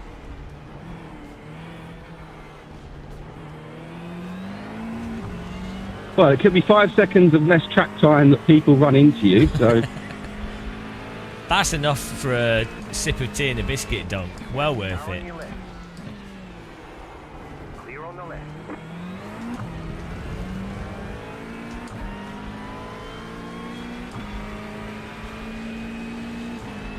Oh dear. I feel like this guy's going to wreck us. I already chopped his nose once though, so he should be scared of us.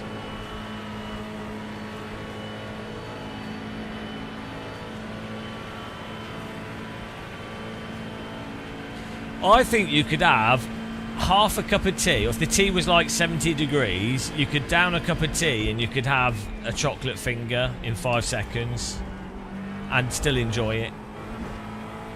Like maybe you eat the biscuit first and then down the tea.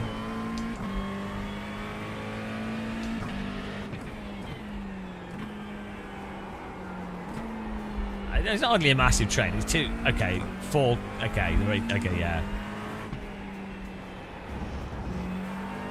For those of you that have joined the Spa-Francorchamps Game of Muscle train, we'll soon be serving dinner in the buffet cart located at the front of the train.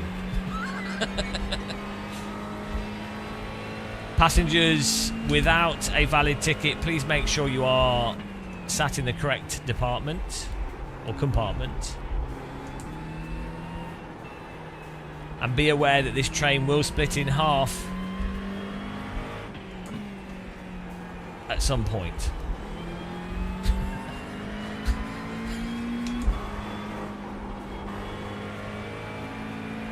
We're operating a complimentary tea and biscuit service that you may want to take advantage of.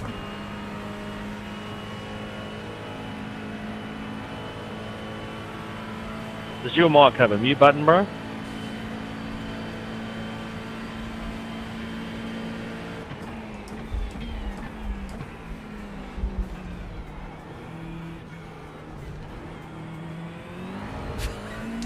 Ginormous convoy behind us. Should we pit then? In a minute.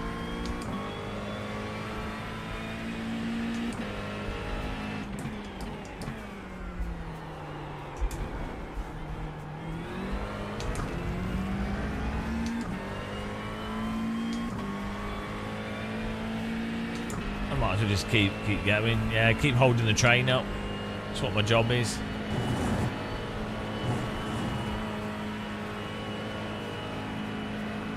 Quite relaxing engine sound on this. Well, at least, Mr. Gamer Muscle, you're entertaining my chat anyway, so...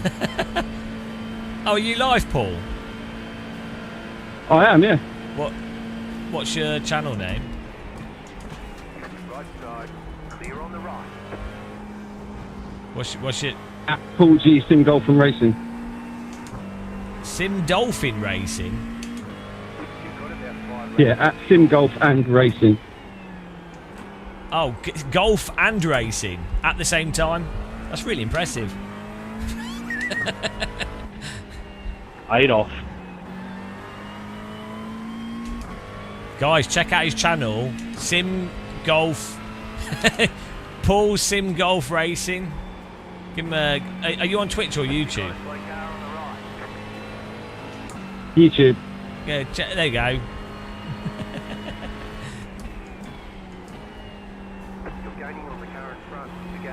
I'm on Twitch, mate. No one asked you. You don't play golf. Okay, thank you. unless you play golf, no one's interested.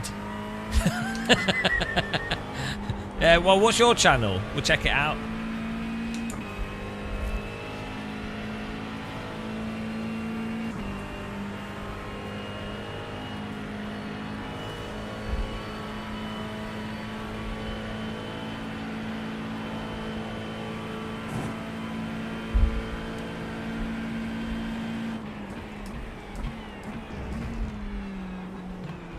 Hello. Oh shit, do I need to pit soon? Car right. Clear on the right. I know, we've still got loads of fuel. 19.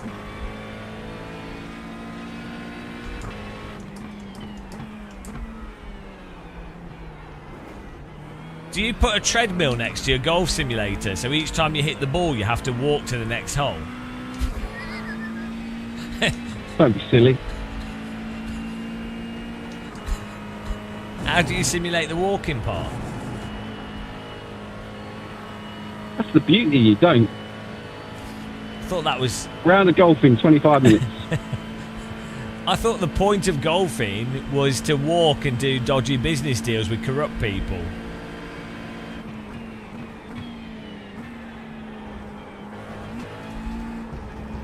Never understood the ball hitting part. That's just there as a distraction.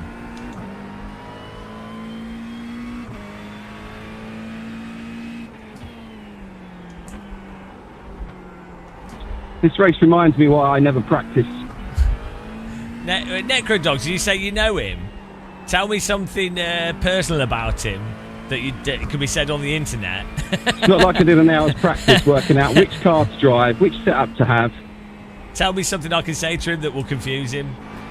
Well, if I P2, I need to be taken out. Reminds me why I don't practice.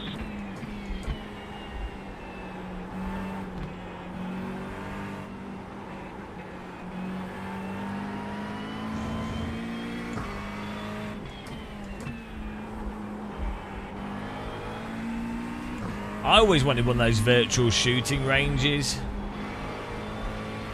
Get to know each other naturally. Ooh! Fox on the top, Fox on the top, Fox on the top. Take it away. Oh dear. Organic meeting. Fox, Fox, Fox, Fox.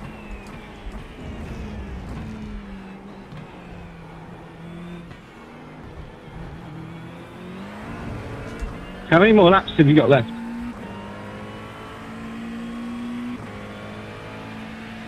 I don't know who he's talking to. Last to the Fox, sir. 17.738. I know, but I don't know what my windscreen wiper button is, so... Yeah. I did bind a windscreen wiper button. I think I'll pit this lap. I don't know where my pit box is. I also don't know if the speed... The pace car is out of control. Light! Light Lord! Stay on the left. Clear on the right.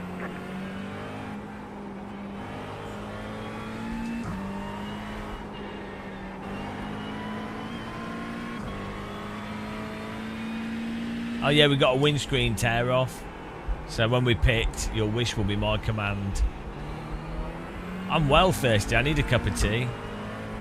I'm also hungry. What's the time? 11. I'm so hungry. I had 3 bits of toast with jam on them for breakfast. I might have some more toast and then have some pasta later. I need to go to shop. Always that makes me feel super weird. If we did a 19-hour live stream the other day. Well, that was yesterday, wasn't it? It was literally yesterday.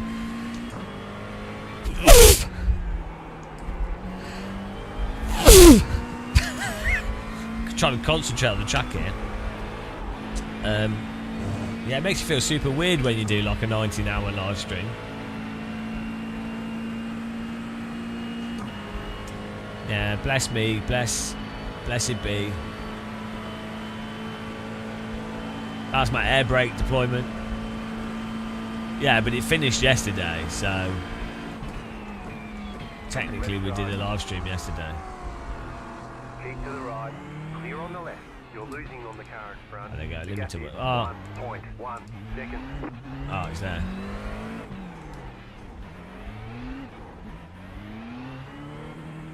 Pit box in 3, 2, 1. Right here. Ah! I got it, mate. We got it. Hey, look, the dirt's gone. Silly bang, and the dirt's gone.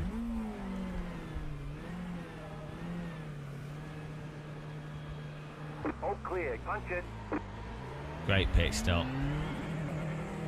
Oh, don't tell me that broke the speed limit. Did that break the speed limit because of the pit limiter doesn't work? If that's the case, that's so dumb. Clear. That is so dumb if that's the case. Let's make sure we rejoin safely. Car approaching. Keep right. No, we're okay.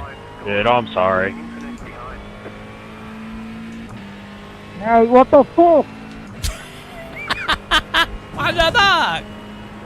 What the fuck? There's a lot of happy people in this. That's a successful pit stop. Are the upright rich pack? Are the up GT 3-star rigs more comfortable on your lower back? Well, yeah, it's more. Great physics there. That makes sense. It's more the. It's more that the. With the rig I've got, you can recline the back of the seat. It's just going to depend on person to person. So, a lot of people having a good bucket seat and your legs in line with the pedals is probably going to be generally the best thing to do or to have. So, it depends what your back issue is. But having a nice bucket seat, doesn't have to be a real one, but like a generally okay bucket seat, reclining it a little bit, having the pedals at the correct height and the wheel at the right height will generally be good for a lot of people. But yeah, we've got a rig with this rig. The wheels a bit lower. It looks more low on camera. This rig's just set up for absolute pure comfort. It's not necessarily the most realistic position. We've got another rig that's more GT. It's still really comfortable. It's a bucket seat. This is a car seat, and so it doesn't have the hip and leg support, so you have to do other stuff to get it to be perfectly comfortable.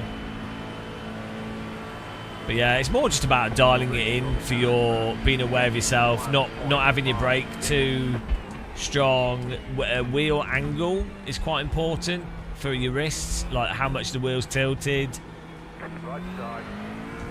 The distance that the wheel is, like technically this wheel's too close to me, but also I find that having my chair forwards and backward, like moving it, just means that my arms aren't always doing the exact same position, so that helps.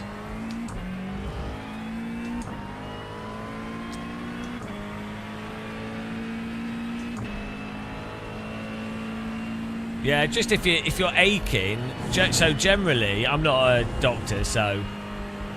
But from my personal experience, what you find is whatever your body, when your body's in like a rest position, if that's like the general position that you're in, that's normally going to be quite comfortable. And then in terms of if you're putting load on body parts, like you're braking, right? You want to make sure that your joints are in line or in a similar situation to how it would be if you were walking.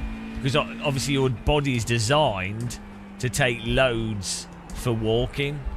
Your body's designed to take a load. But right, yeah, so your body's designed to be able to walk. So if you got your pedal, if you only drive GT in Formula, put your brake on the left and your throttle on the right, and it's like 1,000 times better than having a wonky, like an angle that your knee's at. That's a huge one, actually. Having the brake and accelerator quite far apart, that like the actual width apart that your legs naturally rest at, is massive for knee comfort.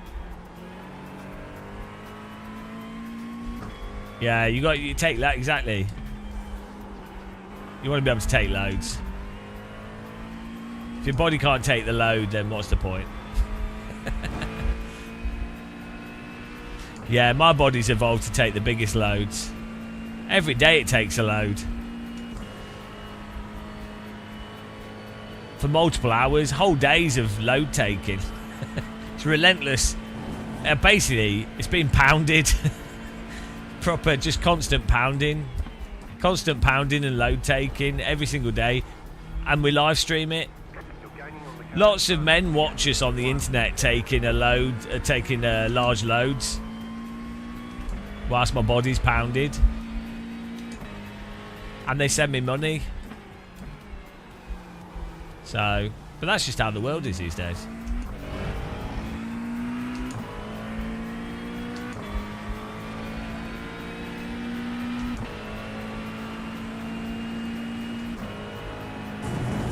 "19 hours of pounding."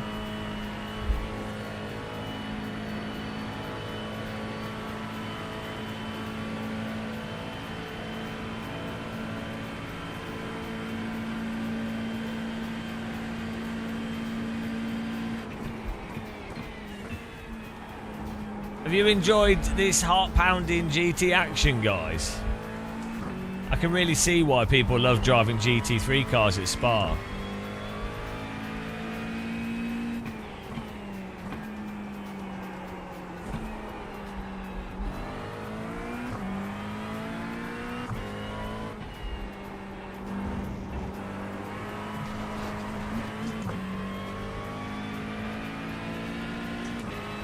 You'll be glad to know there's 15 minutes left of this.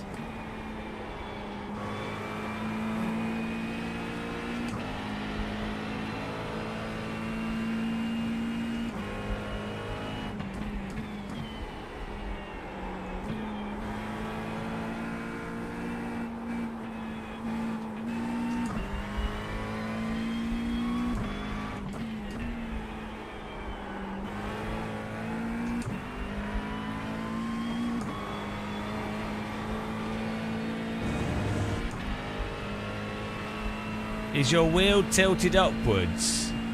This one's mostly flat. It's tilted up a little bit, but it's not only a small amount. You just have to work it out depending on the height of your wheel and how you like it, and then your wrists and the wheel rim you're using.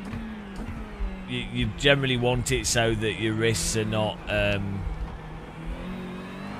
you're not awkward. You don't want to be at awkward angles.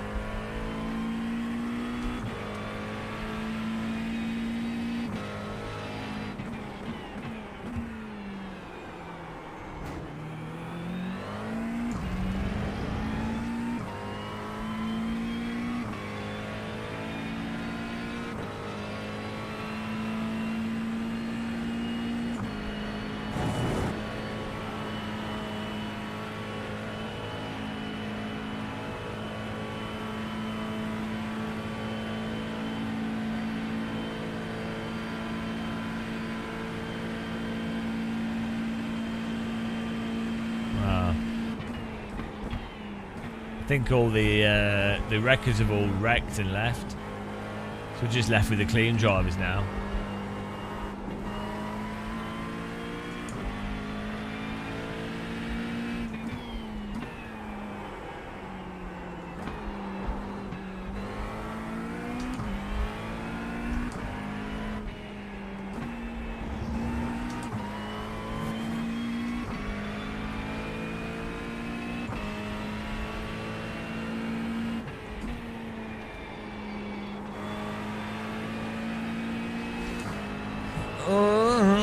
I need a cup of tea, guys. It's definitely tea time.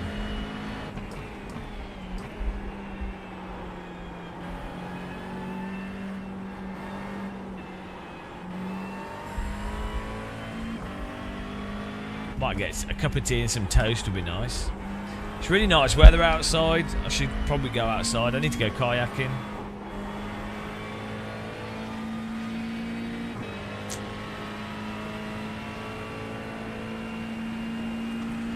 I need to find a way to do a live stream for my kayak. I'd quite like to live stream going from like maybe Hemley to London, or could go from Tunbridge to Allington, or could go from Allington to Chatham or something.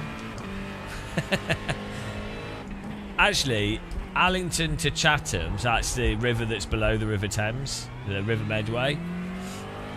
That's all tidal, and it's quite flat. It should be mobile signal there, but there's it's a little bit dangerous. So I'd have to stack my kayak with safety equipment, and you have to get the tides correct.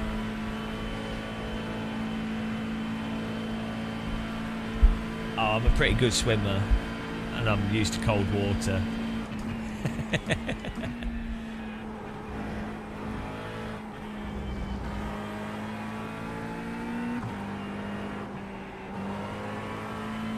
I'm quite comfortable at floating. I think with the rivers near London, the danger is that there's a lot of mud with like glass and shit in it, especially in the tidal parts, and you could really get stuck in the mud.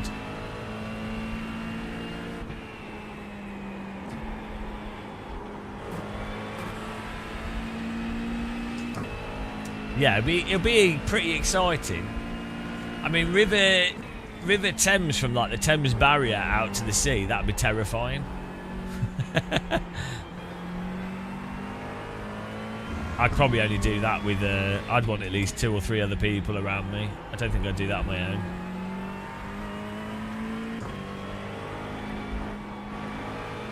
From the river to the sea, Game of Muscle will be attacked by swans.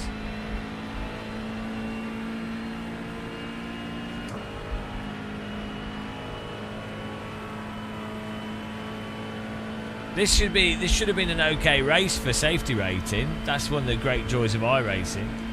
The rating has been safe. The gap is 8.1 seconds.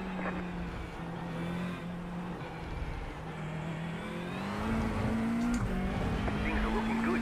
It is very brown, yeah, and it's got Weil's disease in it, and God knows what from the sewage works. But that's part of the excitement.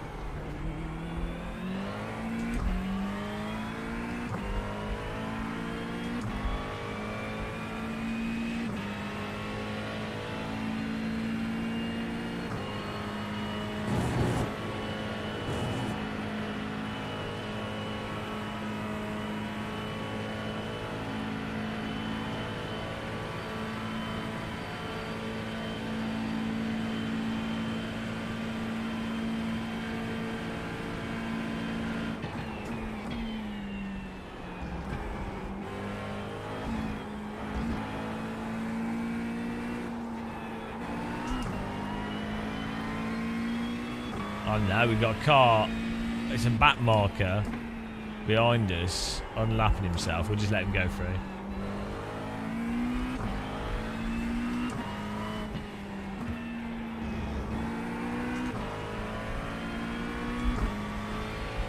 I mean, all the water companies are a bit of a scam in the UK, as far as I understand.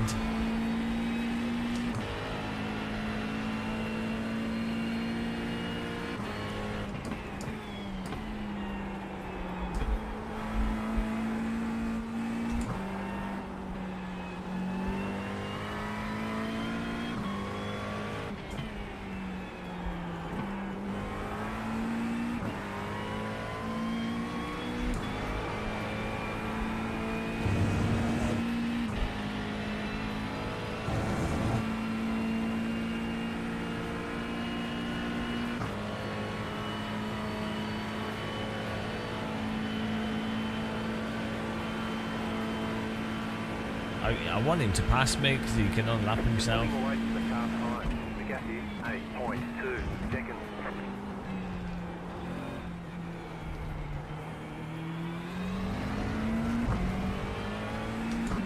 Ricardo, just unlap yourself. Car on your left. Clear on the left. Slow car ahead. There's an infinite ahead. Go right. Ah, I thought I got you there. Almost tricked you into a crash. You got about 5 laps of fuel left. Sorry, mate, but I have to catch the 22. I don't know what he's saying. I have no idea what he's saying.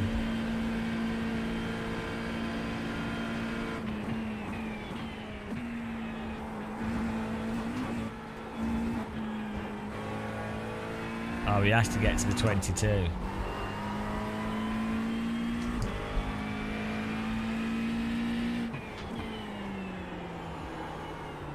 He sounds like he's not 22 years old. I don't have an AI streaming. I don't like using AI for music stuff. Schaefer, you're a cunt. Isn't that a compliment from where you're from? No, no.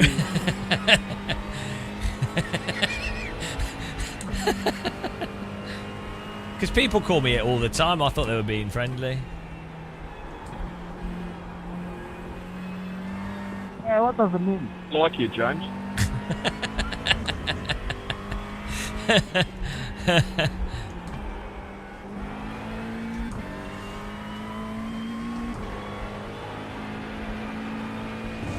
It's funny how, like, in the UK, it's like a really rude word, but in Australia, it's just like, I don't know. Isn't it really? I've got no Tyler. Isn't it really offensive in Australia, in America? If you called someone a CUNT,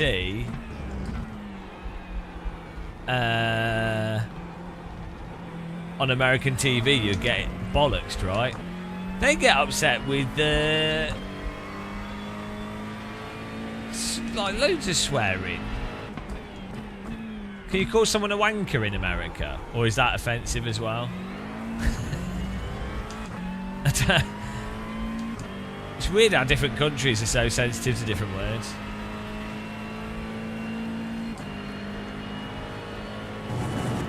The most offensive thing you can say in the UK is, I don't say this, guys, because this will get you in a lot of trouble. This will really get, and this is really offensive in America and most of the West. This is incredibly, probably the most offensive thing you can say is What? Is wealth inequality is a problem. That's really offensive. That'll get you banned off TV in America and probably in the UK.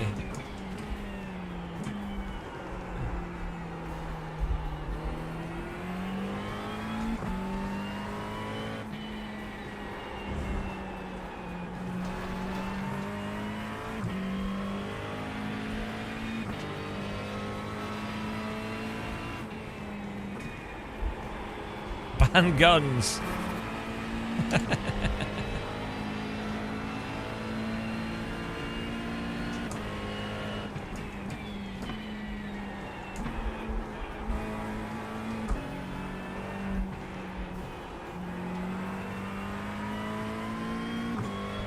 Slow car ahead. The car in front has gone off. Ah, freebie.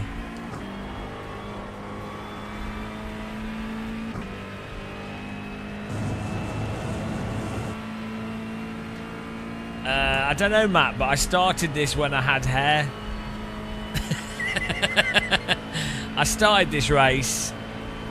I had hair, and I had my bladder worked. But since it's gone on, I've noticed that the UK is now closer to Europe.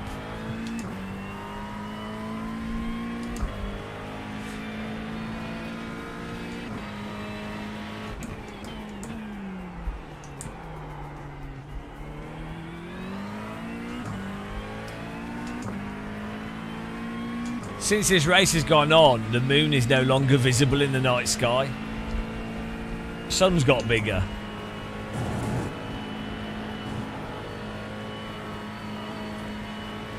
Apparently there's only 2.2 million years left. Oh, sorry, 2.2 minutes.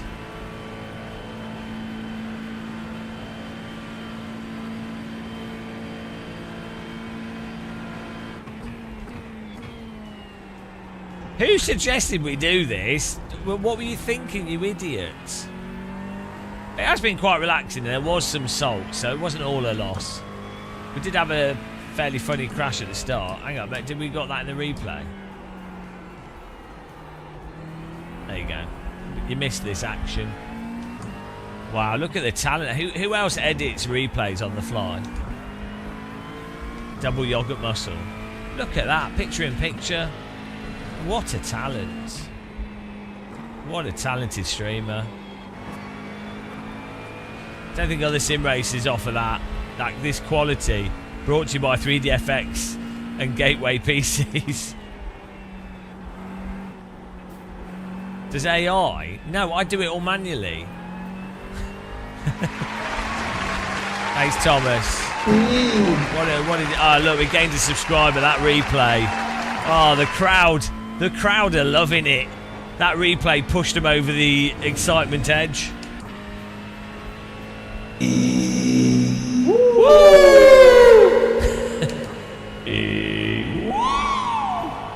Sorry, bud. Sorry.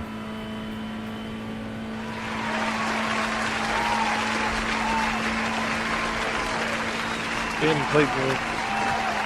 Spin. White flag this time.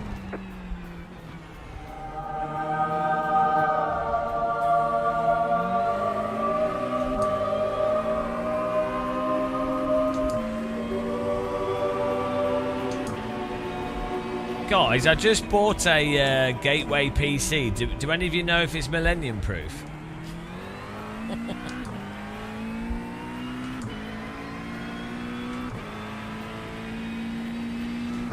Yeah, I know.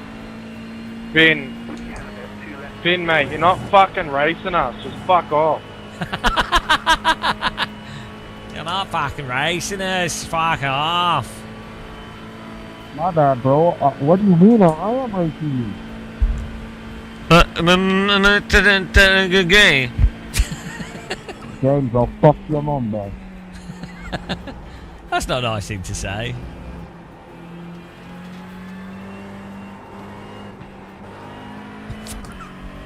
Fortunately, I couldn't hear what you said. Oh, now you can hear what I said. Oh, okay.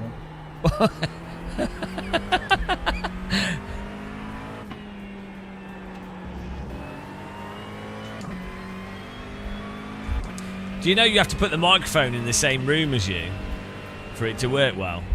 Okay, what did I say? I honestly don't know.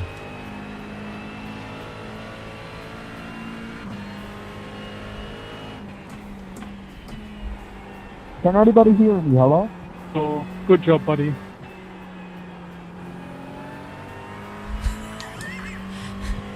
Sounds like he's on like a 1800s. Yeah, because I got someone hit me. I think it was you. Hit me, baby, one more time. Oh, there we go. Good racing, guys. I enjoyed it. Another thrilling GT3 race. Appreciate the voice chat. You raced as good as you talk. Mate, you might win. Oh, I take the compliment there. Thank you. Sorry about that, John. I went a little bit deep there. If you race as good as you talk, you might win. Car on the right. Car stops on the right. Thanks to James, I was out of the race in the first lap. All right, there's checkered flag. Bring it back to the pits. We're going. Good job, guys.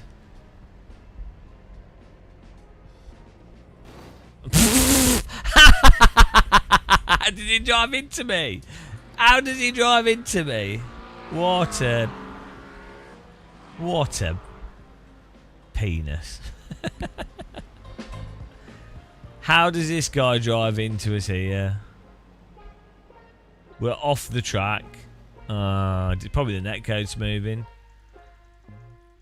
That'll be 10 grand. Right. Let's have a look at the start here. That was exciting. I enjoyed that. I thought it was really fun. Right.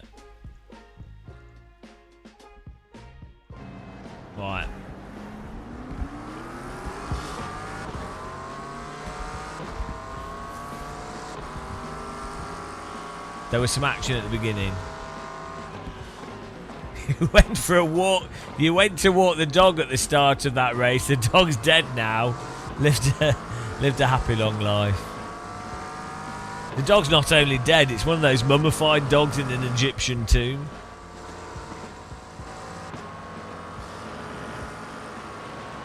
It's hang on, what was happening behind it? I can hear Skiddy sat. Oh, here we go. iRacing time moment.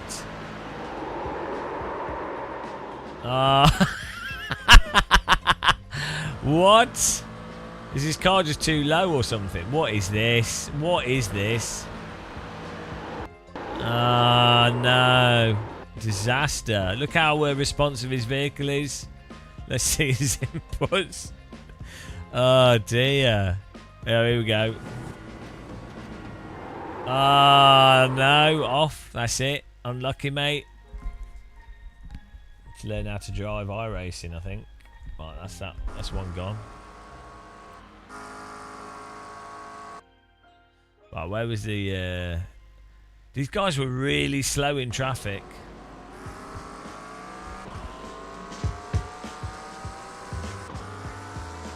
Here we go. Let's see what happened to this guy. Joe in Australia. I mean, it's ridiculous. As you can see, iRacing completely solved their issues they were having.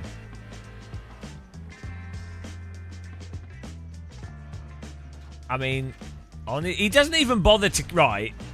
He doesn't even bother to counter steer. He just pushes the brake and the accelerator at the same time. Yeah. And I'm not seeing anything wrong with that. You know, you would have to be a real race driver to really be able to tell that there's something a bit strange there.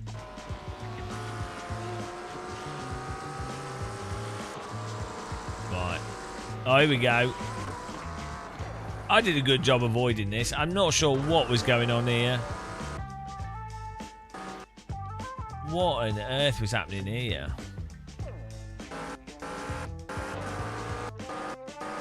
Hang on. So, it's because of the cold tyres, I think. I bet he does a slide here, and then that superheated the tyres. Yeah, look, he's had a slip there. A little bit of a slip there. And then his rears kept coming out here. Right? And so...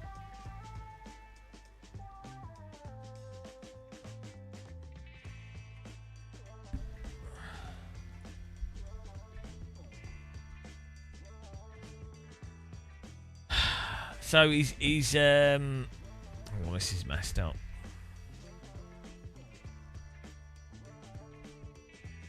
Well, we'll do another race. Look at my computer's broken. We'll just wait for it to wake up. Give it a minute. Computer needs a sip of tea.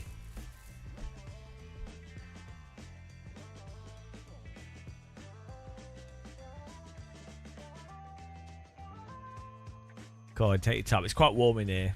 Computer's struggling.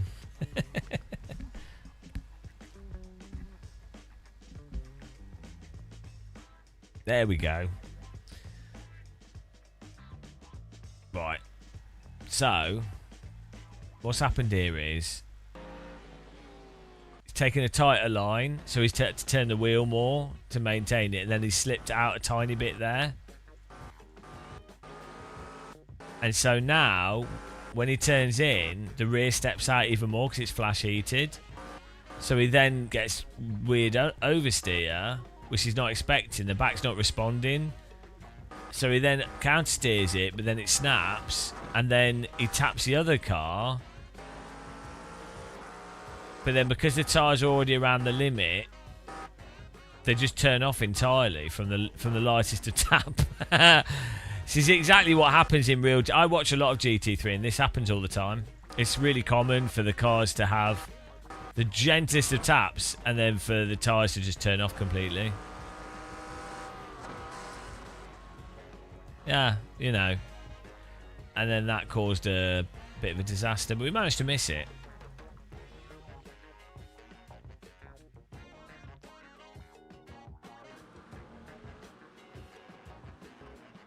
that sort of situation happens all the time. It's really, really quite common.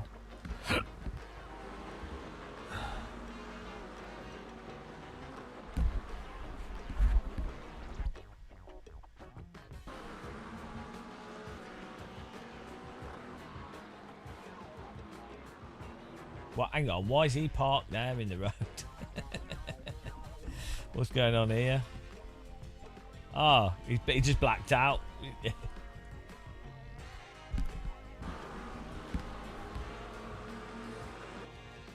That was good.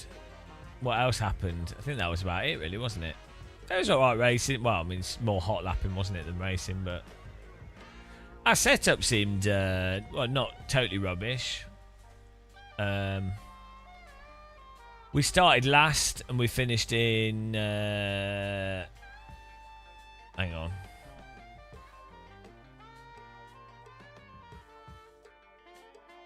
Did we start 24 and finish 24? Oh, no.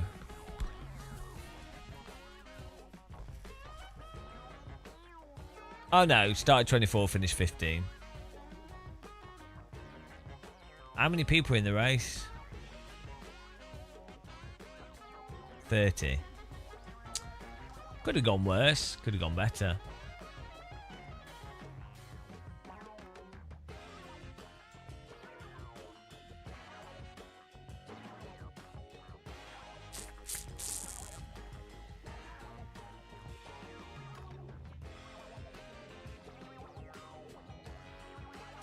Kevin, yeah, no, if you're running a really, if a car is running a really low downforce setup and the driver doesn't counter steer, for sure you can push the tyres over and just lose the rear of the car. That it can happen, yeah, but it doesn't happen from every single bit of slip through corners.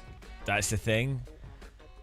But yeah, if you cherry pick what are generally fringe situations, you can find examples of like cars just losing grip, especially if the tires are worn out, or you know there's oil on the track or other things for sure. But yeah, the key is you don't cherry pick the one-off situations. You would look at all of the racing and go, yeah, that's obviously completely mental.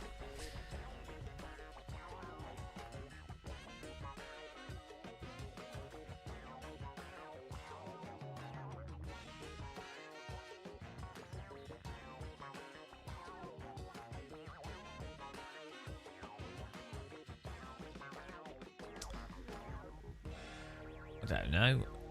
I need some toast here.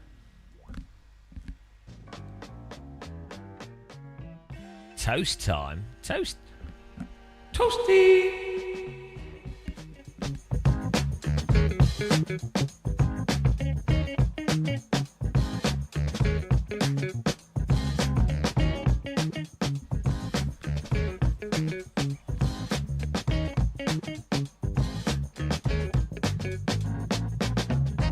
Oh, Draft Master, let's do one. That's got salt.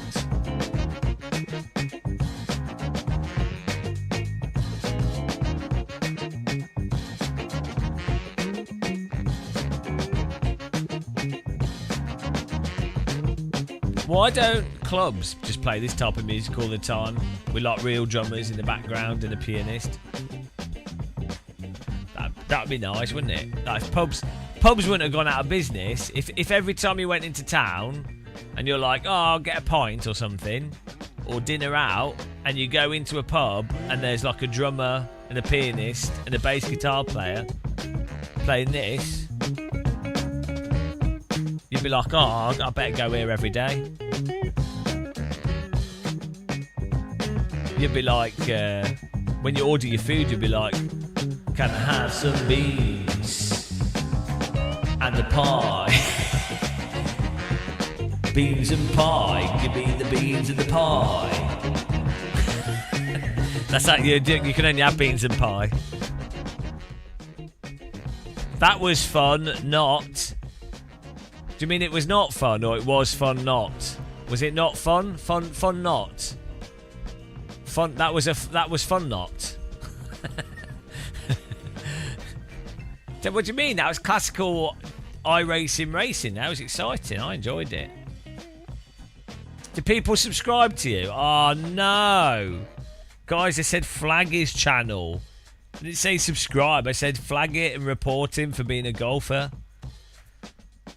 Golf players are the worst. They spend all their days playing with balls.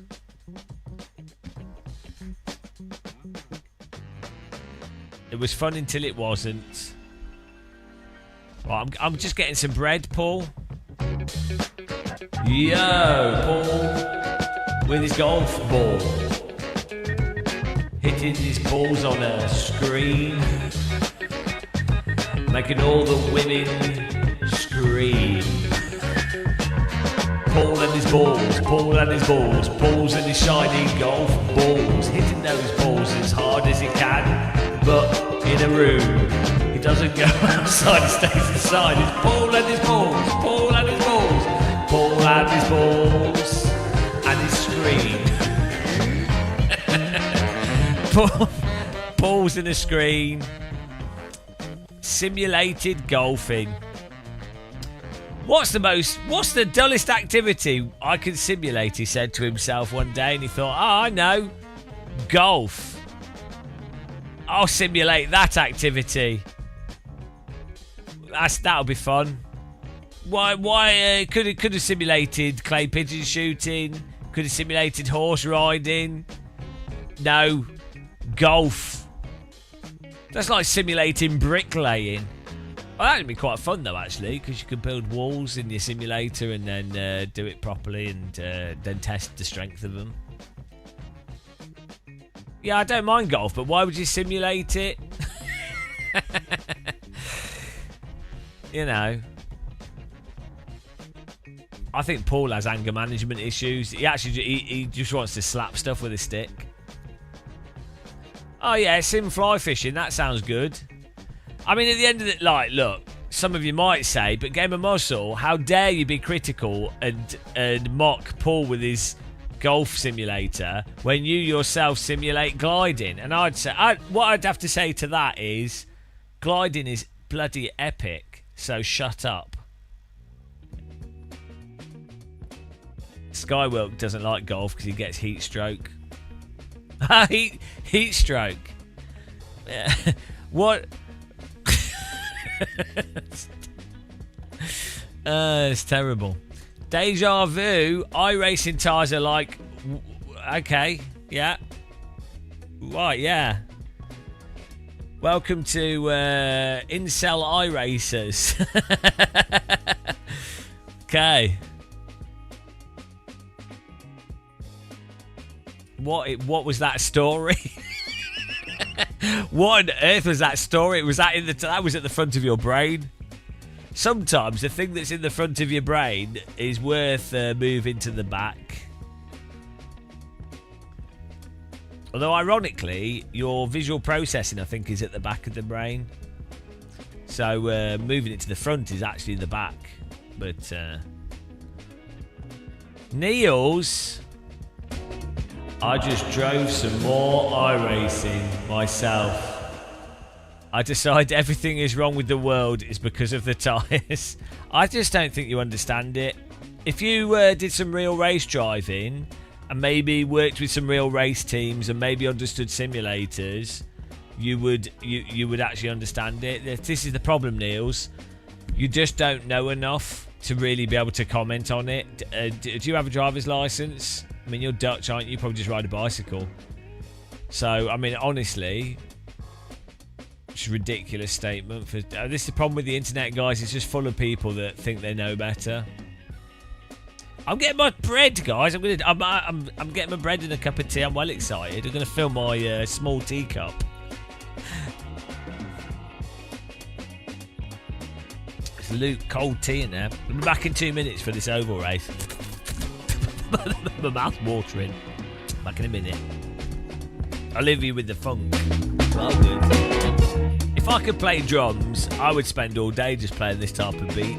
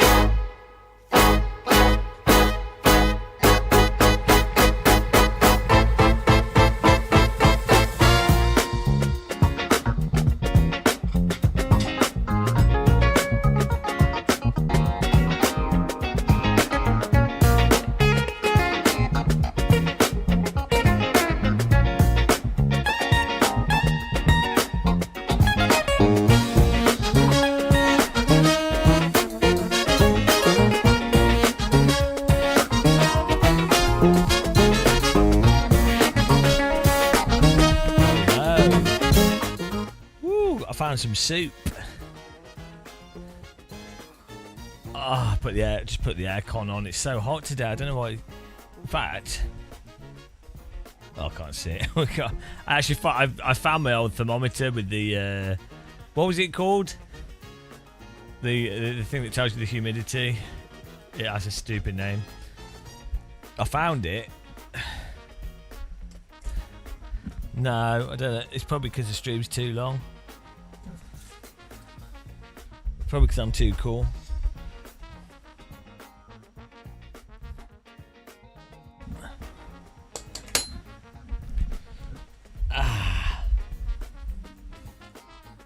Hygrometer, that's it. Yeah. Vegetable soup. Get in there.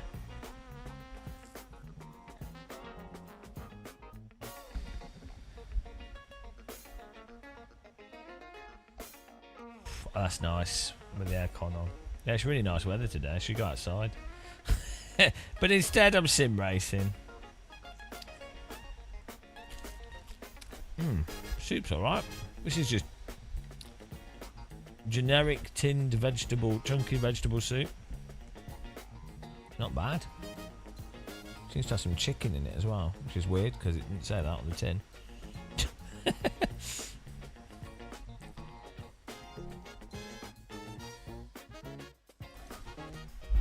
It feels like it's about 30 degrees in here. It's definitely hot. It's at least 28 degrees. It's quite nice though. This shirt's really nice for hot weather though. I don't know if it's made of cotton or something, but it's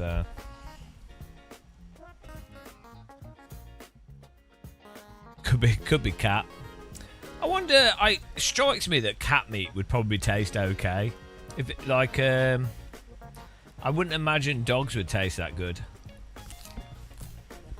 I was looking at a little sparrow when I was in the kitchen this morning. I was thinking, if you had to eat it in a survival situation, if it tastes like mouse or something, but there wouldn't be much meat. You'd have to chew. You'd have to eat the whole thing.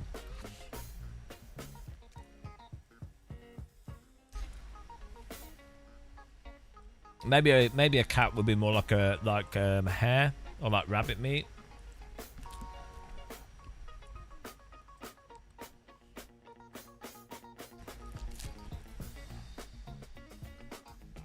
I mean, what would badger taste like as well? Yeah, I don't think that dog would taste very good, to be honest. Maybe different breeds of dog taste different as well.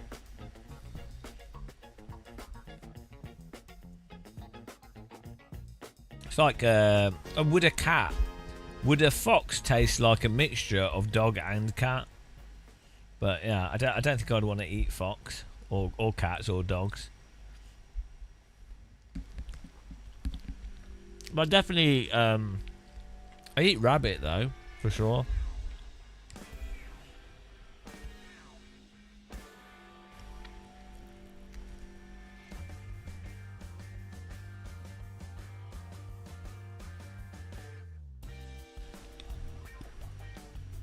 Minty.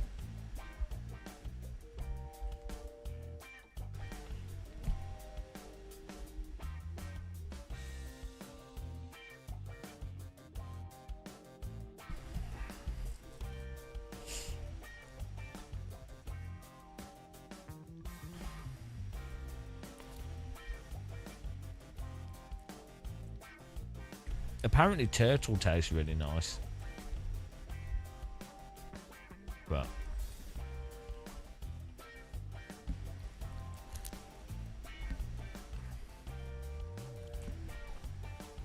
I'm quite happy with vegetables, to be honest.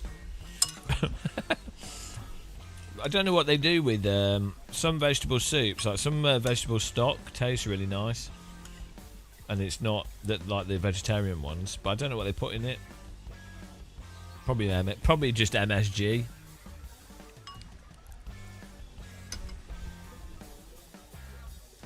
You need, as long as you've got like good spices, like pepper and stuff, you can get really good flavours. I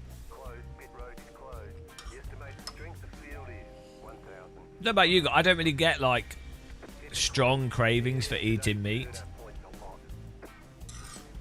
Some people like really need to eat meat, or like they feel like they need to.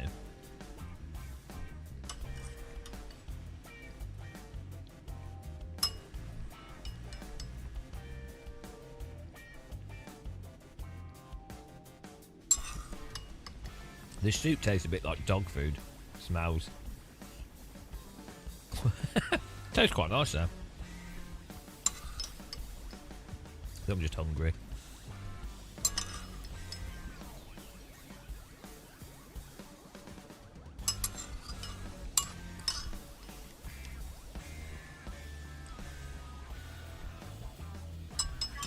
Everybody have a good race.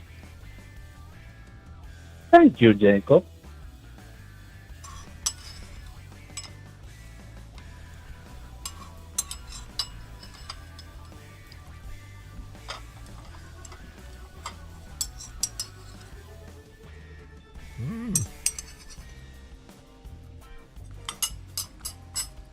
speed demon. That was well good. What an unhealthy way to eat. Thanks for the Paul and his balls song. Oh, I'm glad it tickled you. I love a bit of stupidity. It's nice to know that we can make people's days even worse. Yeah, that tin soup, really good, like chunky bits of tomato, and it had peas and vegetables, carrot. It's only like a 80p soup as well. Well, good. To find out, I need to find out where I got it from. I'm going to stock up on them. Could just make my own soup, actually. Oh, pardon me. Soup attack. Oh, maybe it was more expensive. It had like nice stuff in it, so maybe it was a more expensive one.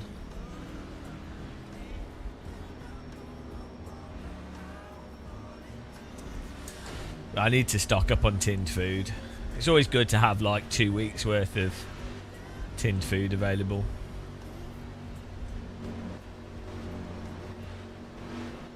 You know, in case there's like a earthquake or something.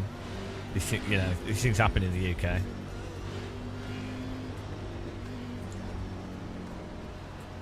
And what is quite likely is you end up with like shops not being able to, tornadoes. Actually, UK does get more tornadoes than any other place, but they're just really small on the coast. Yeah, apparently UK has like, it's like the second most number of tornadoes, but they don't really touch the ground often.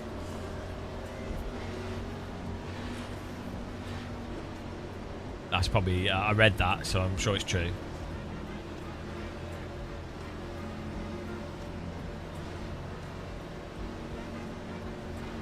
About to go green. Stay focused. No, I don't know, Paul. Should have it. It could be like weirdo YouTube stuff.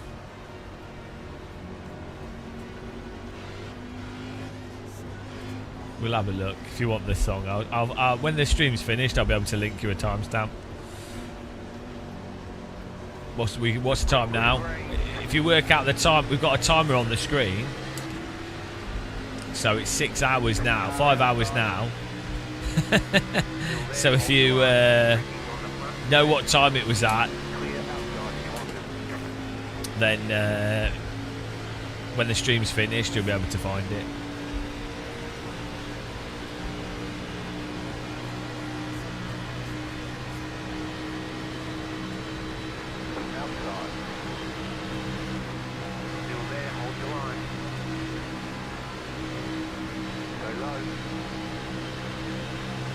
I don't know how time works. This SimHub button remapper thing is so good. I can't believe I didn't think of doing it before. It's so nice just to be able to swap wheels over.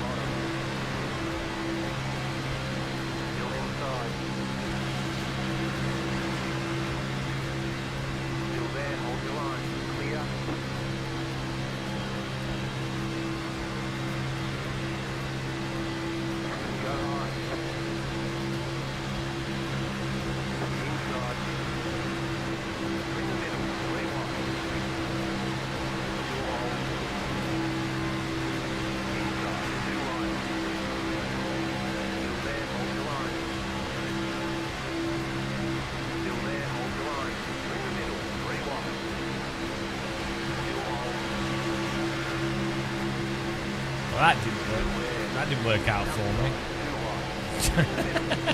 I got scammed, draft scammed.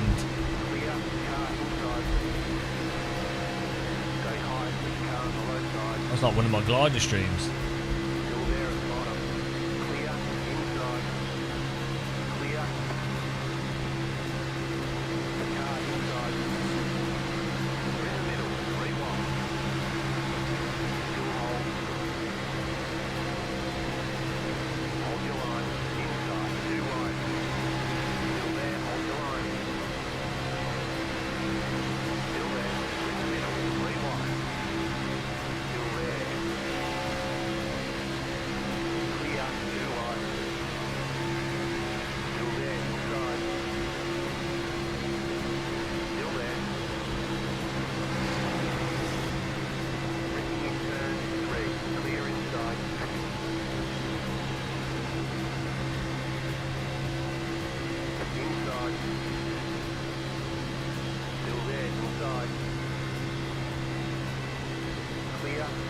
Three wide.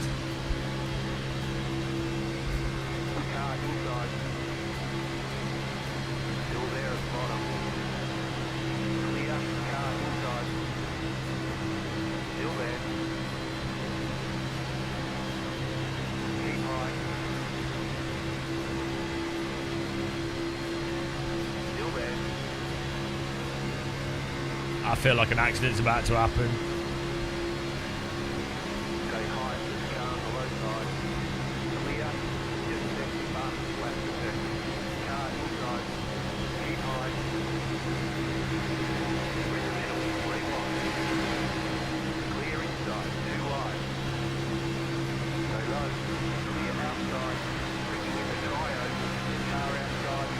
Wow, okay, I didn't know that.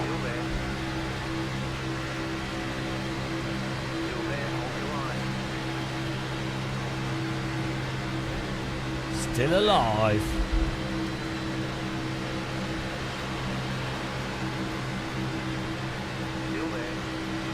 Just the draft. Just add enough draft so you get the suck and then more of a run. Alright, you got it. It came right back.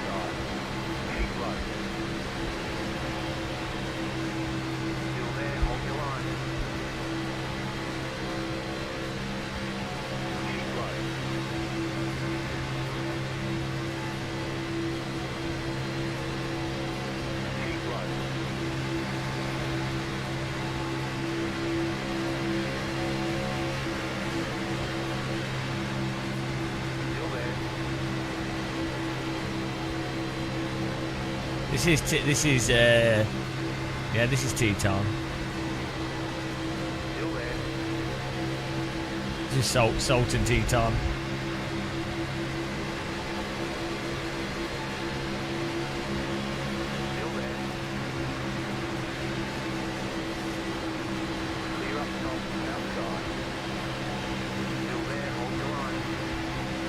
It truly is the pinnacle of motorsport right here.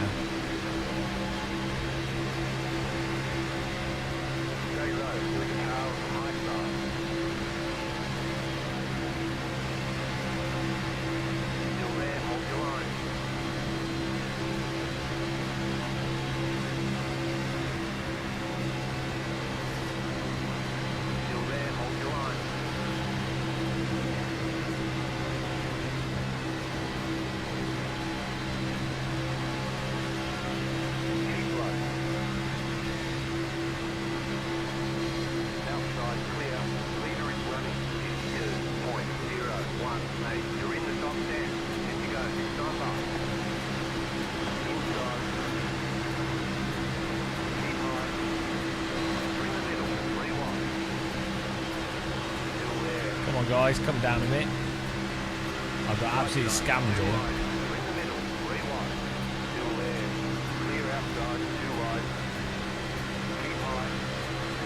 Ah, mega swamped there. That was very unlucky.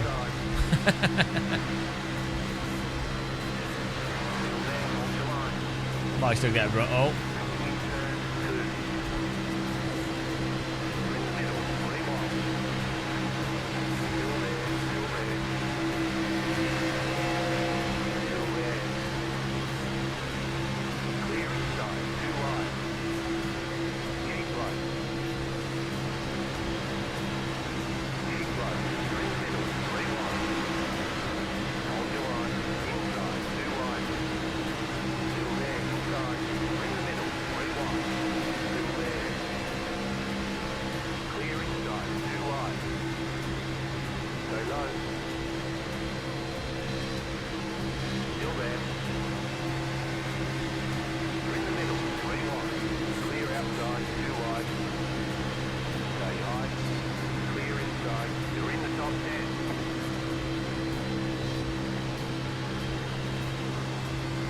blue cars all over the place.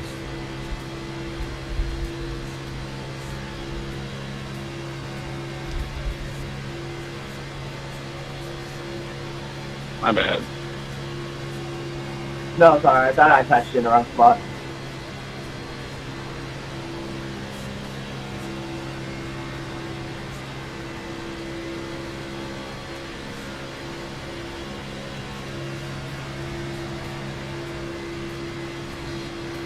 Car outside. Stay low. You're in the middle, 3 wide. Hold your line. Still hold. Hold your line. Clear, 2 wide. You're in the middle, 3 wide. Inside, 2 wide. Still there, inside.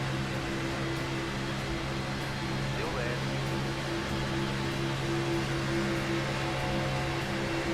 Stay high to the car on the low side.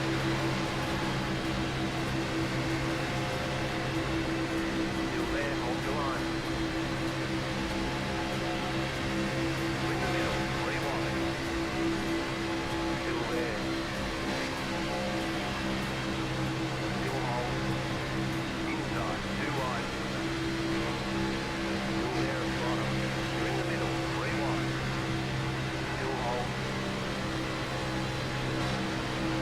Still there, still there.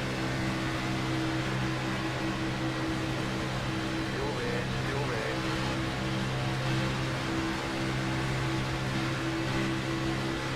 Still there. Oh, you idiot.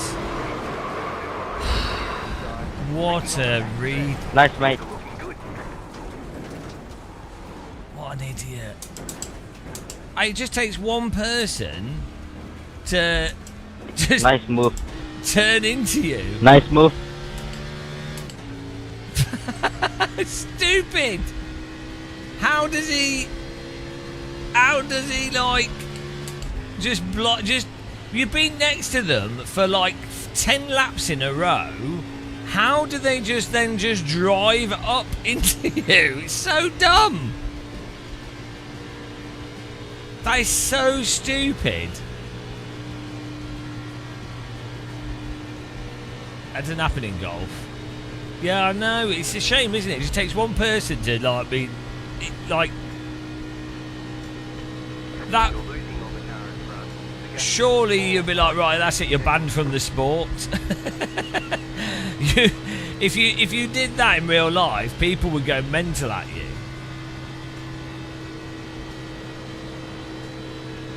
And, like, how do you just turn up into a car? Like, it's all you have to do is hold the car. There's like markings on the road. Need to work together, guys. We're going to catch him. There's literal markings on the road for the lanes that you can be in, and then what was his rant about filing a count? There's literal lanes you can be in. So you just hold the car in the lane unless it's clear or not, and then you're like, if it's clear, you can then move and see what happens. But then, you know, I know it does happen, but it's just like so dumb, isn't it? outside. Still there. It's a shame because it was quite fun moving our way up. That's the problem I think with oval in iRacing. Number 20, are you fucking retarded? It could be quite fun strategically working your way forwards, but it's always undone. It's always undone by just stupid shit. So it's basically impossible to skillfully play it. So it's not a very good game in that sense. It's just a dice roll, which is, I mean, obviously that is a big part of oval racing. Idiot. But it's particularly bad on iRacing because of the way the cars react to contacts and probably the networking. But it's good for voice chat.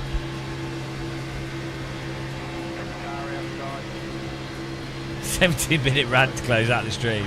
Yeah, but he's been doing 15-hour live streams, so that's hardly like if you were to like add up the ranting. relative to the length.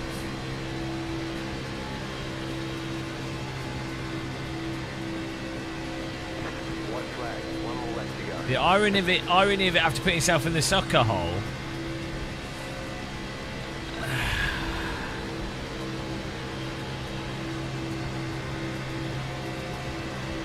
I mean, yeah, I don't know what to say.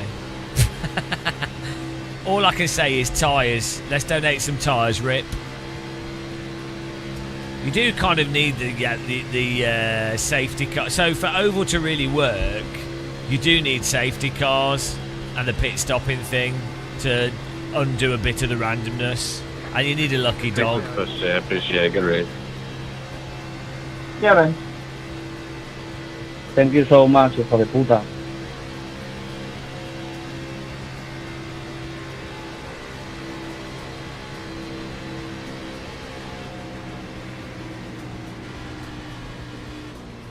Let's have a look at the replay. Action replay. All right, there's the checkered flag. Bring it back to the pit. Just We're think, going. there's like loads of starving people, homeless people, and all this stuff, right? In developed countries, and then they build like big roundabouts. I was thinking about this with the football stadiums. You literally have people unable to eat and they don't have a roof, and then you have this ginormous building filled with chairs to watch some people play a sport, and it's completely accepted. It's not like, I don't know. Do you think we like football stadiums and stuff and racetracks and all these things? Do you think every single person at them is really consciously aware of how insane it is, or do you think that they're like, oh yeah, well, you know? But like to me, it's like a nagging thing of like the insanity of it is just constantly there. It's like an awareness. I'm still not doing anything about it, so you know, it doesn't really make a difference, does it? But it is so utterly absurd. I kind of feel like maybe if you didn't feel that way or you didn't think that way, you'd be like really hopped up and hype about it. You'd be like, oh wow, what a beautiful building. Oh wow, I love this. Ah, so amazing. If you didn't like look at it in a sort of more comparative way, you would just be like, oh, this is really cool. You know, it would. I mean, like if you didn't have to compare or think about the other components, you would be like just super hype about everything. So like whenever I see like a flyby of the red arrows, I love planes and I like formation flying and stuff. I think it's cool, and you know, like aircraft look amazing, jet engines, technology. But every time I see them, I am thinking, oh, and those planes are like 200. Well, they're not that much each. So they're like 1.2 million each, and then every second of flight is X amount of fuel burnt. I mean, the thing is, you need a trained military, and it's part of the training, so you can justify it through that. But like, it's like, oh well, that's a nice visual spectacle, and at least they're not doing it over a pointless training exercise on their own. So at least it's providing a visual spectacle. But really, it's not an entirely positive emotion associated with it. It shouldn't be. Yet it's claiming to be a celebration when you have these events. When really it's more like, wouldn't it be better, like, can we maybe not do that and do something else?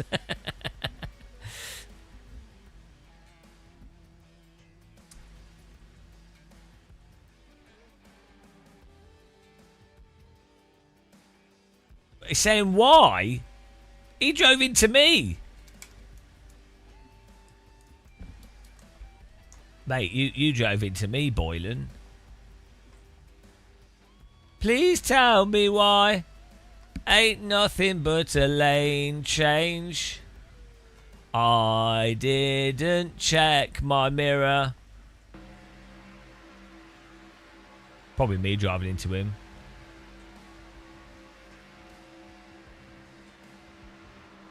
Yeah, well, he's the car at the bottom. That's not what happened. We should have pressed the replay button.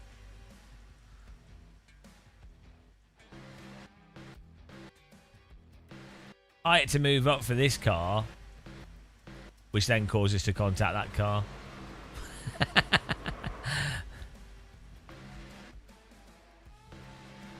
You can see I'm holding the lane. He's following this guy's draft, which is why we've ended up moving to avoid him, only fractionally. So it's still the car at the bottom's fault.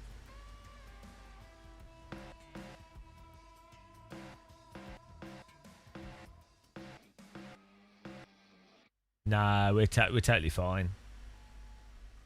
No, I'm trying to drive in a straight line. You can see I'm in a line. This guy comes right across into the lane I'm in, and so then I'm reacting to that. I'm not following his draft at all. I'm holding this line here. You can see the line I'm on.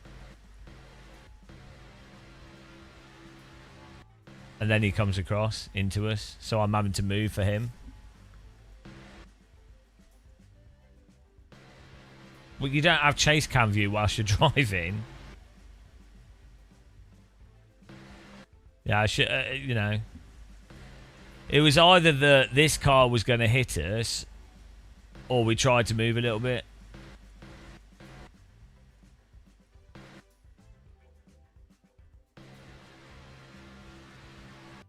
I should have turned left and took him out.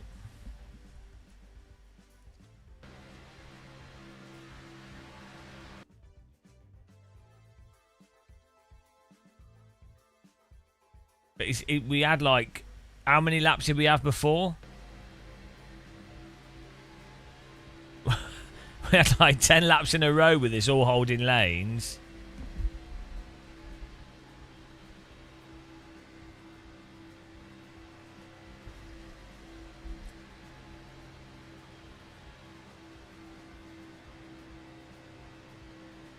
I mean, I think that's pretty much why the markings are on the road, so that you don't drive into the path of another, like the lane of another car.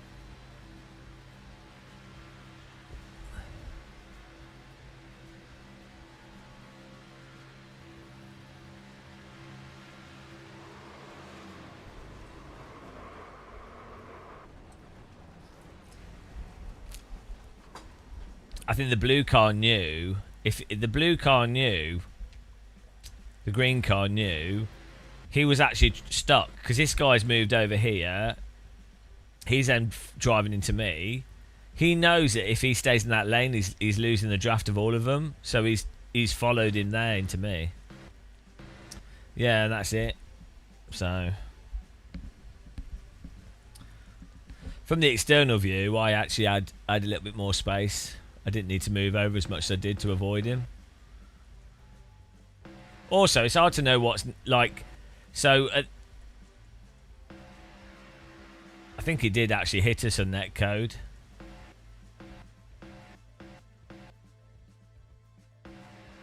He's stopped turning there, and then I'm still reacting to his movement. That's the thing, you can't know. It's because of the amount of smoothing, it's really hard to tell.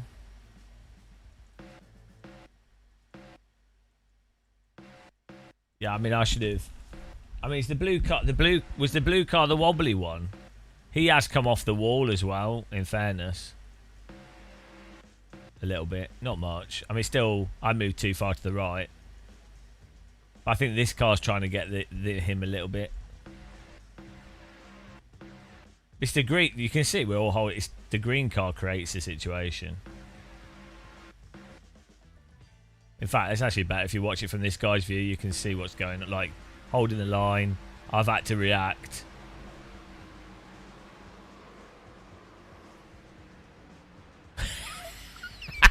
He went flying. Oh, well, it's a shame, really. I wonder, the thing is, I do wonder if the cars didn't react as much to the contact. You know, if it was more like R-Factor 2, probably a lot better. Oh, what can we do here? Oh, we can do... This could be fun. The problem is it's got this stupid guy's name on it. Who? H-E... It's like some stupid Dutch name. That's really off-putting. I want to do this, but then I don't. I really... Why do people have such stupid names, you know? Some, like, brand trying to take over racing sims. I mean, what is a Husingveld? Husingveld. Why has it got two? Husingveld. It's like when the AI does a stutter. I think they wanted to get the logo there or something. Husingveld. Is the Excel Husingveld equipment? Is the Excel Husingveld and equipment Husingveld the same guy? No, they're two separate people, often conflated together. It's a common mistake. They're two totally different people. Both a bit shifty. You have to be careful. I say, like, just Dutch. The Dutch in general can't be the whole country can't be trusted. Oh, now I want a waffle. I tell you, right, the Dutch use the waffles as like to give everyone diabetes. It's the ultimate soft power.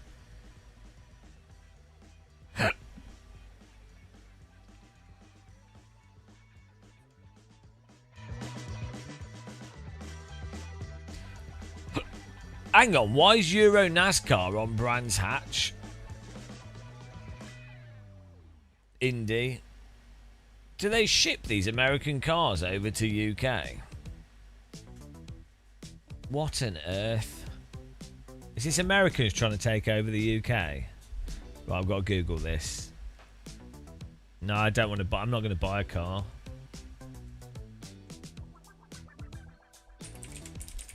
Right, here we go. Let's find out about Euro NASCAR.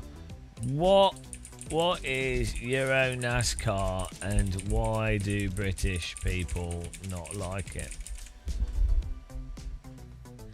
Euro NASCAR is a European version of NASCAR. Shouldn't it be called like...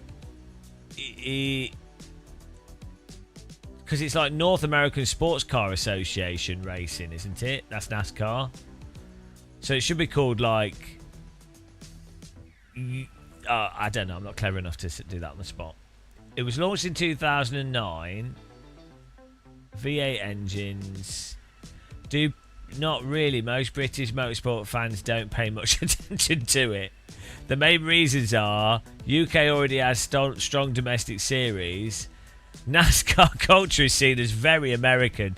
Yes, we don't like it. It's far too American. Far too American for our British sensibilities. Ah, those noisy Americans. Some British fans prefer lighter touring cars. Yes, their cars are far too big and heavy. Ah, really inefficient. Wouldn't fit down a country lane. Couldn't tow it with a horse. Where do you put your knife? Limited media coverage, track preference. Hello, Chris Dory.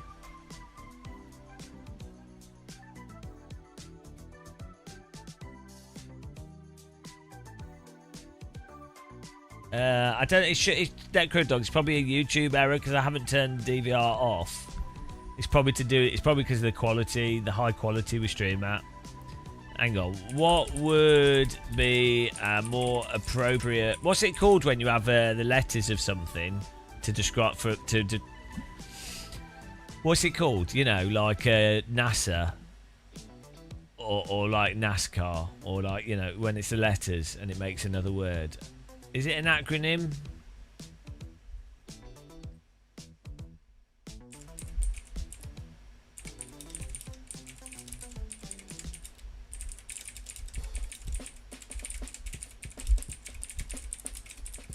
It's not an anagram. That's a word you can read forwards and backwards.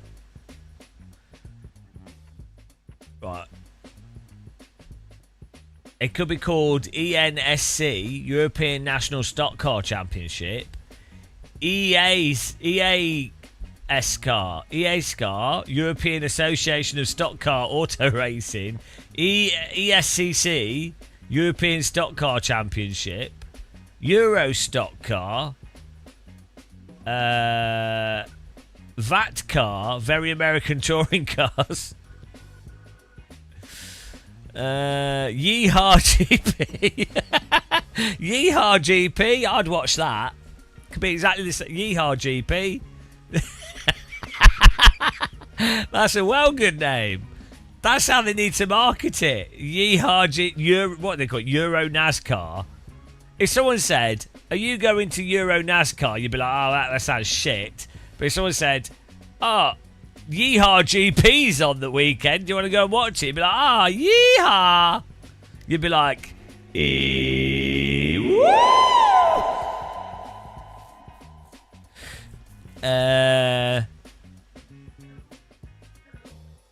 Freedom Touring Cars. Euro Oval or Ovant. Ovalant.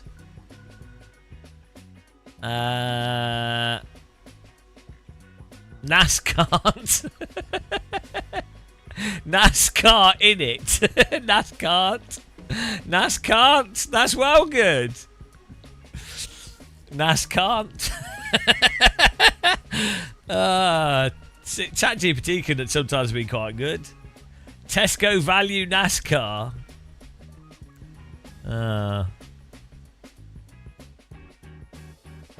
Yeah, I'm going for Yeehaw GP and NASCAR.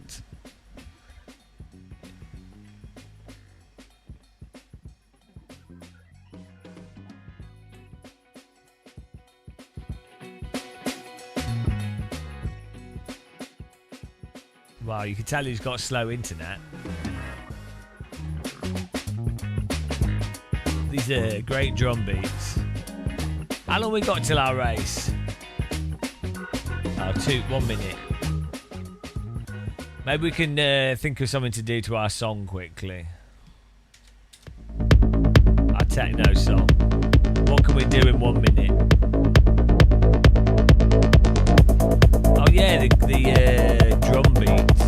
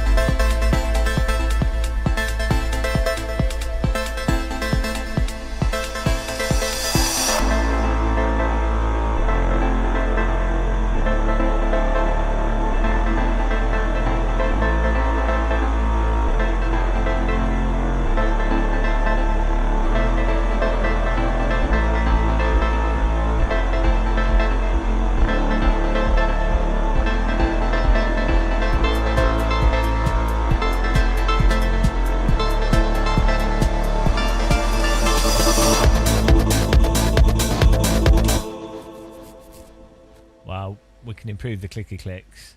Right, we're doing the race. Join the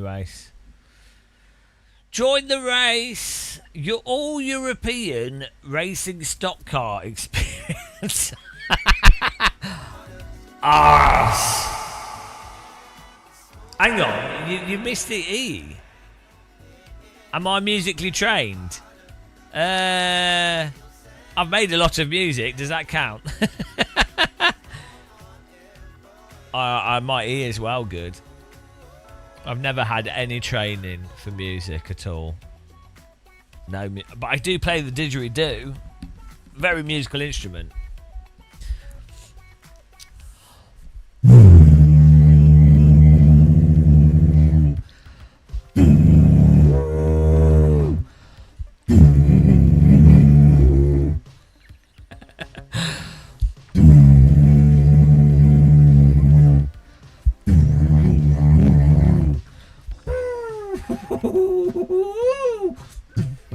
That's a note. You don't commonly hear that in. It's a fusion of incompetent didgeridoo player.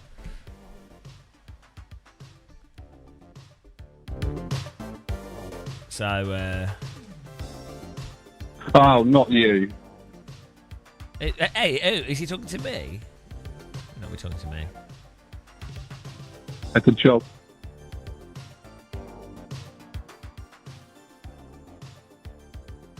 What's PRS?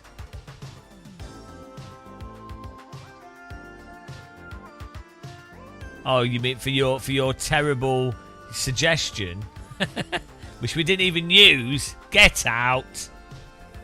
Association for Racing Stock Cars Europe. Well, of Just a clarification. I'm joking. I love cats.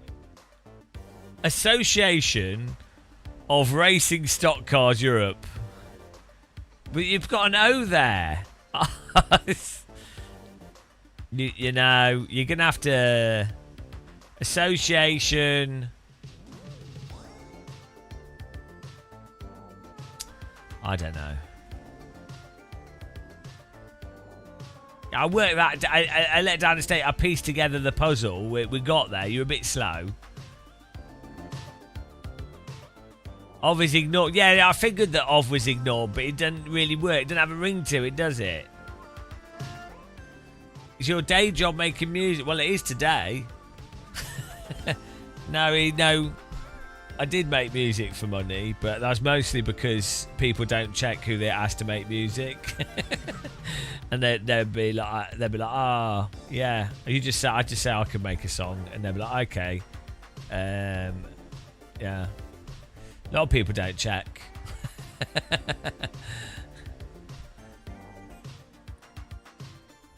No, TCR's been banned. TCR doesn't exist anymore. Verboten. Verboten. Well, we need a clutch for the start, otherwise we're going to have to... You can't...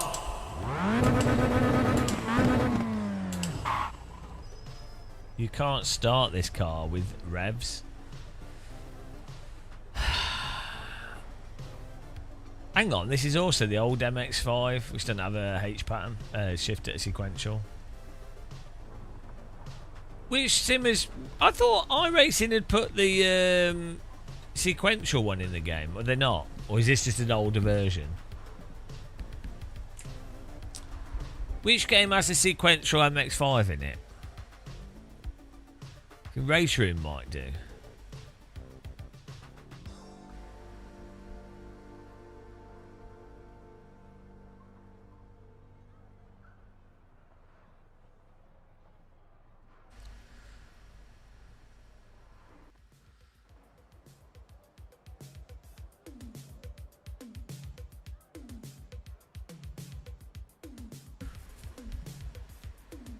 Either way, I'm prepared. I'm ready.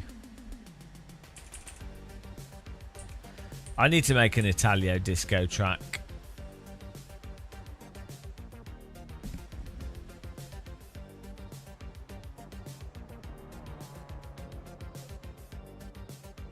That's a dream of mine. I've never made Italio disco.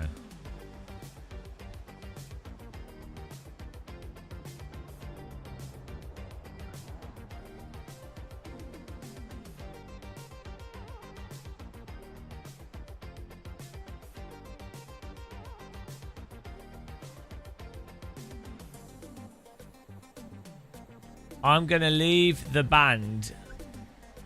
We could have been Lemon and McCartney, Hall and Oates, Little and Large, but creative differences mean it's all over. You're like... look, I'll be honest with you. You're like Yoko Ono.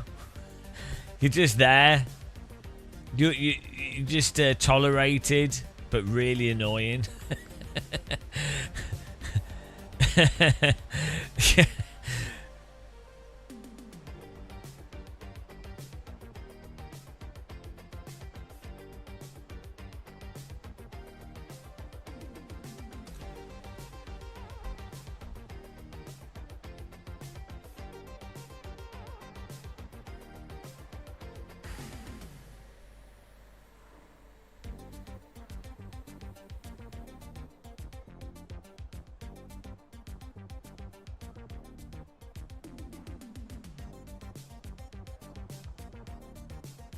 How were we? We've been live for how many hours? 4 hours 30 minutes.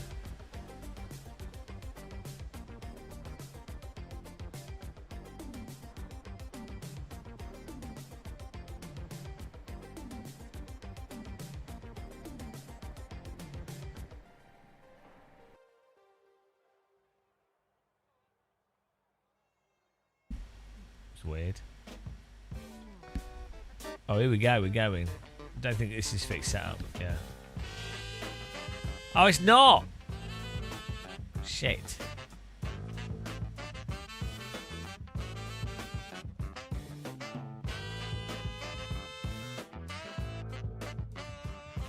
Oh well. We're fine. I'm pretty good at this.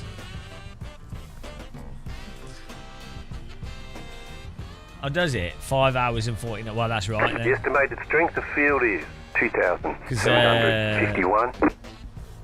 It automatically turns A lot on of opportunities today. as soon as we go live. Good luck, everyone. Good luck.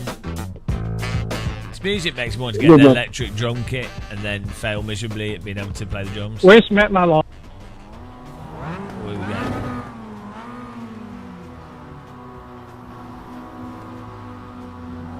Green, green, green. 5 to go. Good luck, everyone.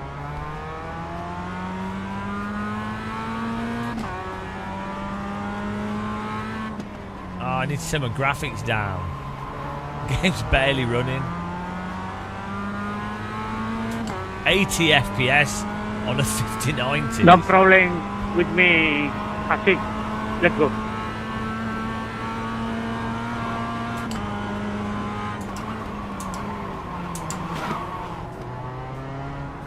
Go left. Sorry for the contact. I was braking as hard as possible.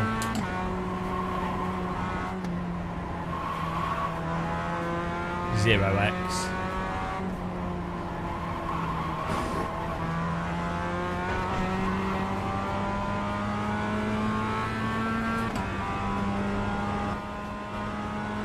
We're on a 5090 with a 64 gigabytes of 6000 Hz RAM and a 9950 X3D chip. So basically, borderline the fastest computer you would likely ever have.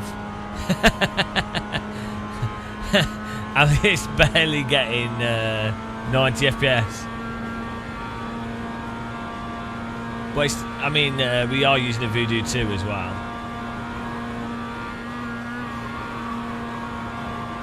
That's doing most of the processing.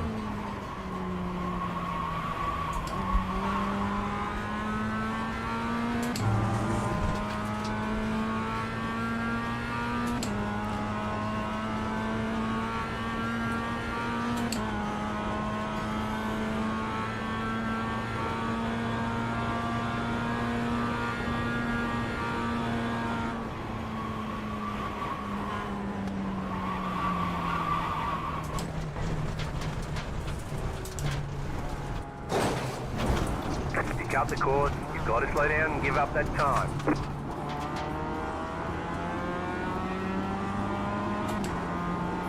Oh, it's broke my Looks like car. the car is towed. You'll need a tow back to pit lane. Press and hold I the didn't know reset that. button and we'll come and get you. This game's so shit. The way the tyres work going into that corner. Required repairs are 8 minutes 20 Suspension seconds. broke when we went over the curb. I thought you could hit that. What? Come on, that would not break the suspension. All the damage is repairable. The car is chronically understeered here. Just wouldn't turn in. It just wouldn't turn in at all. So stupid. It's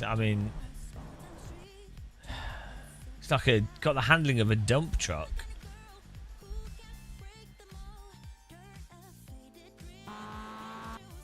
I don't know if it would break the suspension in real life. I've seen cars go over it in real life head on. Could do, might not do. It's an MX-5. It's basically a monster truck. You'd expect this curb would do a fair amount if it was going to. We hit this perfectly straight on, and we're only going at like 90 kilometers per hour. Nothing. Well, we're not going 100 kilometers per hour, are we? We're going 90. So we're going at like 60 miles an hour, which is nothing. I'm hitting it straight. Yeah, it would have been fine. Would have been fine. Would have been totally fine.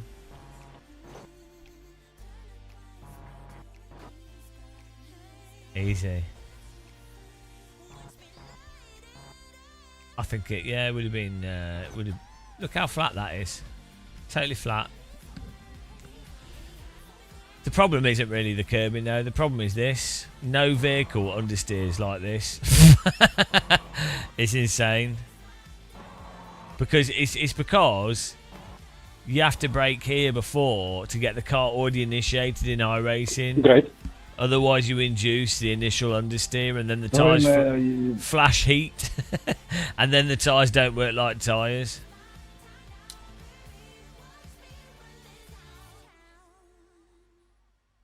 Yeah, the grass is pretty good. I enjoyed that race.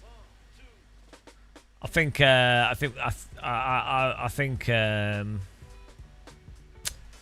should have replayed this stupid stuff at the start. iRacing is giving me bad vibes there. We're going to bad vibes. That's iRacing's fault. It's bad vibe stream now. Oh yeah, we need to turn the graphics down. Oh, we can do the Okayama race though. Let's do that. From one bad race to another. Beautiful. Well, it's iRacing's fault. It was a good race because we didn't have to do 5 laps on the Nordschleife.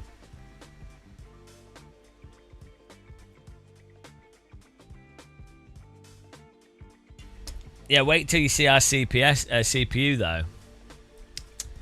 We're running a what are we running?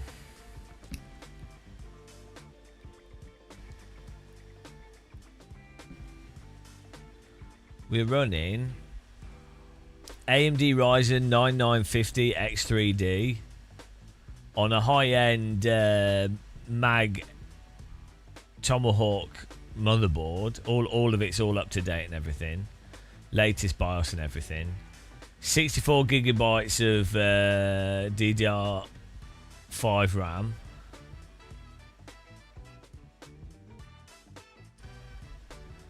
Uh, 600 hertz. Nvidia GeForce 5090.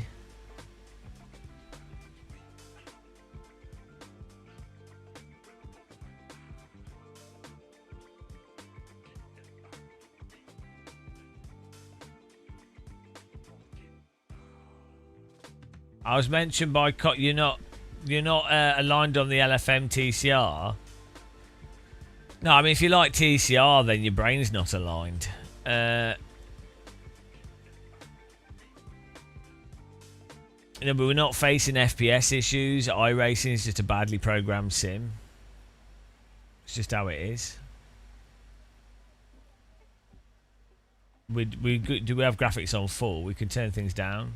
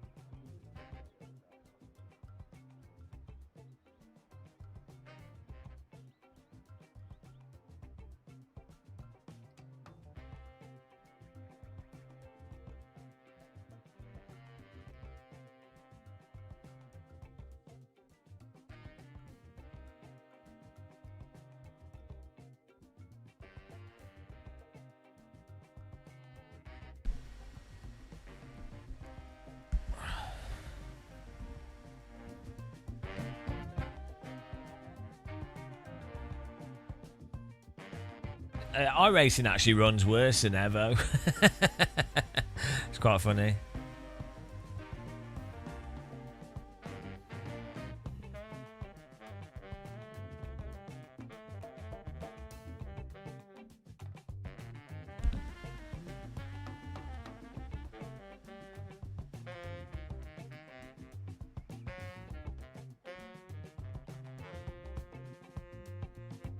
There are new Nvidia drivers we can get for funsies. Hayden's banned from voice chat.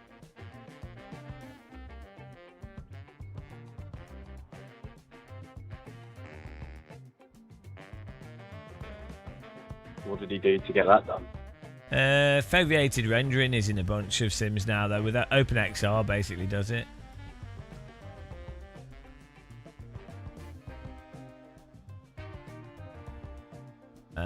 They make it at least £3.50.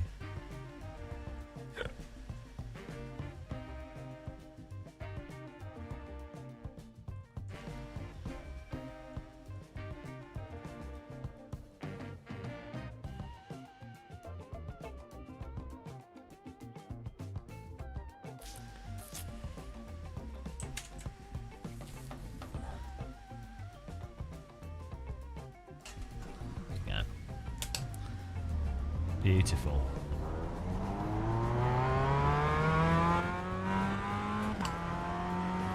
Well, you don't know.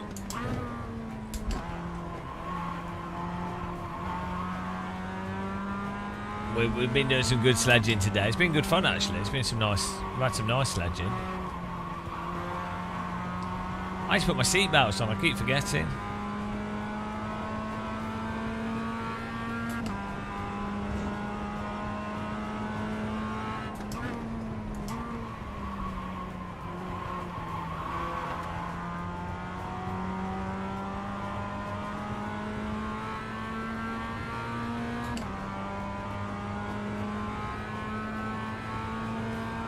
We need to do some gliding today.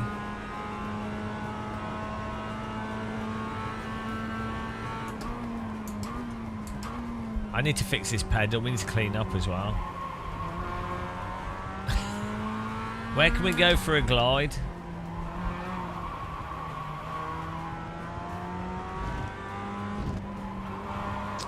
Not Wisconsin. Wisconsin is off the cards. It's just... I cannot believe how flat Wisconsin is. You know, it's actually absurdly flat.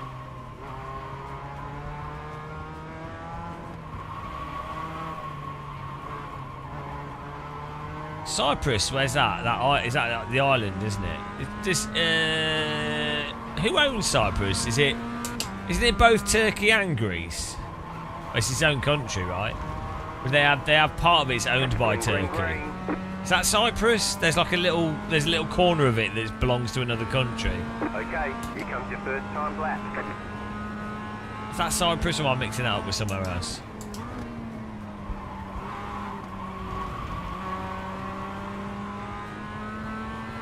Okay, well, yeah, you call it whatever you want, but it's disputed, shall we say.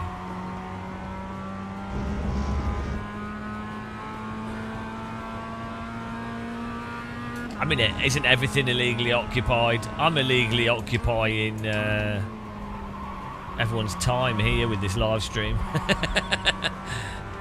Yeah. Well, wasn't that the airport where those developers got arrested? Like Bohemian Interactive developers, because they were taking pictures and then.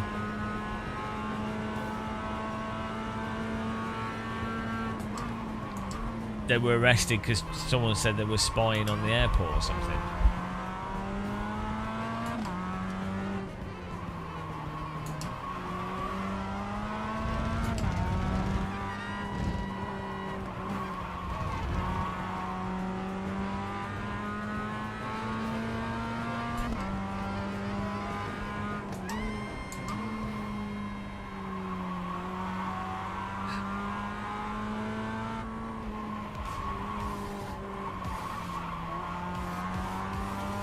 Well, it could be fun to fly over the disputed territory.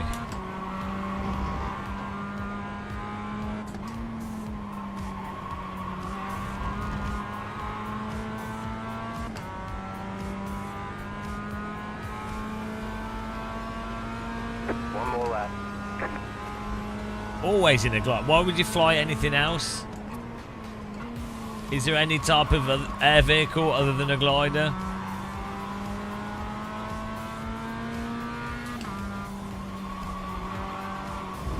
I only recognise gliders as the I only legally recognise gliders as air vehicles. Every other air vehicle I don't recognise as legally an air vehicle. Like TCR, I don't recognise it as a car legally. Therefore, it's a disputed type of vehicle.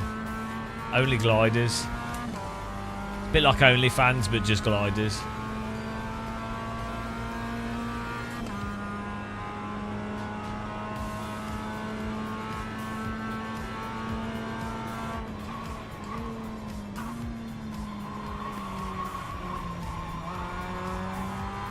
In 50 years' time, mark my words, gliders are going to be like the most popular and coolest thing.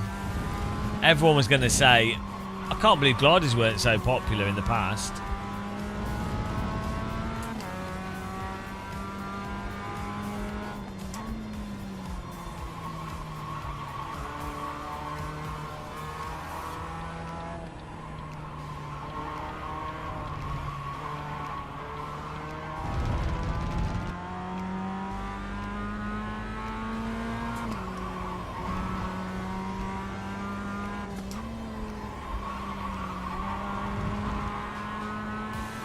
I'm going to put my seatbelt on for maximum immersion here.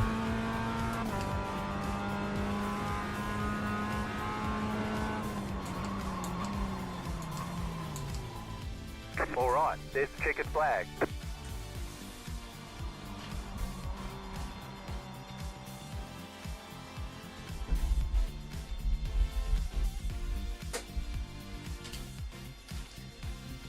Forever amateur. The irony is, that guy, the irony for him is, technically I'm not an amateur driver. I'm not an amateur sim racer. We're actually a professional sim racer, ironically. So I think he's he kind of shot himself in the foot with that.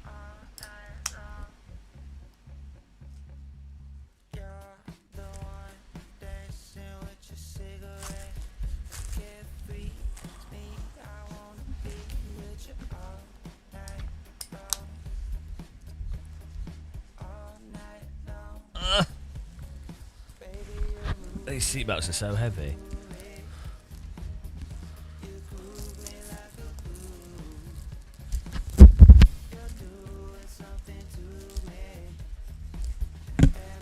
I don't know, maybe it wasn't for me. Could have been.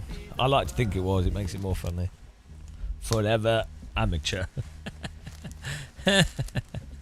Forever amateur.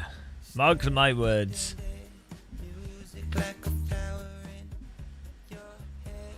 Ooh.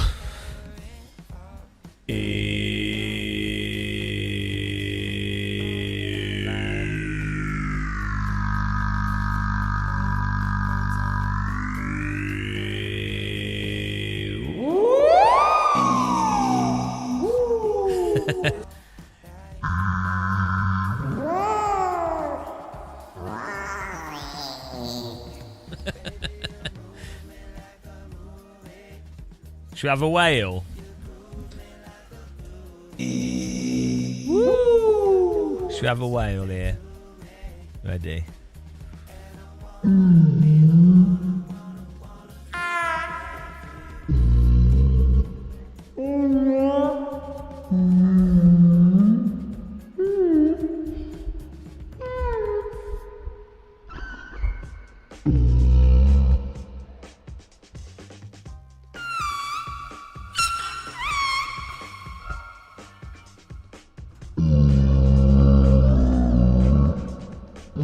The estimated strength of field is 2,557.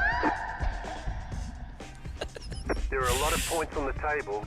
Be smart and get a good finish. Have any of you guys got a pet whale?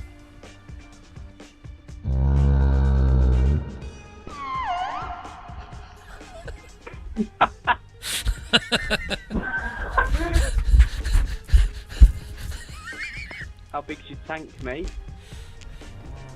Definitely weighs the car down. It's worth it though. We're still waiting on 2 cars to grid. Waiting on the final car to grid. Everyone's gridded. That's the last thing that people would expect at the start of an MX-5 race. So dumb. Green flag, green flag. Jump the start. Fail. Fail whale.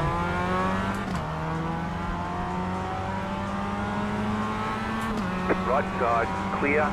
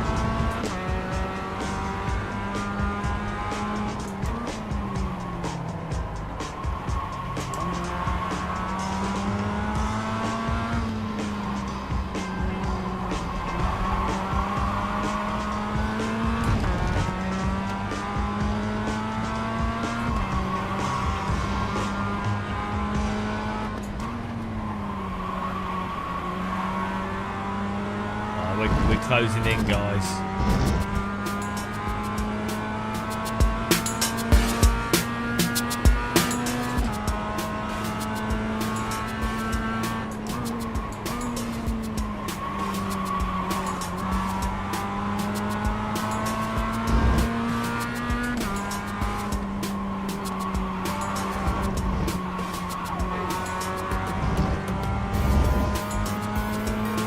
Music reminds me of Sonic the Hedgehog.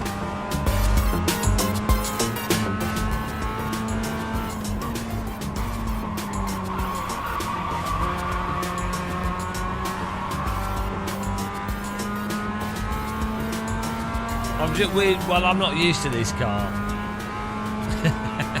I don't know why we're so slow. I was a lot faster yesterday. Clearly, my brake pedal squeaking is the problem.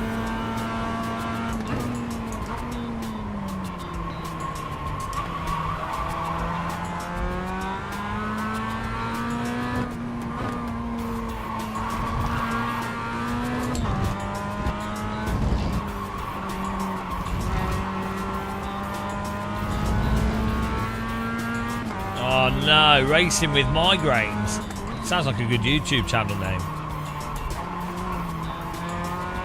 Car right. Still there. Still there, hold your line. Still there. Clear.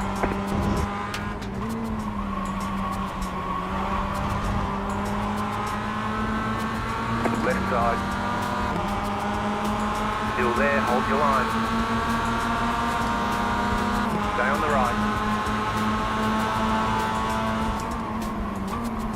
Keep to the right. I like how he just turns into me rather than braking. Clear. Rather than braking to avoid the car that I've trapped him behind, he just drives into me. Oh well.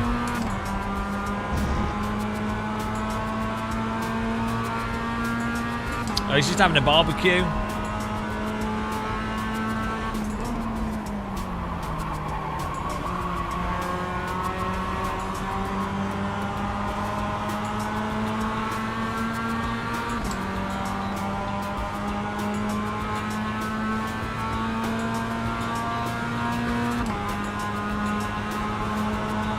Car on your left. Why is he Still trying there, hold your line. to wreck me? What's he doing? Clear on the left. Car right.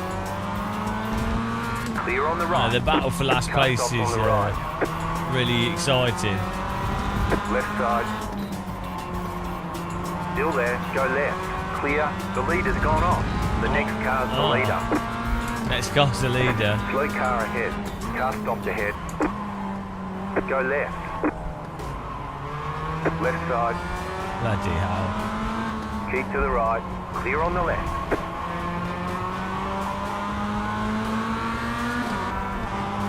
Where's he going?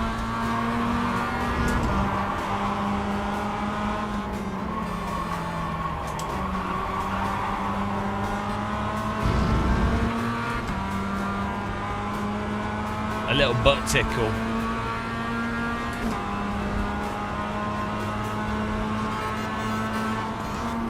Car 2 is up the front. A nice bump draft there from him.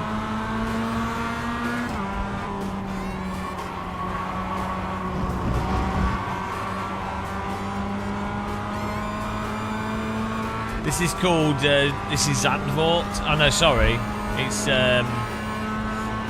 Zolder.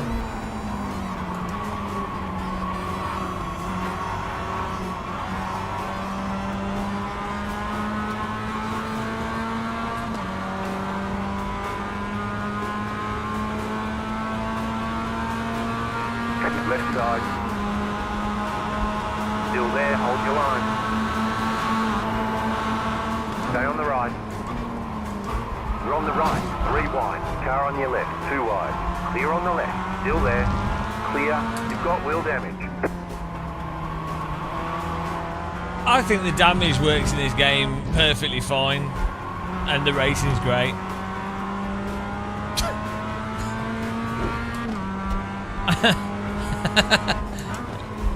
No issues at all.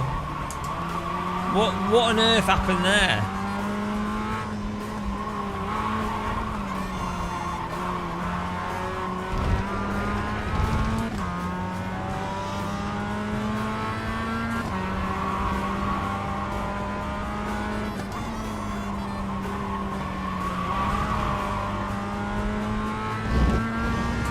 But I'm gonna watch my replay. I watch it myself. Oh, it's gonna be right at the apex. I think. Oh, he turned and I think the other car hit into him.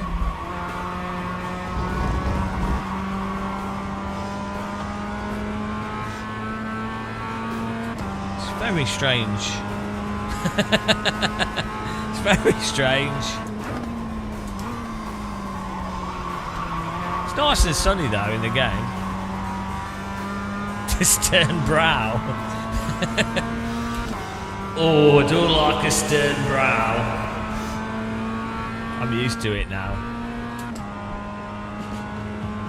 I met a woman with a stern brow.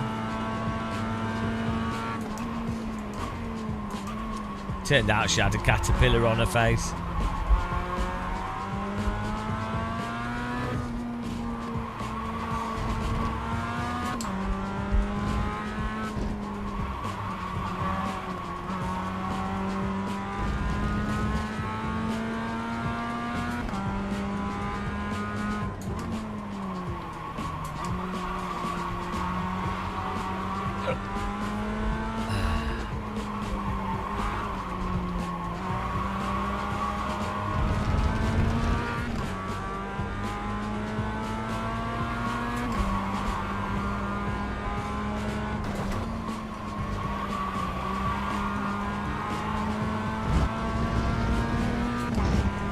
The curbs feel nice on the belt tensioner.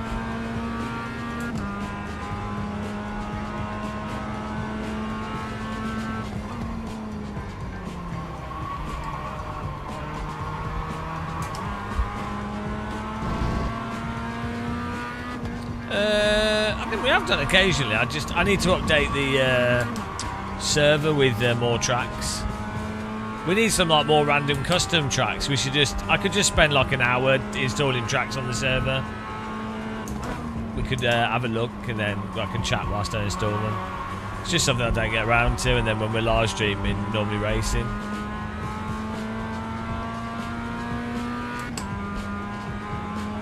It's a bit of a fiddle installing tracks on the server. It's not hard, it's just copying files. Then making sure there's a good download link.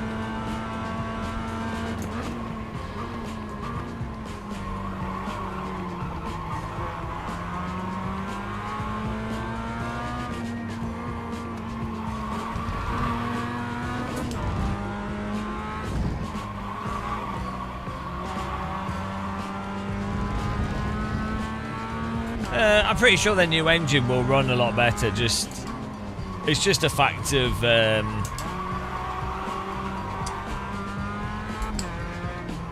engines built when iRacing was first built are just not using graphics cards, memory and stuff very well.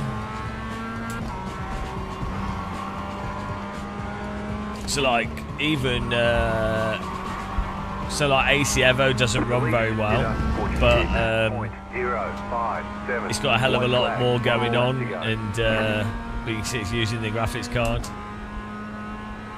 You just notice with it's just graphics engines that use DirectX 12 and better can do things with shaders and stuff a lot better, a lot easier, lighting and shadows and things. I'm pretty sure their new engine should be reasonably good, to be honest, because they don't need it to be like the most mental graphics engine ever. It's just the same, but using the technology. We're fine.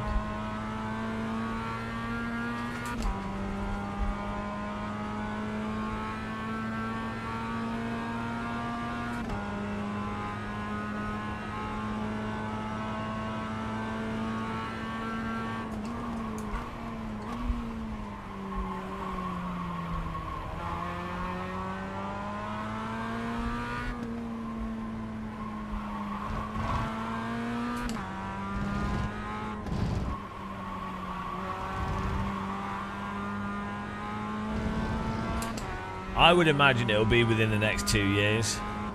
iRacing want to release on console, and so they have to do the new graphics engine to release on console. LMU are aiming to come out on console within the next year or so. Console's got like it's possible for developers to make way more money out of console than PC, generally speaking. Maybe less so with something like iRacing, but LMU will make a fortune out of console. Even like ACC made a lot of money out of console sales. Even AC1 was okay on console. Chicken flag, chicken flag. I don't know, Gary really Larson. Oh, he's angry. Have a look at the replay here.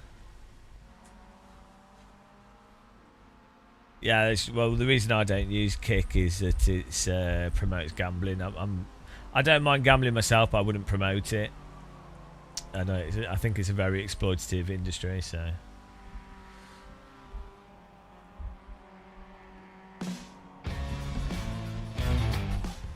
It's a shame because you can make a lot of money by running gambling ads on YouTube.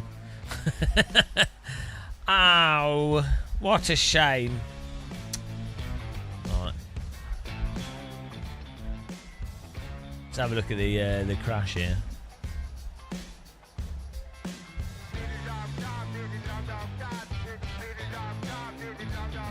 Yeah, but the normal streamers end up basically being a cover for the bad stuff, right? It's like when Fox has like some comedy, so they'll have like comedy stuff like South Park and what have you, but then fundamentally it operates as a propaganda system with Fox News that's not news, right? But oh well, no, we do left and we have comedy, so we're not evil. That's how that all works.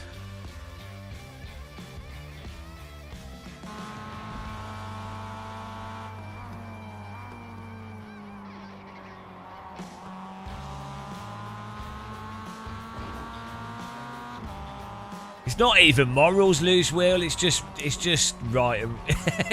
It's just if you don't like something, you know, I'm not really choosing. It's not out of some like moral. It's not out of some moral thing. It's just out of yeah. It's just wrong, isn't it?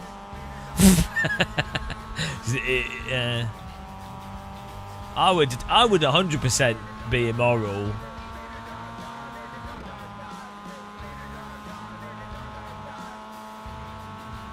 Is that a drag strip there?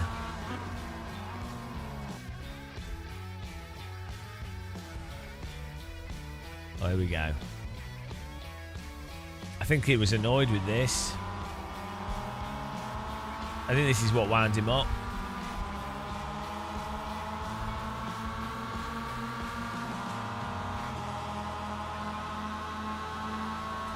So, right. Sure, this is like... I should have held him even more to the left. But I left space here, right? Yeah, it's really annoying for him. Like, this is annoying. And yeah, it's a bit of a dick move from me. But, it's a bit of a dick move from me to hold this line. But it's racing, right? So he shouldn't drive into me. I should have squeezed him even more. It would have been hilarious. He would have ended up driving right into the back of him. It's yeah, it's annoying for me to hold that line, but it's racing, so he just has to brake. You get to a point where you're like, oh, well, this guy got me. That's racing. Instead, he just drives into me. I should have squeezed him more, so he, you know.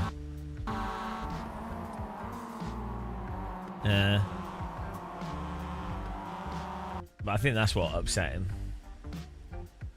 I know, I should have... It would have been hilarious. I'm so dumb. I didn't realise I was leaving as much space as I was. I was so dumb. That would have been a really funny clip. God, I could have... Ah. Right, let's restart the race. Right, so he's already angry there, driving into me. Then what's this? No. Well, maybe he's not angry. It could just be lag, to be honest. You know what this game's like. Wasn't that bad racing, really. Right, here we go. Right, he's squeezing me. That's great. That's what he's supposed to do. Maybe he thought that was me intentionally hitting him. Ah, we got rear-ended. Oh, no.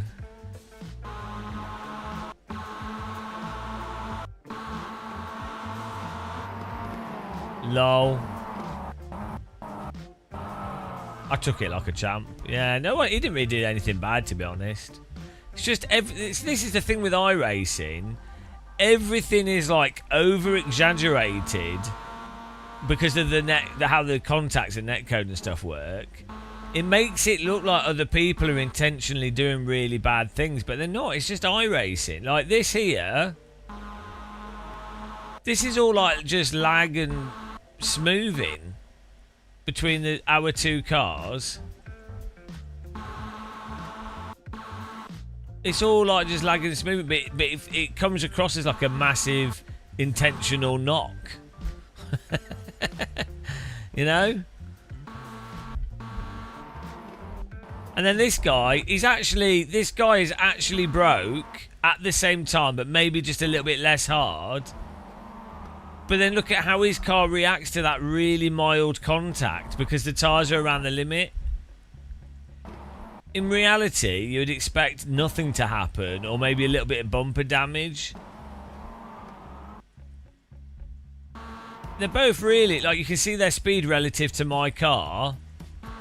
They're both actually slowing down pretty similar speed. It's like nothing. It's absurd. It's ridiculous.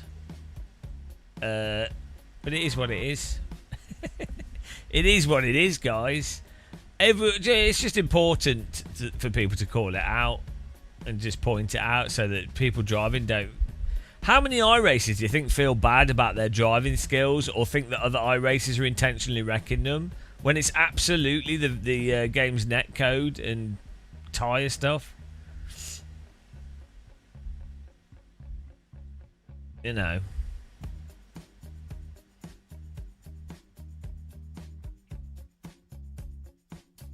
It's just a game. Serious business. What we got here?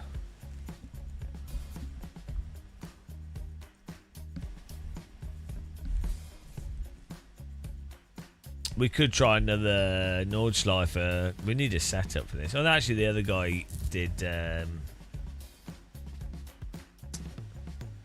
Said he was using.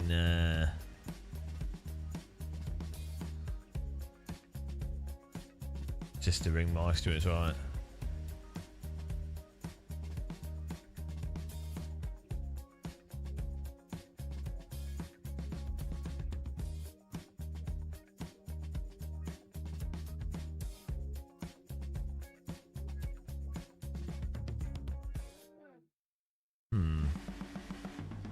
Is this free? Is this the new car? Is this one free? M2G87.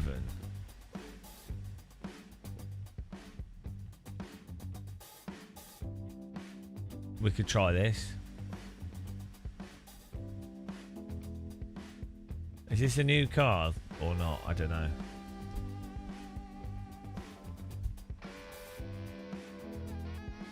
Yeah, you know what I'm saying. Is this included in the paid subscription?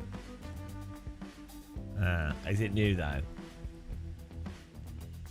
See, they've even got me. They've even got me calling it free. No such thing.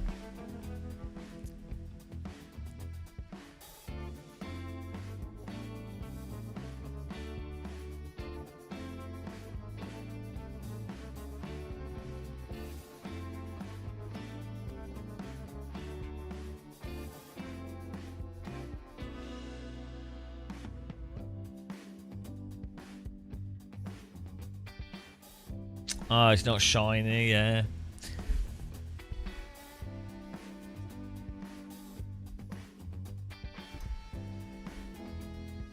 If you think about it, from a code perspective, every vehicle in iRacing is absolutely brand new from the day that it was like published. Like the code stayed the same. So it's like age-wise, it's still brand new.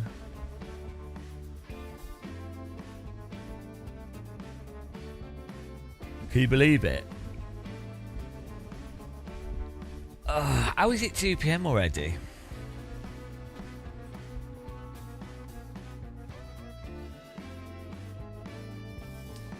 Well, that's it. They don't age, do they? Because the instructions are the same. That's what I'm saying.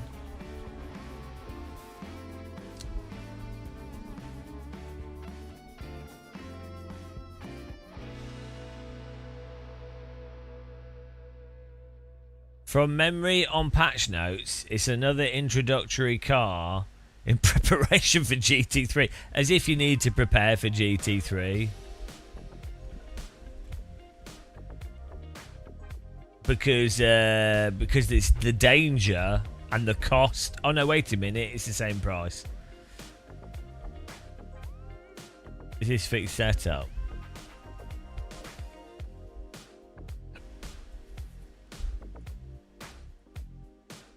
Oh no, it's not a fixed setup. Oh, it is. Perfect.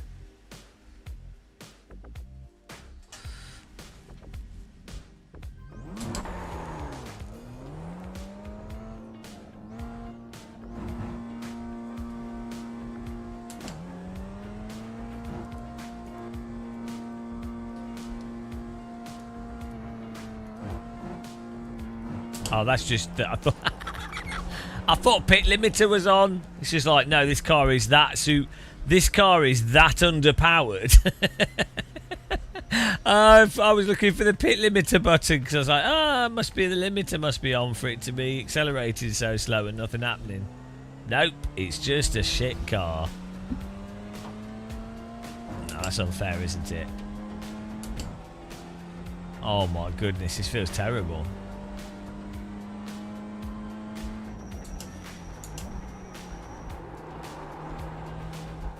Why the force feedback's really bad in this car? Like, there's hardly anything coming through.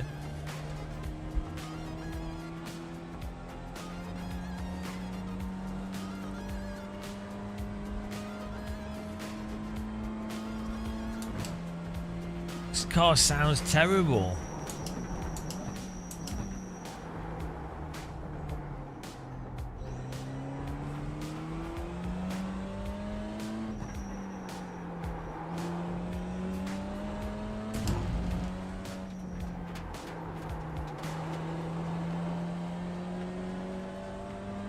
Why does it have a BMW M2 advert on the dash as if I forget what car I'm driving? What on earth? Is it because iRacing can't do electronic screens, so they've had to just put a texture there?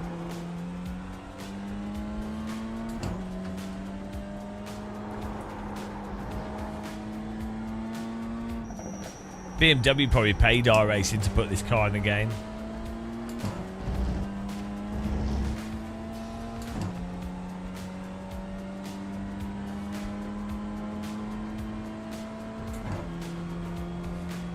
Go back to the pits, mate. It's just a cat issue, mate.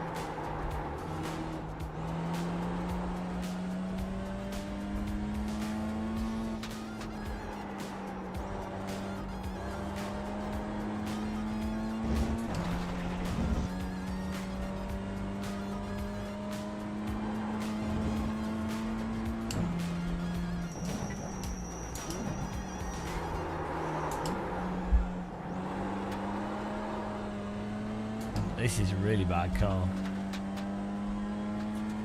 It's just like everything in iRacing, it's under the limit, kind of whatever, and then at the limit, it then just goes to shit as soon as the tyres slip.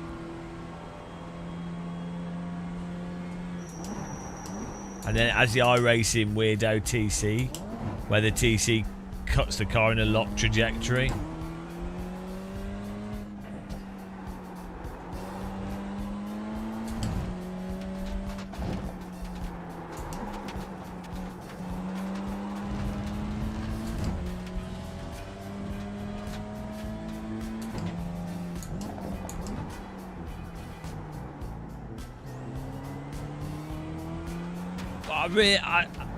I don't get what this car offers over an MX-5 in iRacing.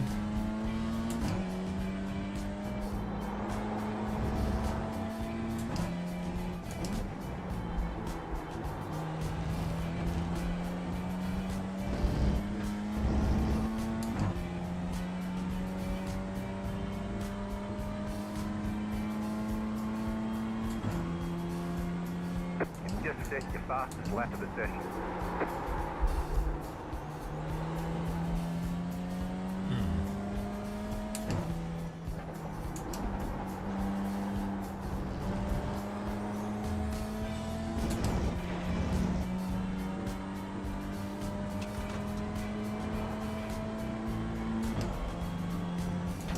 At least the dice are turning the right way.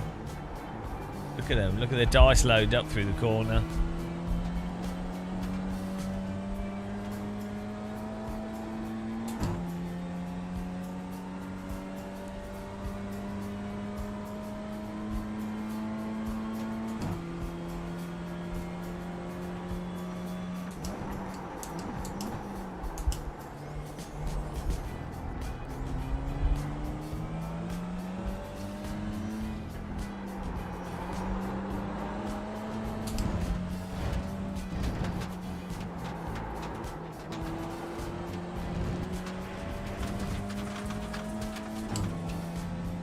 Yeah, the dart, it's just forward, it just sort of squishes them. It's trying its best. My 2D die they're trying their best.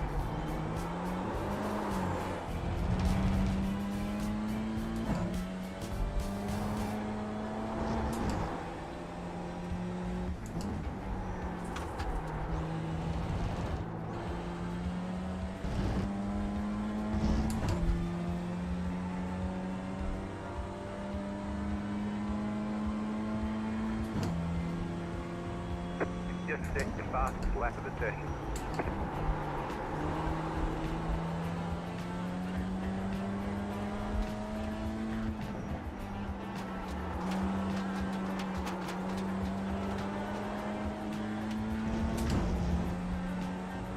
This is literally a road car, isn't it?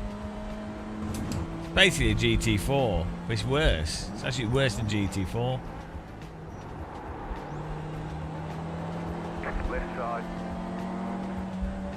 Stay on the right. This drives like it's a Stay like on the a right. bloody family, like a commuter car. It's like, oh, here's your, you got a job in middle management. We've given you a company car. We've got a BMW. Here's the suit hook on the side. You're allowed to drive this many miles. Enjoy sitting in traffic.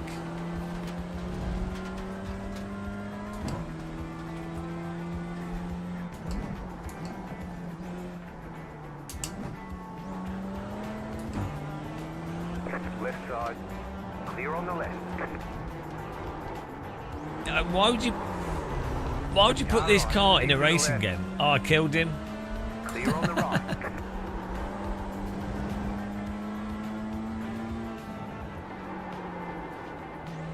171 people. 171 people have signed up for this race in this car that's a bag of shit. It's not as bad as TCR though. It's not as bad as TCR. So it's got that going for it. Honestly, what is wrong with... Look at it. It's... Skoda Citigo would be more fun to drive.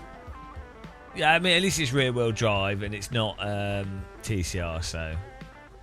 That's the good thing, right? Once you know how bad TCR is, like once you've experienced TCR, nothing is worse. Everything's good. Like you go to the doctor and they go, yeah, I'm sorry, it's stage 4 terminal. Yeah, sorry, it's also combined with AIDS and we're also going to have to amputate all your limbs, and you've got rabies, and we've also detected Ebola, and you'd be like, oh no, that's pretty bad, but then you would remember, you'd go, but do I have to drive a TCR car? And the doctor would go, no, well, you won't be able to anyway, because you're pretty unwell, and you go, oh yeah, well, silver linings, you'd be pretty happy. You'd go from being pretty devastated to like, fair enough, I can take it.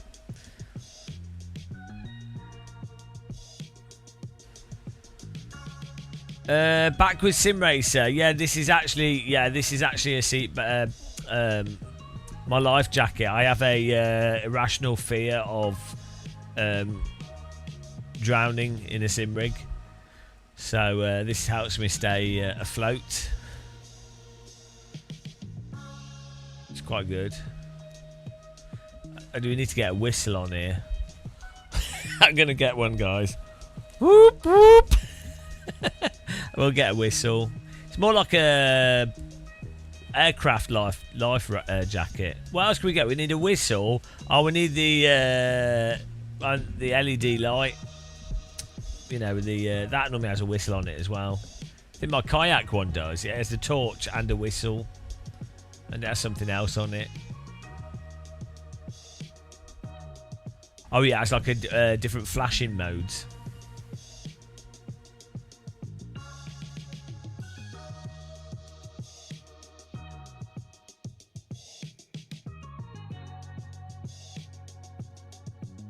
Nismo, the old M2 was awful to drive, but it's at least funny. Was it funny? 3. Oh, bloody hell! 1. Go! The real Facsetti Racing has just sent us £5 in the post. Happy birthday. Thank you. Diddy Girl appreciates it. Look at those thighs.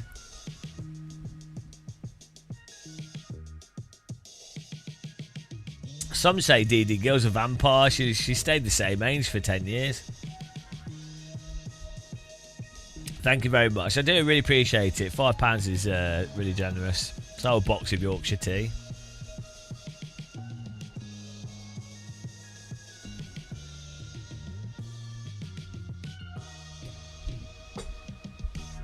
What a babe, what a beauty, what a sexy lady. Sexy lady. Do you remember that song in 2006? Sexy boy. Shit song. Bloody hell.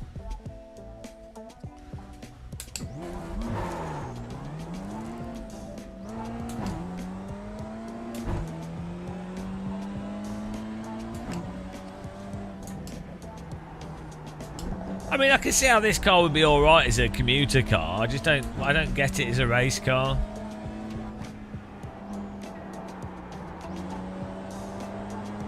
Like, it's nice and quiet. Looks like it probably has quite a spacious interior. BMWs normally have quite nice suspension and steering as a road car.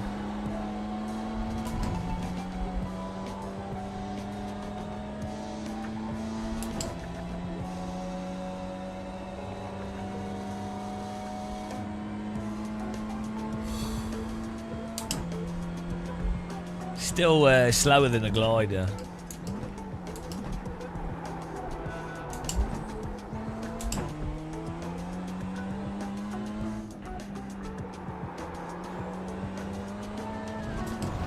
Yeah, you fell for it there, Freeman. They got you.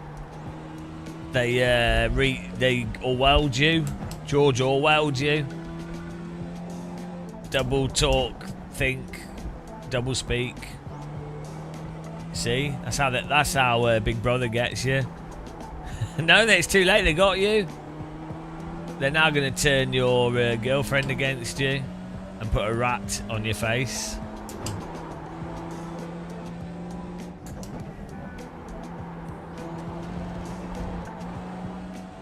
Green flag, green flag. Okay, here comes your first time lap.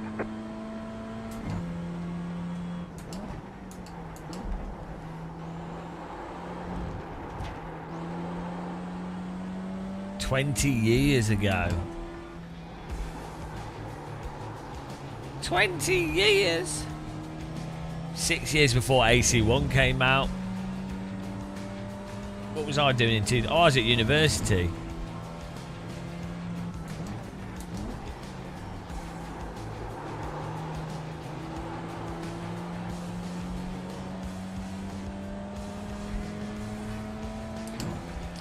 In 2006, I was thinking to myself, wow, I can't wait to get a job in the games industry. It'll be really good.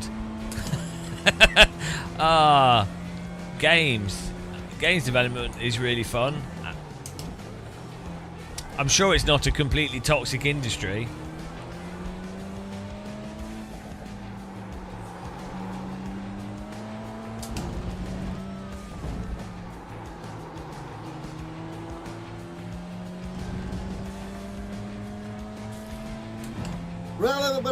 Well, everybody.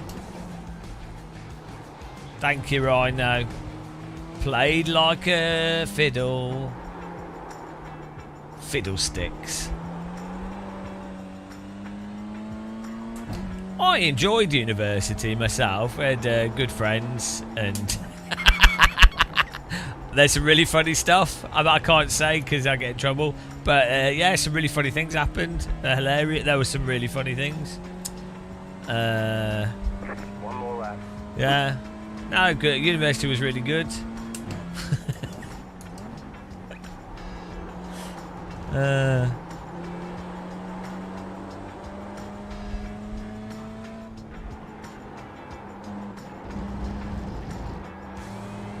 Before it got too expensive as well.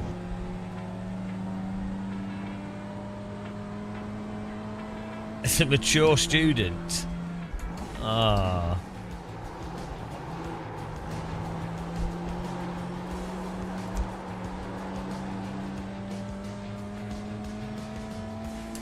Glory to King Tax Write-Off. Yeah. King Tax Write-Off. It's a catchy name. Tax Write-Off is actually Danish. It's a Viking. Tax Write-Off. Sir Tax Write-Off. He's a right toff. He's been a good king. He's been king for a while now. So he's been ruling over the territory, doing a good job, I have to say. A generous king as well. So, you know, can't complain. He wouldn't drive TCR. I'm going to set my chat bot up so if anyone types TCR, it times them out. I think my main mission in this channel is to promote awareness of how bad TCR is. I think that's an honourable cause.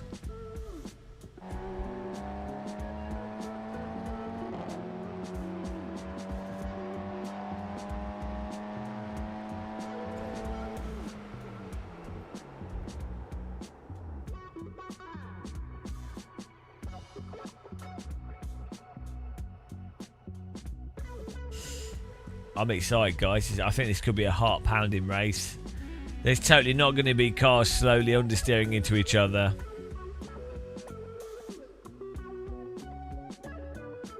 Oh, there's only 12 cars in the race and we're last. Oh, well.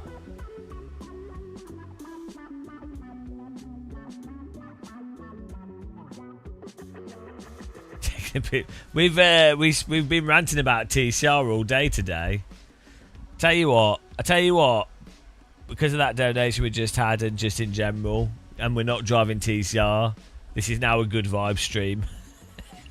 It was bad vibes when that guy wrecked us, but we're back to good vibes. Just the thought of not driving TCR.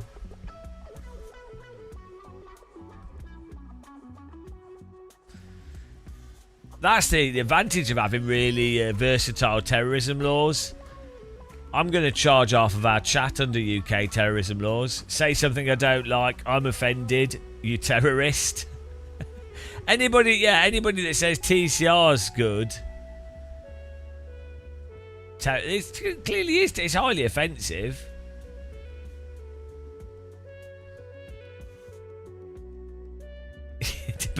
You know, it's good vibe stream now. It's a very dynamic. It's not very Buddhist. We keep going up and down from good and bad vibes. When really we need another one that's stable vibes, moderate vibes. I'd say we actually are more on moderate vibes. Let's make one. Let's do that. Let's fix this. Yeah, I'd say we're more like neutral vibes at the moment.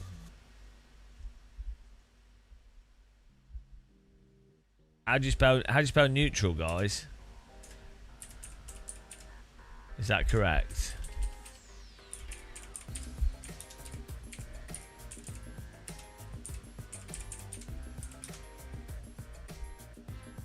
I don't know how to spell neutral. It has to be orange. The most Buddhist of colours. N-E. Oh, no. It's not spelled how it sounds. It's been scammed. N-E-U. N-E-U-T-R-A. There you go. Nutella.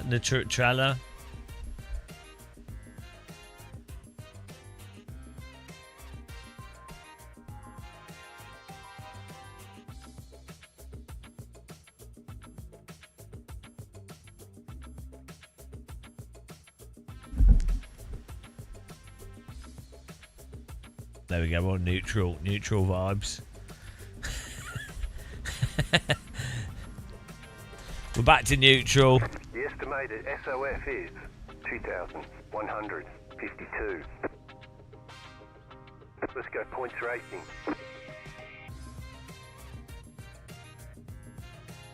That's good. It copied the transition. I don't have to do that. Waiting on the final cast grid. Oh, here we go.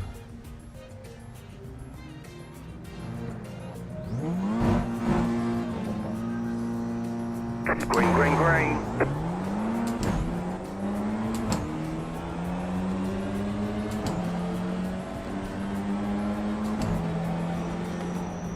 Car on your left. Clear, 2 wide. Still there, hold your line.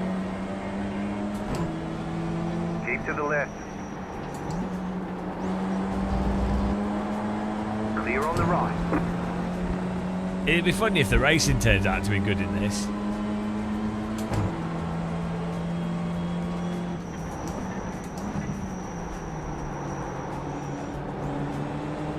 Is this car from...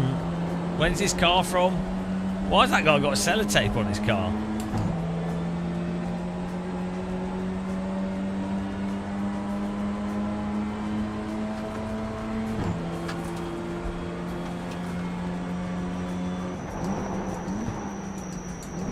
Left side. Keep to the right. Keep to the right. Great driving, mate. I Clear. purposefully held my line to compromise your entry, but I realise that's a difficult thing to process as an iRacer. So you just turns into me. There's just like no racecraft allowed in this game. Surprised he didn't spin us though. Hey yo, Chun Ho, no moving under braking, man. Seriously, Kuma, you fucking piece of trash. Turns out we've got a bit of salt going on here.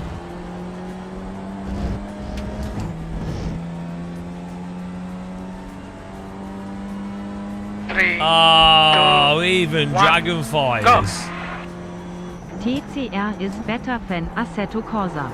Get out. Thank you very much. Fortunately, you did that as a super chat, so it's not going to say it at the bottom of the screen. Really appreciate the support there. Thank you. You don't know how to race. You don't know how to race. I'm gonna report you, man. Play Tetris. I'm gonna report you, man. Play Tetris. I'm gonna report you, man. Play Tetris. I'm gonna report you, man. Go home and play Tetris. I'm gonna report you, man. Play Tetris. I'm gonna report you, man. Go home and play Tetris. I'm gonna report you, man. Play Tetris.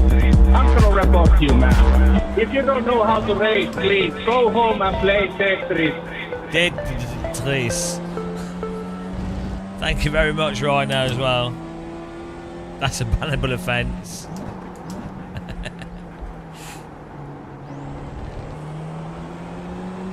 I only know how to race dirty.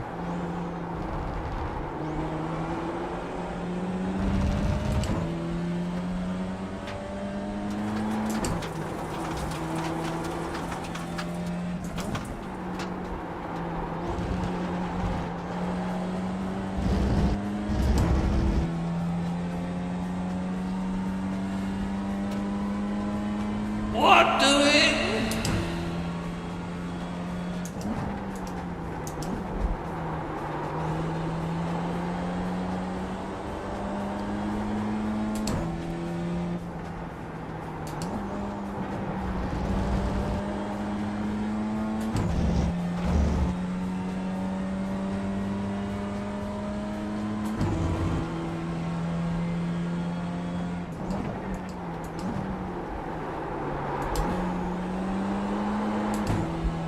Watch out for Kuma there, Dirk. He's a dirty, dirty driver.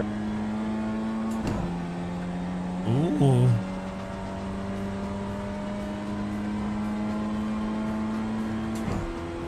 I know we went through. We went through this. It's very confusing. How can you go home if you're already at home, which you presumably somebody is if they're driving? Also, Tetris was made famous by being on the Game Boy Advanced. So you play Tetris anywhere. So really it doesn't make any sense.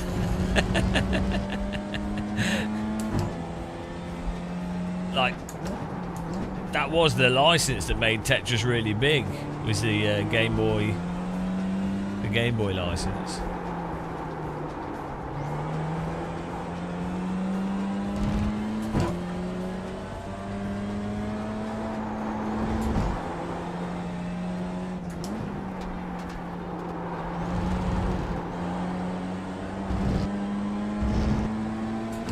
You have a little idiot in your head.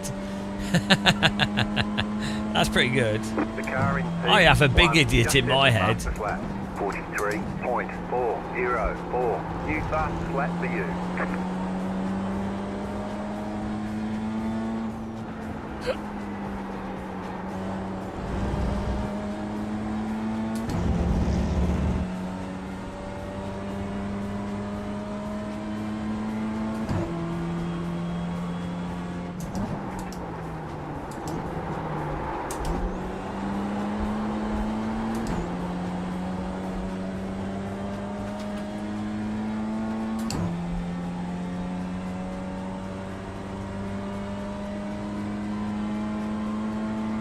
No one's racing it, it's just a convoy of slow road cars.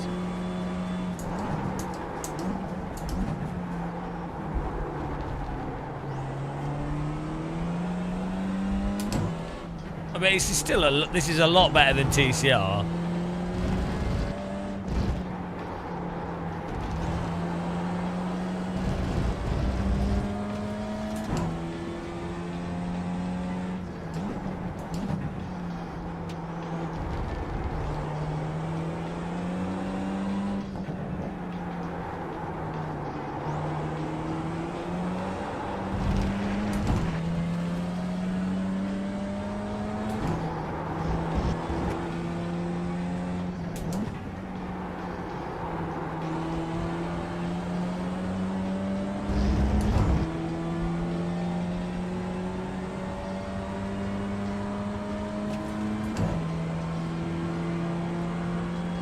That was your fastest lap of the session.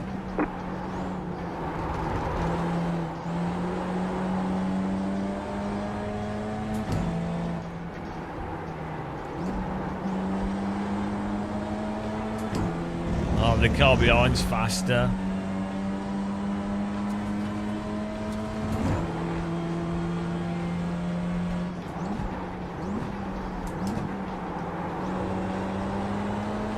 Whoops. I'm a bit slow through that corner. I don't trust us getting stuck in understeer. Is he? Sorry, James. The car behind. The gap is 1.3. Ah, no worries. I'm slow through there. I'm so slow.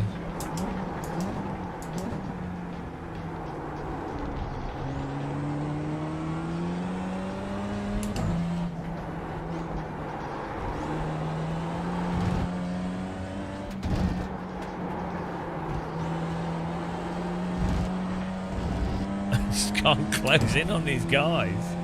At least we're driving a similar pace to them.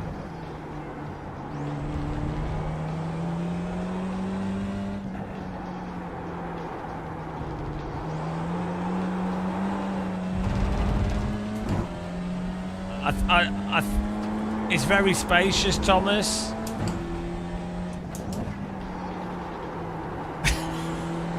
I mean, I don't know. Like, I think.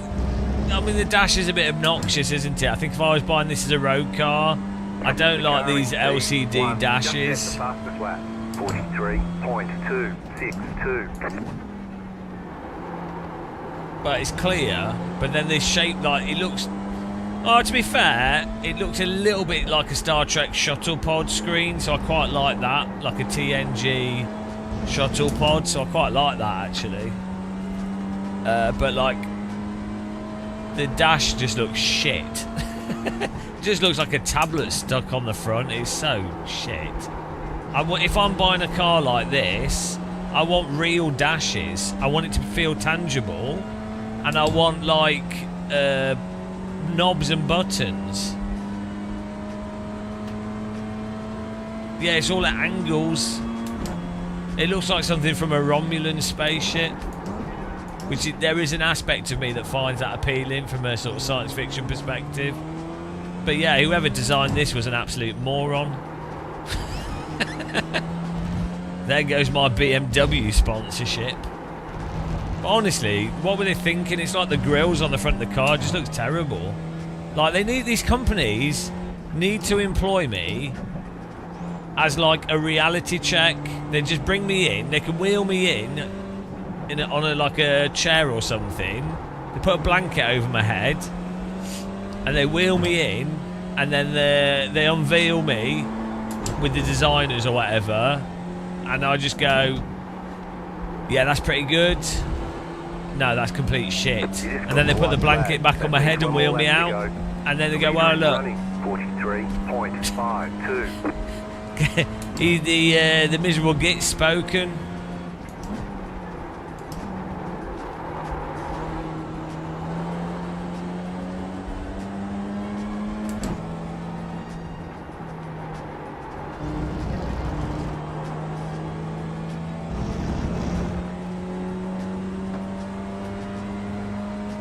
How a car looks like is subjective. Well, a little bit. Well, yeah, in a sense, but the legibility of the dash isn't subjective, unless I don't know. On the left. I mean, it's not subjective, is it, that they've put a wide, shitty tablet on the dashboard of the car? It doesn't fit with the vehicle. It's shit. Come on, don't pull the it's subjective. It just looks like ass. Go right. Oh my god. I mean, you don't have to reverse onto the racing line into the grid. It's optionally not ideal normally to do that, but fair play, good try. You thought the M2 grille looked alright? I think we were in a 500 split. 500 split. Look, Chai T and myself can't agree on religion, but we can agree on how shit this car looks. So in a sense, BMW is uniting the world. You could just drop this car over like disputed territories and everyone will go, God, that car looks terrible, let's all agree to get along. So it's got its place. Alright, there's checkered flag. Germany uniting the world. Very good job. Bumvy, BMW. I mean, just look at it. Look, I mean, there's like stitching on the wheel. I mean, look at this. Look at the steering wheel. It looks like something. It's all plastic, and then, well, it's not. It's carbon fibre, isn't it? But it just looks cheap. So BMW guys, really good cars. I'm proud that they're a sponsor of our live stream. I mean, the back of the car looks okay-ish, but it looks like a kid's toy. Let's have a look at it. Let's have a little... Massive thanks to Kuma Shao for trying to win it on the first race and pitting me on the first lap. Right. Oh, where's my car bloody gone? Come back. Right. I mean, it just looks like a confused design. It looks like a mixture of a Ford and God knows what. The bonnet doesn't seem to line up with the bodywork properly. The bodywork looks like, I don't know. The windscreen looks too small. The rear kind of has a bit of a Porsche Audi kind of thing at this angle. It just looks terrible. Maybe with it, you could put a good paint job on it. Like, absolutely straight on doesn't look too bad, but the bonnet definitely looks a bit weird.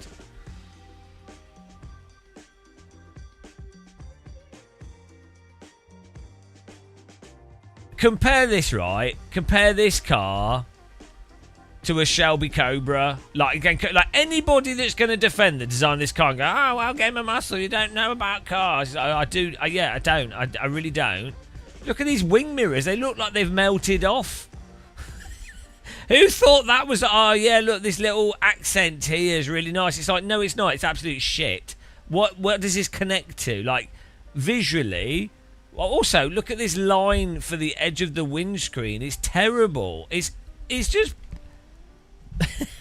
what does this connect to? Why is this stick out here Why? What is this bottom part stick out here? Why does this bit go like this? Like, why the wheel arch isn't like contiguous with the rest of the vehicle properly? This edge here looks like absolute ass. This dip on the ceiling is not mirrored anywhere else. Flat body. I mean, there's some ideas in this vehicle. There's some ideas in it that are okay, but it looks terrible. And then you can compare this to a Shelby Cobra, right? Look at the cockpit. Look at this shit. Like a huge, like it's like someone's just stuck two tablets together. Not even one. They look like cheap Chinese.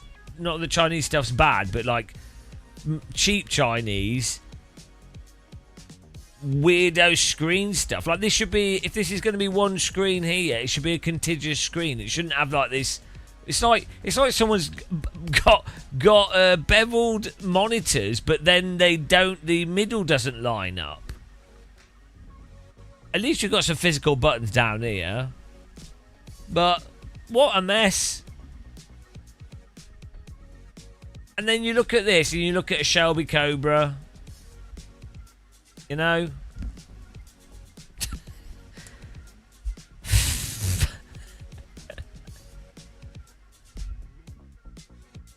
Just another... Yeah, it's literally got an advert in the car. Oh, come and buy a BMW! It's 2! And then, right, also... The more you look at this, the worse it gets. 2. That's just... what, is that the gear that we're in? Because you're normally stuck in traffic, so you're in second gear.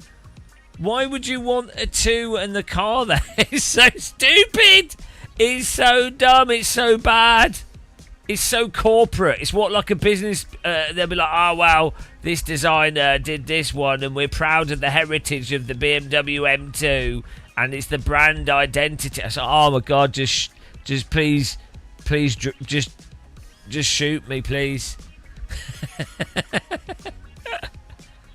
No, I'm sorry. The world needs more people to call these things out. This is what happens when people don't like these buttons. The fact that we have tablets in cars, I don't even drive, but it annoys me. You not like proper buttons. Like the fact that tablet touchscreen buttons happen in vehicles is an indication of how utterly moronic things are. You just shouldn't have in a vehicle where you're driving, everything should be really nice tactile buttons with like, they should use like aviation buttons with like triple rotating encoders, and they should have the really nice, like the buttons they should have on cars should be ones where, like the ignition. Right, this is so obvious to me. You know, if you get in a car, you've got a key fob or whatever, or automatically detects it, that's fine. The ignition, though, should be a button that you push, and it physically detents the button. You know, like a button where you push it and it stays down, but to turn, if you push it again, it like pops out. But then it should be a really nice, like lubricated feeling button, that when you push it, it's nice and firm, and as you're pushing it down, it has like a sort of texture to it, ribbed texture, and then the car starts up as you push the button down. So it's just really nice. And then obviously when you turn the car off, yeah, it should be, and the button could have a tactile feel on it, where if there's an error with the car, it tells you through a vibration, or if your fuel's low, there's a certain vibration, or you know, if the battery's low or whatever, you know. All this stuff is just so obvious, would be so nice. And that, if you drive a car for like 5 years plus, that button costing an extra £100 is better than some stupid bullshit that you know they've put hundreds of pounds into, that you're going to like a carpet or something. This is all really obvious stuff to people with autism. It's really obvious, you know. There should be a place to put a house plant or something in the car, like the that VW Beetle, the one with the flower pot and the flower holder. That was a good idea. That obviously that was like, a lot of people were like, oh, I want that. Those are the kind of ideas that are decent, not tablets stuck on a dash. They don't even look like it belongs to the car. Anyway, so I don't think BMW's ever going to work with us.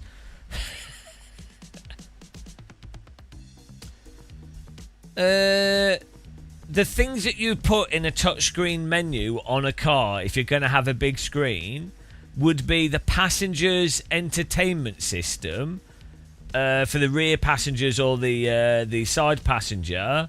That can be a traditional tablet.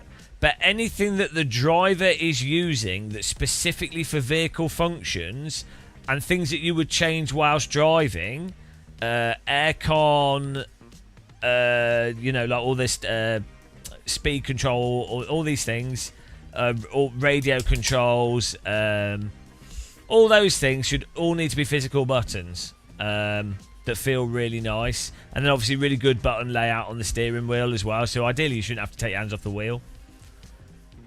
And the dash behind the steering wheel should be physical dials that really nice, smoothly operated physical dials that they all like move really smooth and nice. It's obvious.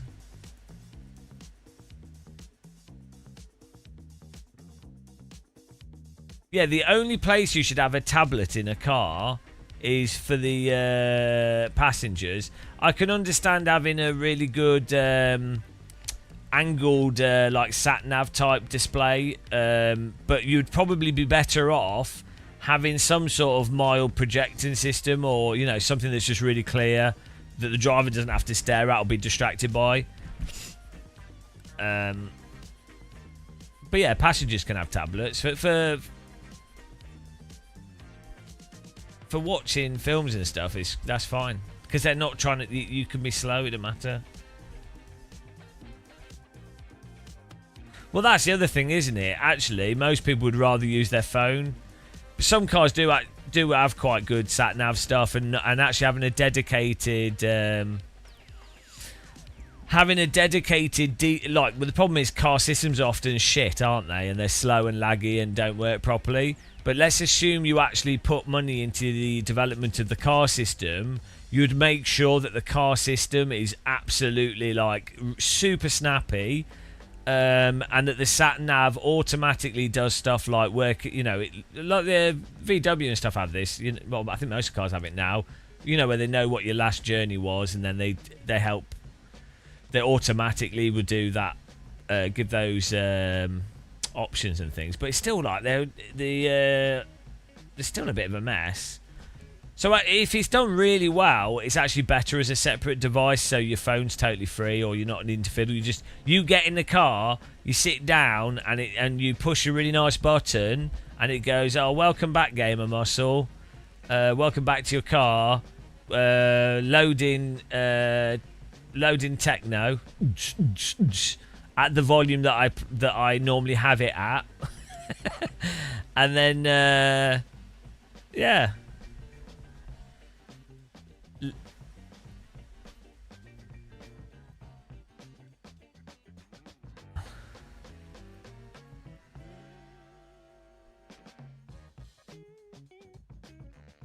Why do you need a button to tell the car you're in it?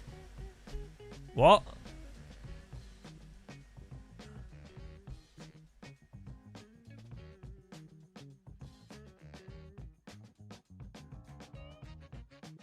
But again, what would you rather be driving? Any of the modern vehicles or a Shelby Cobra? It's a no-brainer.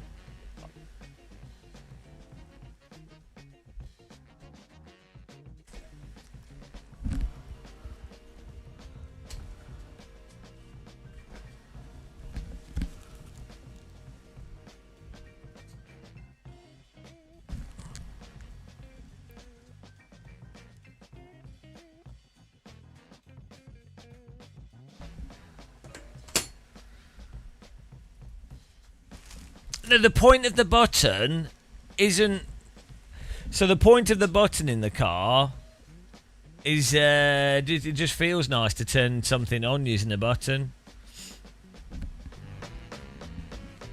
You know.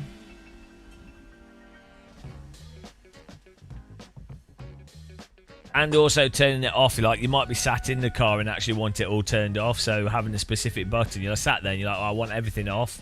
You should just push the button.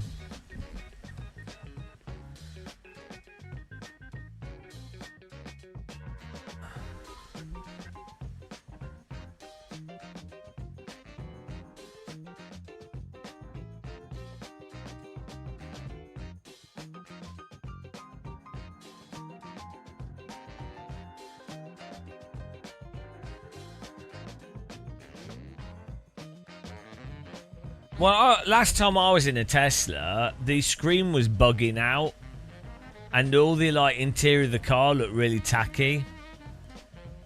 It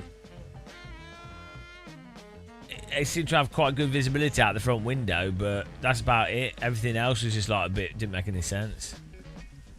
I am a baby in a pram. Beautiful, beautiful baby in a pram.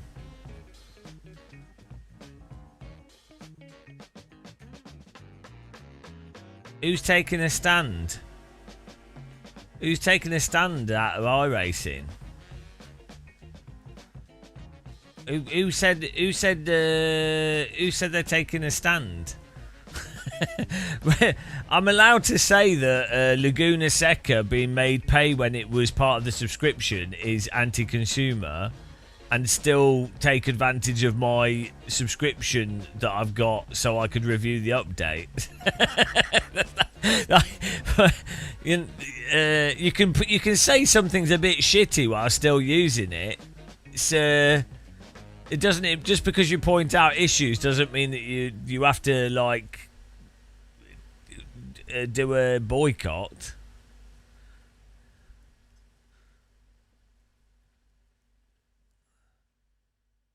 Did you sit in a worn-out taxi?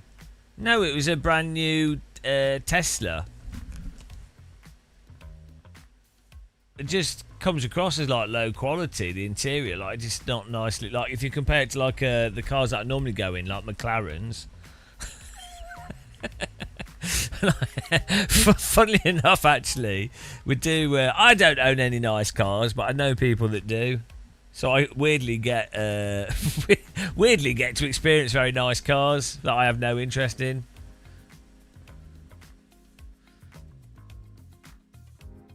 You drove the Formula V at Summit Point, backed it off.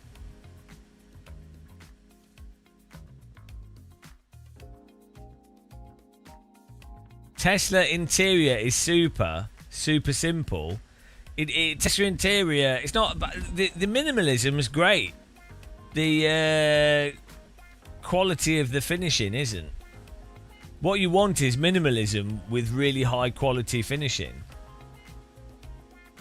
Yeah, but what they've done is less parts and shit quality.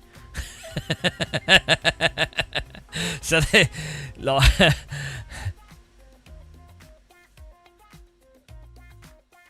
I mean, Elon Musk would never pull a fast one on people.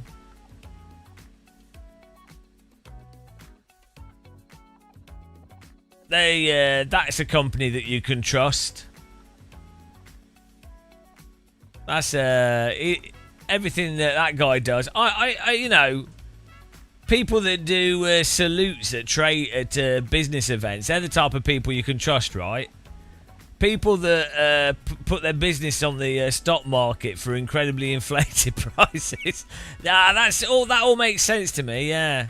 People that promise they're going to do a whole bunch of stuff and then never execute on it. They're the type of people that you want running businesses.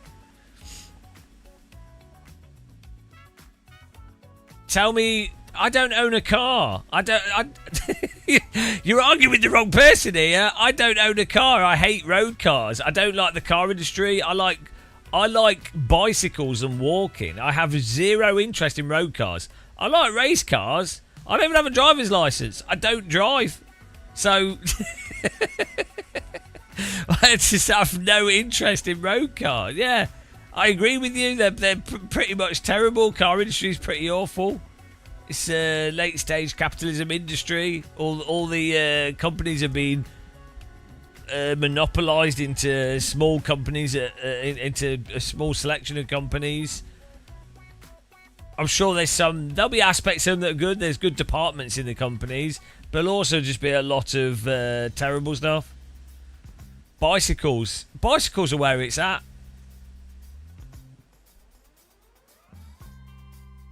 You know, well, you can need one to work. That's fine. I'm not against that. You're making separate arguments, and now you move the goalposts.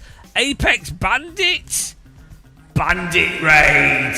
Hello, thanks for raiding us. Welcome to the Neutral Vibe stream at the moment. Appreciate the follow, guys. The pace car is out of control. Guys, can we give him a shout out, please? Apex. I like a bit of Apex banditry. Banditry. Show me your banditry.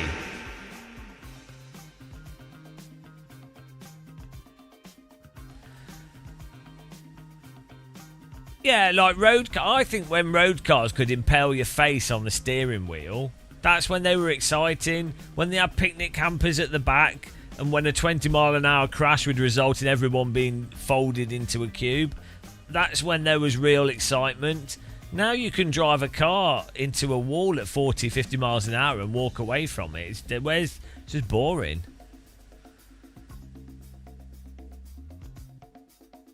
They build the people carriers and the big trucks they've got now in central London. They build them so well that the owners can run over children that are on their way to school, and they don't even notice. And the car just has electronic systems. What would be the next major industries if the masses abandoned personal transportation? If they... Oh, I don't know. I don't know what they'd be. Imagine like a world where there's like some kind of highly efficient vehicle on rails that uses some kind of locally clean energy, maybe through like cables, and that energy could be used to power those vehicles, and then those vehicles could just regularly run routes that were useful, so people could get on them without having to own a car or do anything else and just get around. You could call them something like pram, but tram. That's what you could call them. Yeah.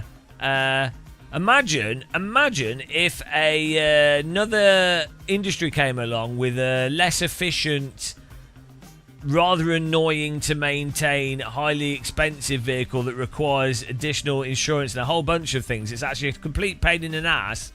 And then used government lobbying to completely dismantle the pre-existing infrastructure that was providing a service for much cheaper. That would be pretty shit. That would be pretty shit if that happened. But fortunately, people are clever, and democracy stops these things from happening. You pretend trains are free? Hang on. Where did I pretend trains are free? Both in use and to build. No, nobody said that trains are free. Where did you get that from? Trains could be free. They should be free at the point of use for a population. Yeah, you'll probably find that if you make it easier for people to move around and you're not just taking money off them for no reason at all, that will act as economic stimulus for private businesses. Try building new rails in your country with... Well, if they can build a road, they can probably build a train line. You can build a monorail. In fact, trains are probably better through mountains than cars. If you build tunnels, they last a long time. There's lots of trains in Switzerland, Personally, if I had my way, are they cheaper though in the long run? You still have to maintain them. You can't put as much stuff on it. They damage the environment more. If I had my way, we'd all be flying gliders everywhere. That's the ultimate way to travel. Quick, quiet, good for the environment. A little bit dangerous, but that keeps the population under control. So I only see pros when it comes to gliders. That's the compromise I'm willing to make. I'll admit it. Building train lines is a lot of work and effort, and some people don't like trains.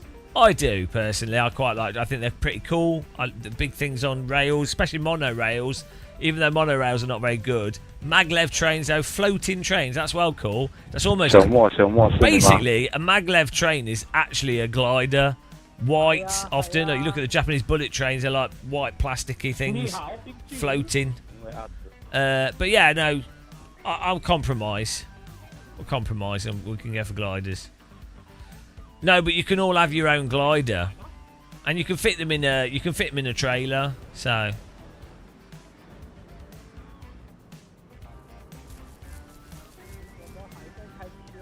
My brother trust me, my brother works with this in the government.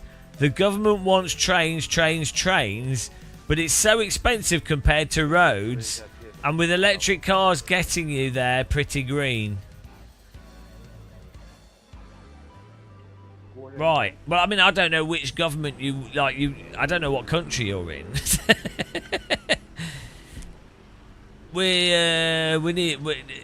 You could have a lot more. Also, a train is different from a tram, right? Flat cities can have trams, but they used to have them. The whole point is they got rid of them all. Like, they used to be everywhere in the UK. Most towns had tram lines.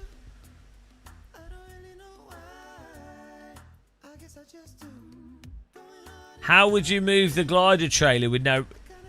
Are you stupid? You'd obviously... You idiot! You would obviously have another glider to... Are you stupid? It is true, trains are way more expensive and cars are not responsibility of the government, but the people who need to buy them. So, problem solved. Yeah, the difficulty is to build a train line, you have to build a train line through the landowners, and the landowners typically have most of the wealth and most of the lobbying power of the government, and are also in charge of the entities that are the most corrupt. So that's why it gets really tricky when it comes to building train lines. Not because they're actually inherently particularly crazy. I mean, they're not cheap to build, but like they last a very long time. So that's the big issue, really.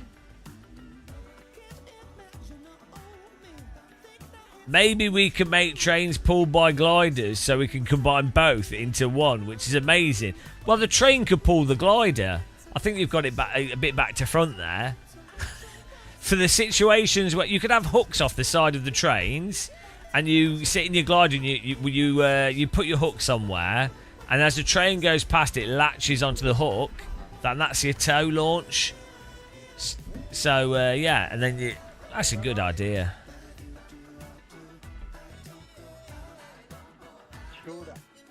The glider can pull the train. Well, it depends how sexy the glider is. I mean, gliders are pretty sexy. A train's quite frumpy.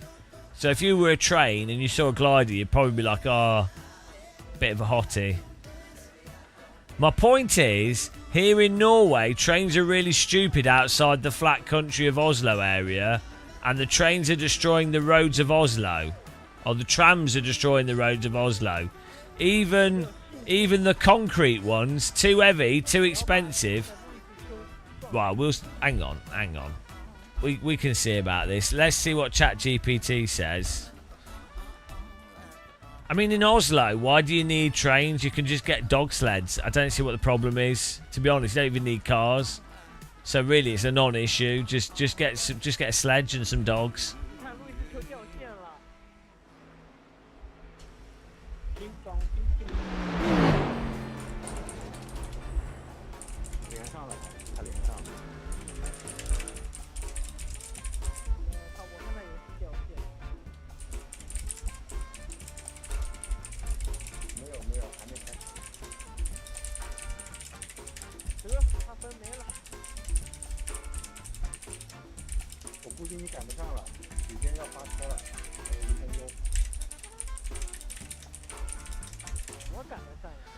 Right, let's see. I've asked ChatGPT for an answer and it never lies.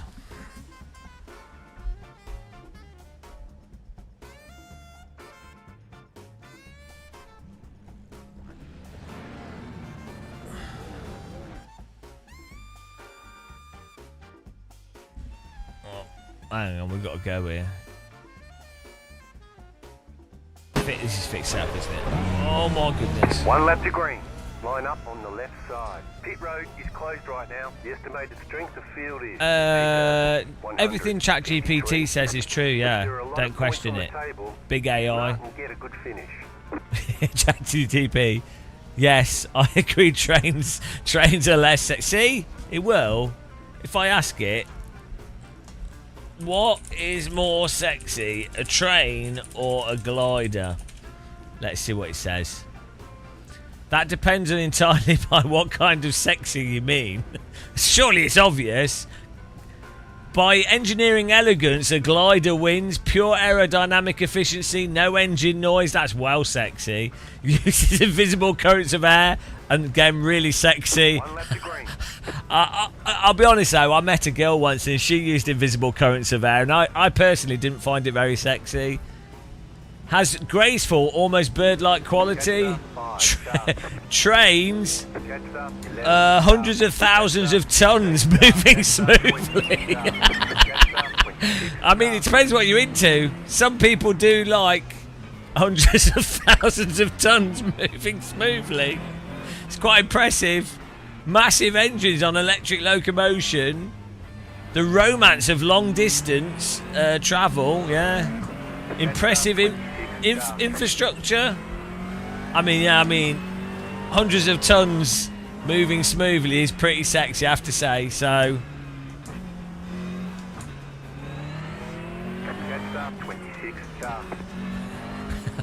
hundreds of tons moving smoothly. Oh, here we go. We're about to see hundreds of tons moving smoothly.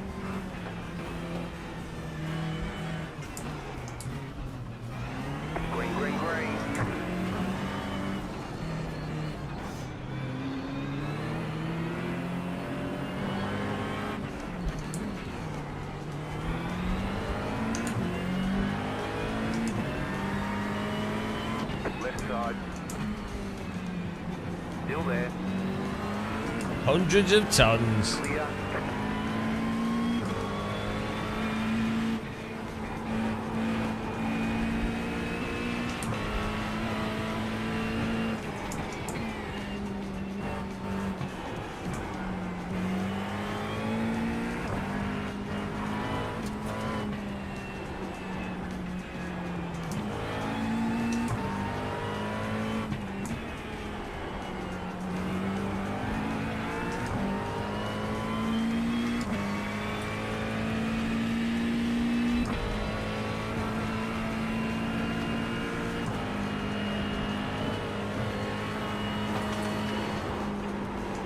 Oh, the understeer. If you get slightly stuck in it, you're going to understeer for a whole week.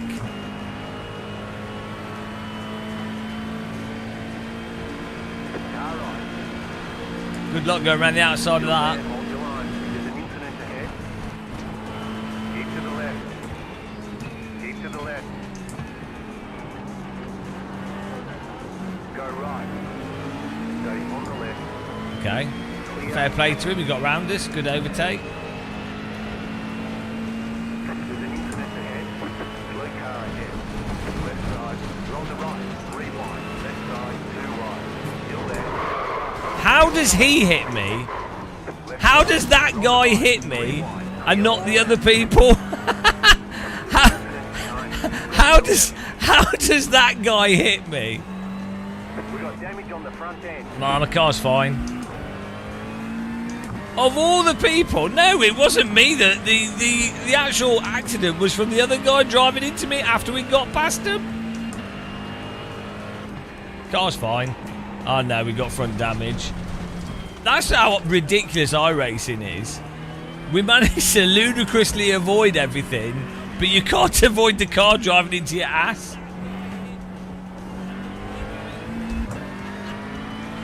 Oh no, we didn't play the sound. Sorry, Ryder.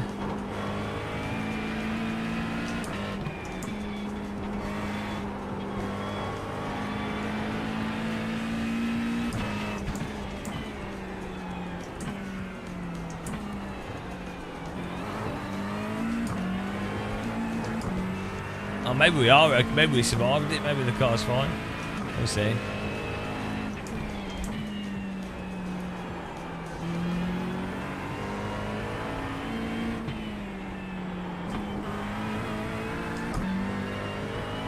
We'll check the replay. I think the front of the car is damaged, it's not sticking. I'm an idiot. Well, I might be an idiot, but to be honest, we avoided the accident, and someone else drove into us after we passed it, so I don't disagree. I definitely am an idiot. Still there, hold your line. Still there. Still there, hold your line. Clear. Oh. What's he doing? Nice move.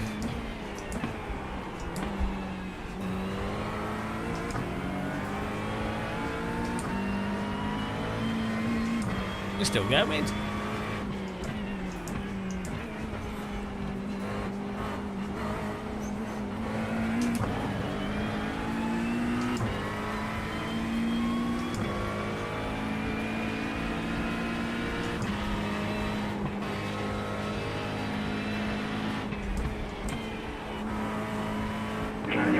台湾同胞提速提速！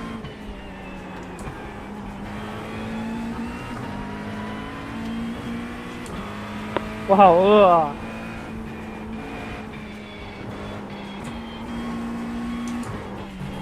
We're having to send this because the car's knackered.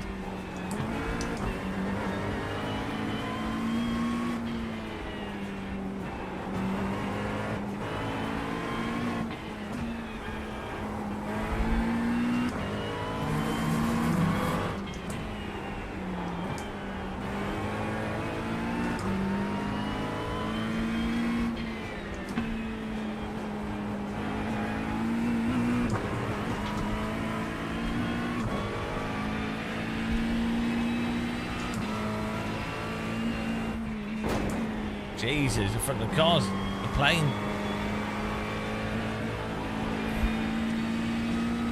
This car has a nice interior.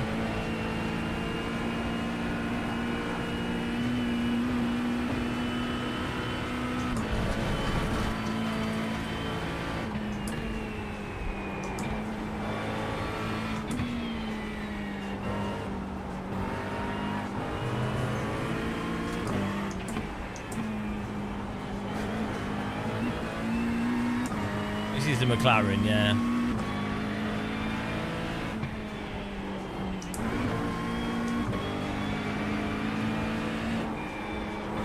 Right side, clear on the right. Car's understeering. As soon as the front starts washing out, it just keeps washing.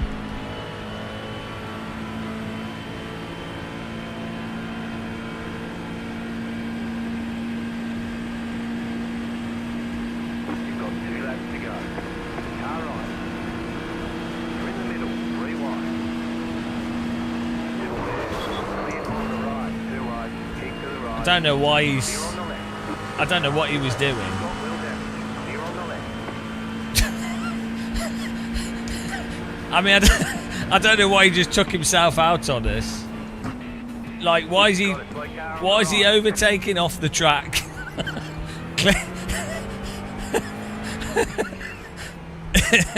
I mean, there just wasn't enough space there, so I don't know why. I don't know what. Would not get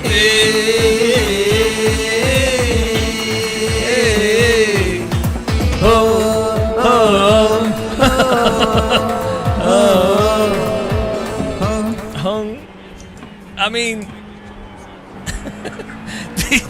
I held a line and the track runs out there, so it's his responsibility to not drive into us. If he decides to turn into us, that's his fault.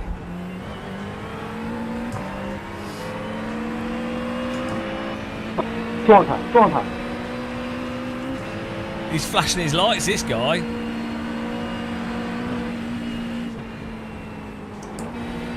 你好坏啊 Oh God, we've got an angry we've got an angry Chinese person, I think, or shouting Chinese at us at least.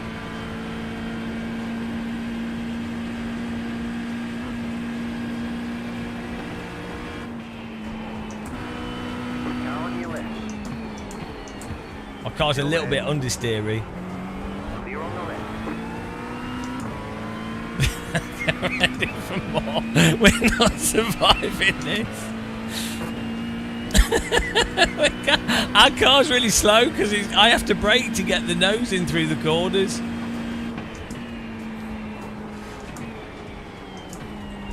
It seems to be confusing drivers that having to adapt to having a car in front of them that's a bit slow.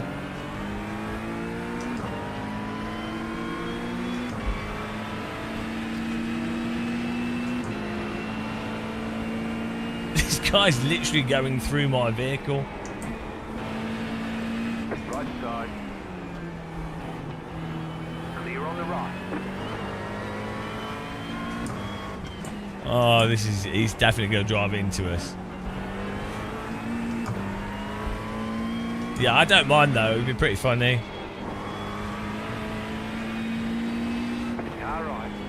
Clear on the right. Why is he trying to overtake there? Oh no.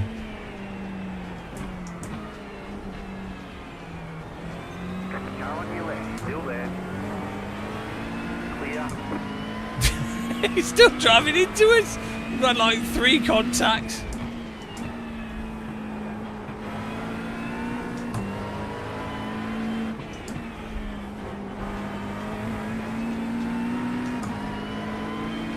Right side.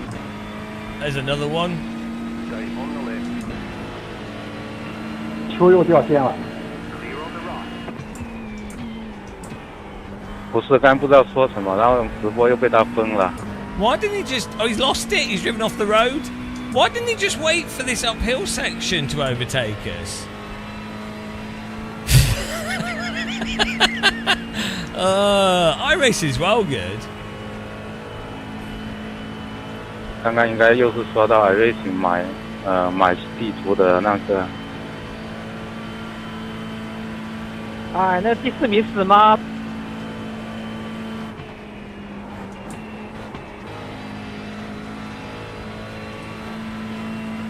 That is true. I am on the racing line.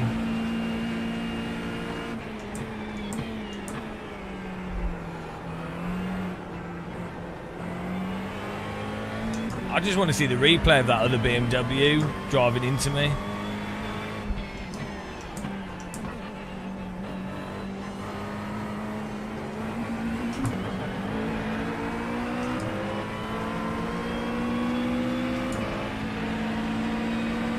Oh, he's got faulty electronics flashing his lights. A lot of these GT3 cars have issues with their lights.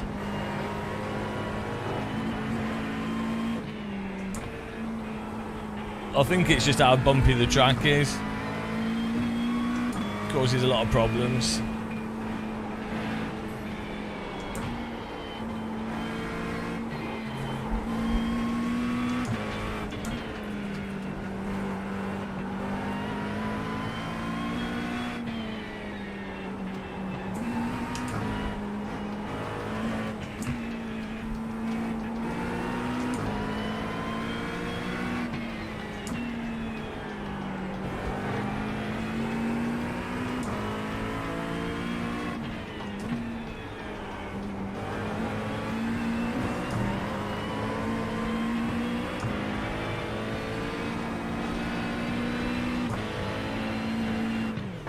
Oh my god. Car's an aeroplane. Like, he's just... he just drove into me! I think...你为什么掉了4个 He drove into me and killed himself! I'm gonna get a DQ from this. I've not done anything wrong.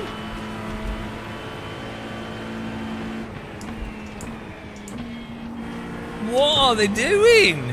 I get my car's a little bit slow, but I'm not doing anything like, I'm not reactive blocking or anything, and we're not like braking erratically.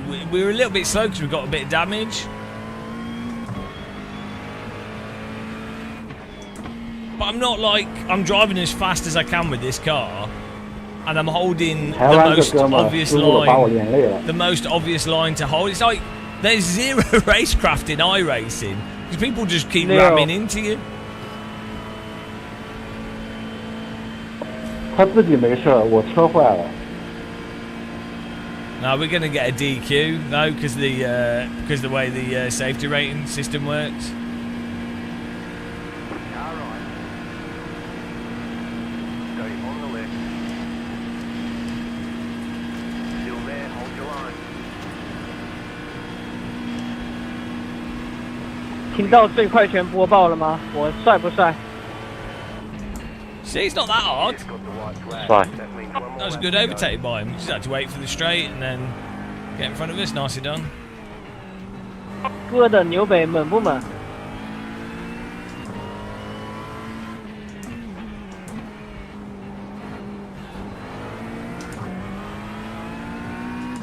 Yeah, it's nice. Good. It was a down the straight. He squeezed us a little bit, but that's like in a good way. Oh, the replay's gonna be well good on this.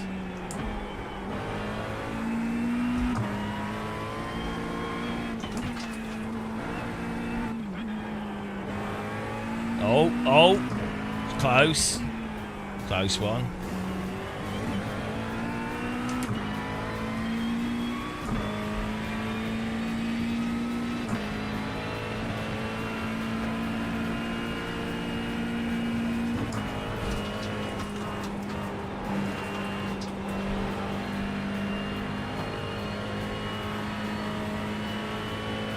Yeah, no, it's good driving by him. Good overtake. No, it's a neutral vibe stream. Because we had... GM, you need to advertise your channel on your livery. The Chinese guy is watching the live replay. Oh, what of... what, on his YouTube? On his live stream? Does it look like I'm guilty? Or does it look like it's his... I was driving in a straight line. I really don't think I did anything wrong. But if I did, I did. But I don't think I did. I don't think we did anything wrong. We were just holding a line.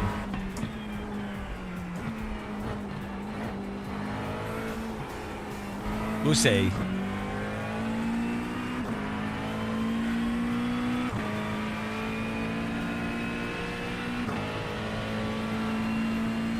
I think like the thing is, I drive in iRacing. I drive in just a very basic defend the inside line way because that's all you can really do. I try not to reactively block. If I reactively block, I'll apologise to the person. Sometimes I do it by accident. Very rarely I'll reactively block intentionally if I know the other car behind is a lot slower and it's actually safer to reactively block to stop them from doing a move that they can't complete. Oh, here we go. It's not over yet, guys. It's not over yet. But yeah, I mean, I find reactive blocking when people do it to me really annoying, so I try my hardest not to do it.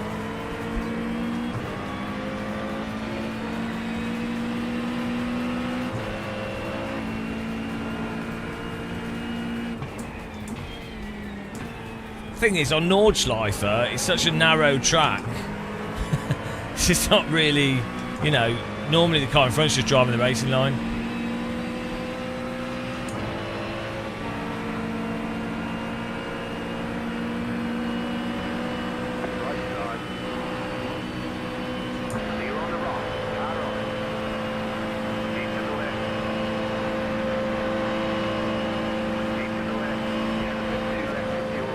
Oh no, here goes another one.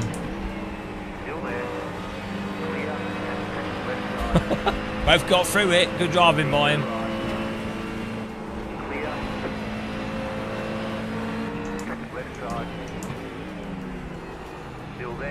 See, that was nice driving there. Good job.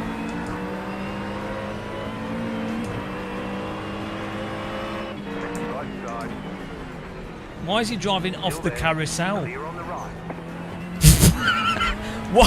Why? Why not feed him behind you? What is he doing? Doesn't make any sense. Also, there's no other car behind him. He can just stay behind us and overtake us on the Dottinger Ho.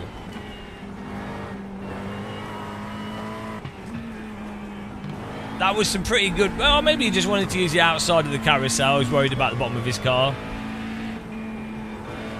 I can understand that.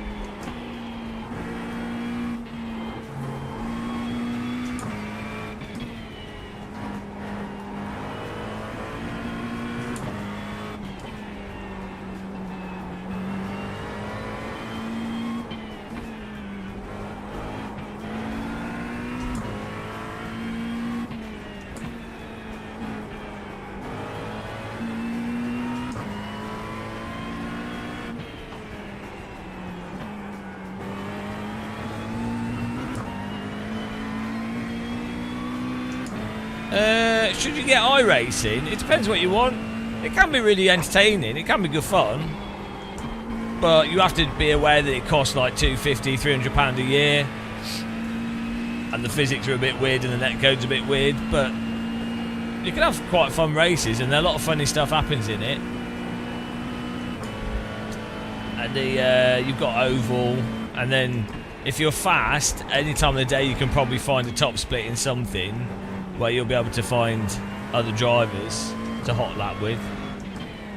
If you're a slow driver, then probably not worth it.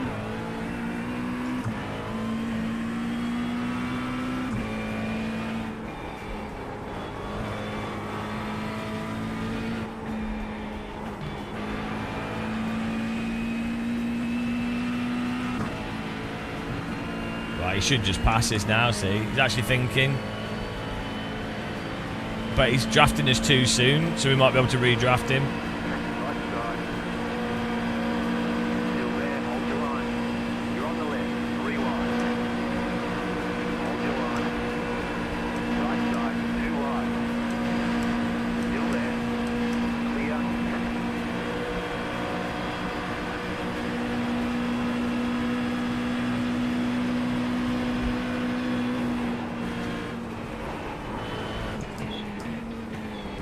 See, that wasn't too hard, was it?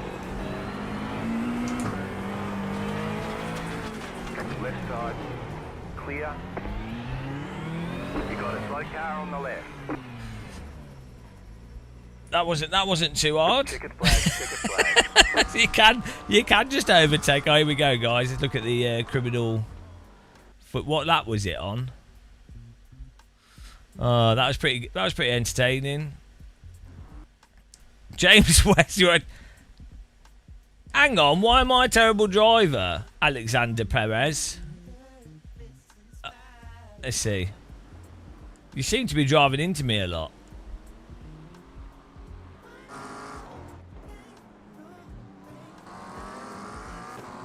I would. Oh yeah, the big crash at the start. Here we go. I think we did a good job of avoiding the carnage. Personally. Also, I finished the race, so it can't be that bad.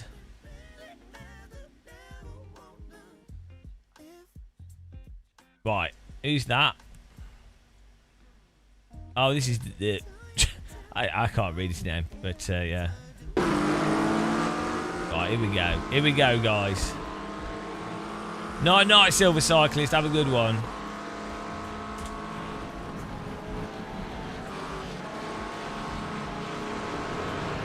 I mean,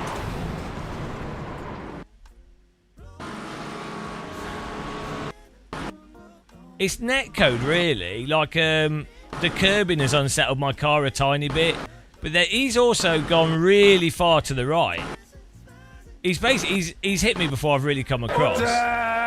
So, like, this here is pretty good. I would say this is pretty good crash avoidance.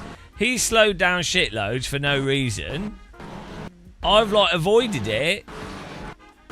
We've got through these cars.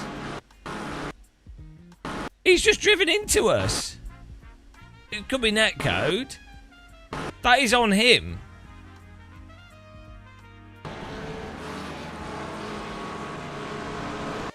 That is on this car. The crash is because of him. He's lost... We're escaping him. He's lost the position. And he's turned into us. So that's iRacing and him. Triple caution! Triple caution! Stay center! Triple caution! Stay center! And like we've caught this after being binned by this guy. We managed to hold on to that. This guy's just driven straight into us. We're still going. Good quality. Good driving. So that's on him. My car's knackered here. Nakajima'd. now, here we go. And that was the, I thought it was Perez guy. Oh, here we go. So here's the first one. He's gone on the inside here. I dabbed my brake, took the line. He's gone too fast in and he's driven into the wall. That's on him. That's entirely on him.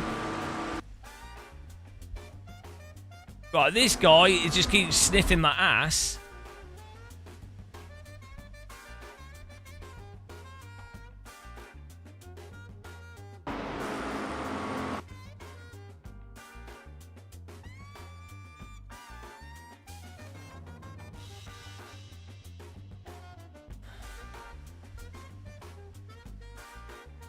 Bonk, bonk, bonk.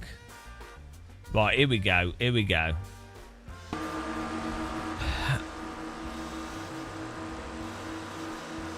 Now he's overtaken with two wheels on the grass. And has come across. That's entirely on that car. If you to overtake, you are driving on the grass. I'm holding a perfect line here. This is not a safe overtake, right? That's on him. You can see the line on the track.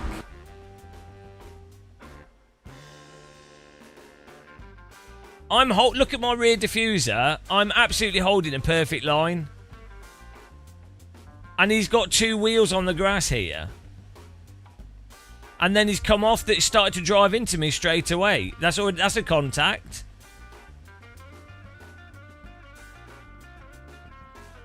And now it's his fault that the track's running out. That's on him. He's on the grass. I'm actually moving to the left a little bit. You can see the diffuser. He's coming over to the left. My diffuser. I'm actually moving left. I'm moving left. You can see here the diffuser on the line.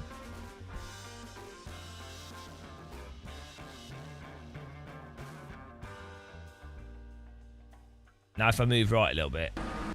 Okay, I did move right a tiny bit there. To be fair, we did move right like 20 centimetres. But he's also coming left, so... Oh, actually, does the road move a little bit there? I probably did move a tiny bit right. But... he's also moved left quite a bit as well, so... with his off-track overtake. So...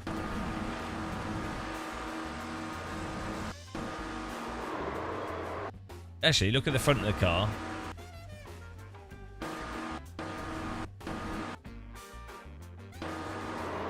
But, I mean, I would say his move in the first place is put him in the position like this. This already. He's on the grass to overtake after contacting us. So, again, yeah, I'd say not really guilty. It's just defensive driving by me. Unlucky.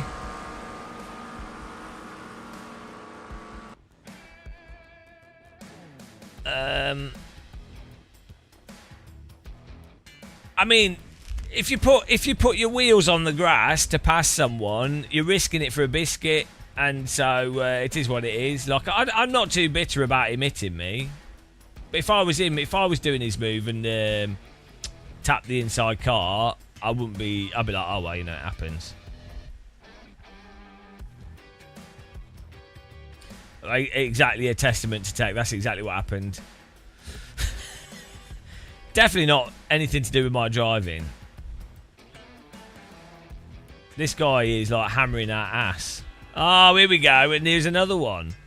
So after like 0xing us multiple times, he then drives into it and then goes through us.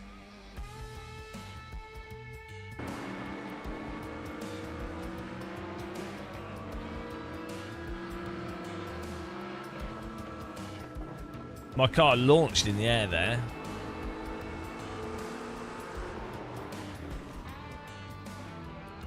I mean, I'm not sure what that is.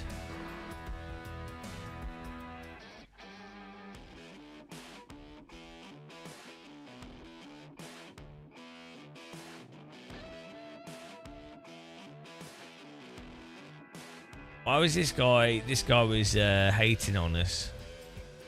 Don't know why.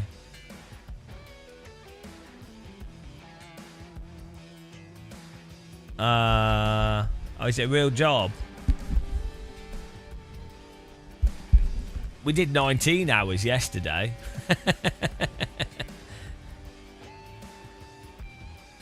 That's been fun streaming today. Well, that was good fun. Be interested to see what ratings, what the rating stuff is. Yeah, definitely a bit of netcode as well. Exactly. I agree. Results.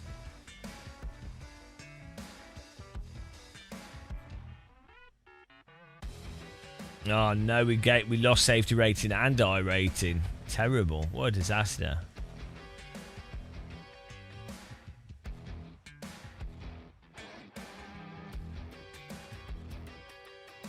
What a fun time. Right. I'm going to have a break. I need to get some food. But it was a fun little iRacing session there. That was good fun. Appreciate everyone that supported us today. We had some raids from people, which was really nice of them. And we've had some channel memberships and some donations. Really appreciate it.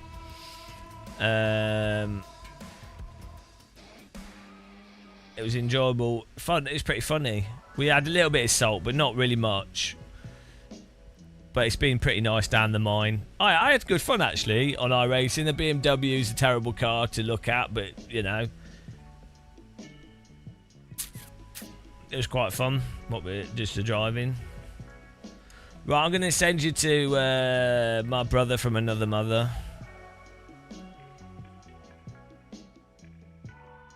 Have a good rest of the day, guys.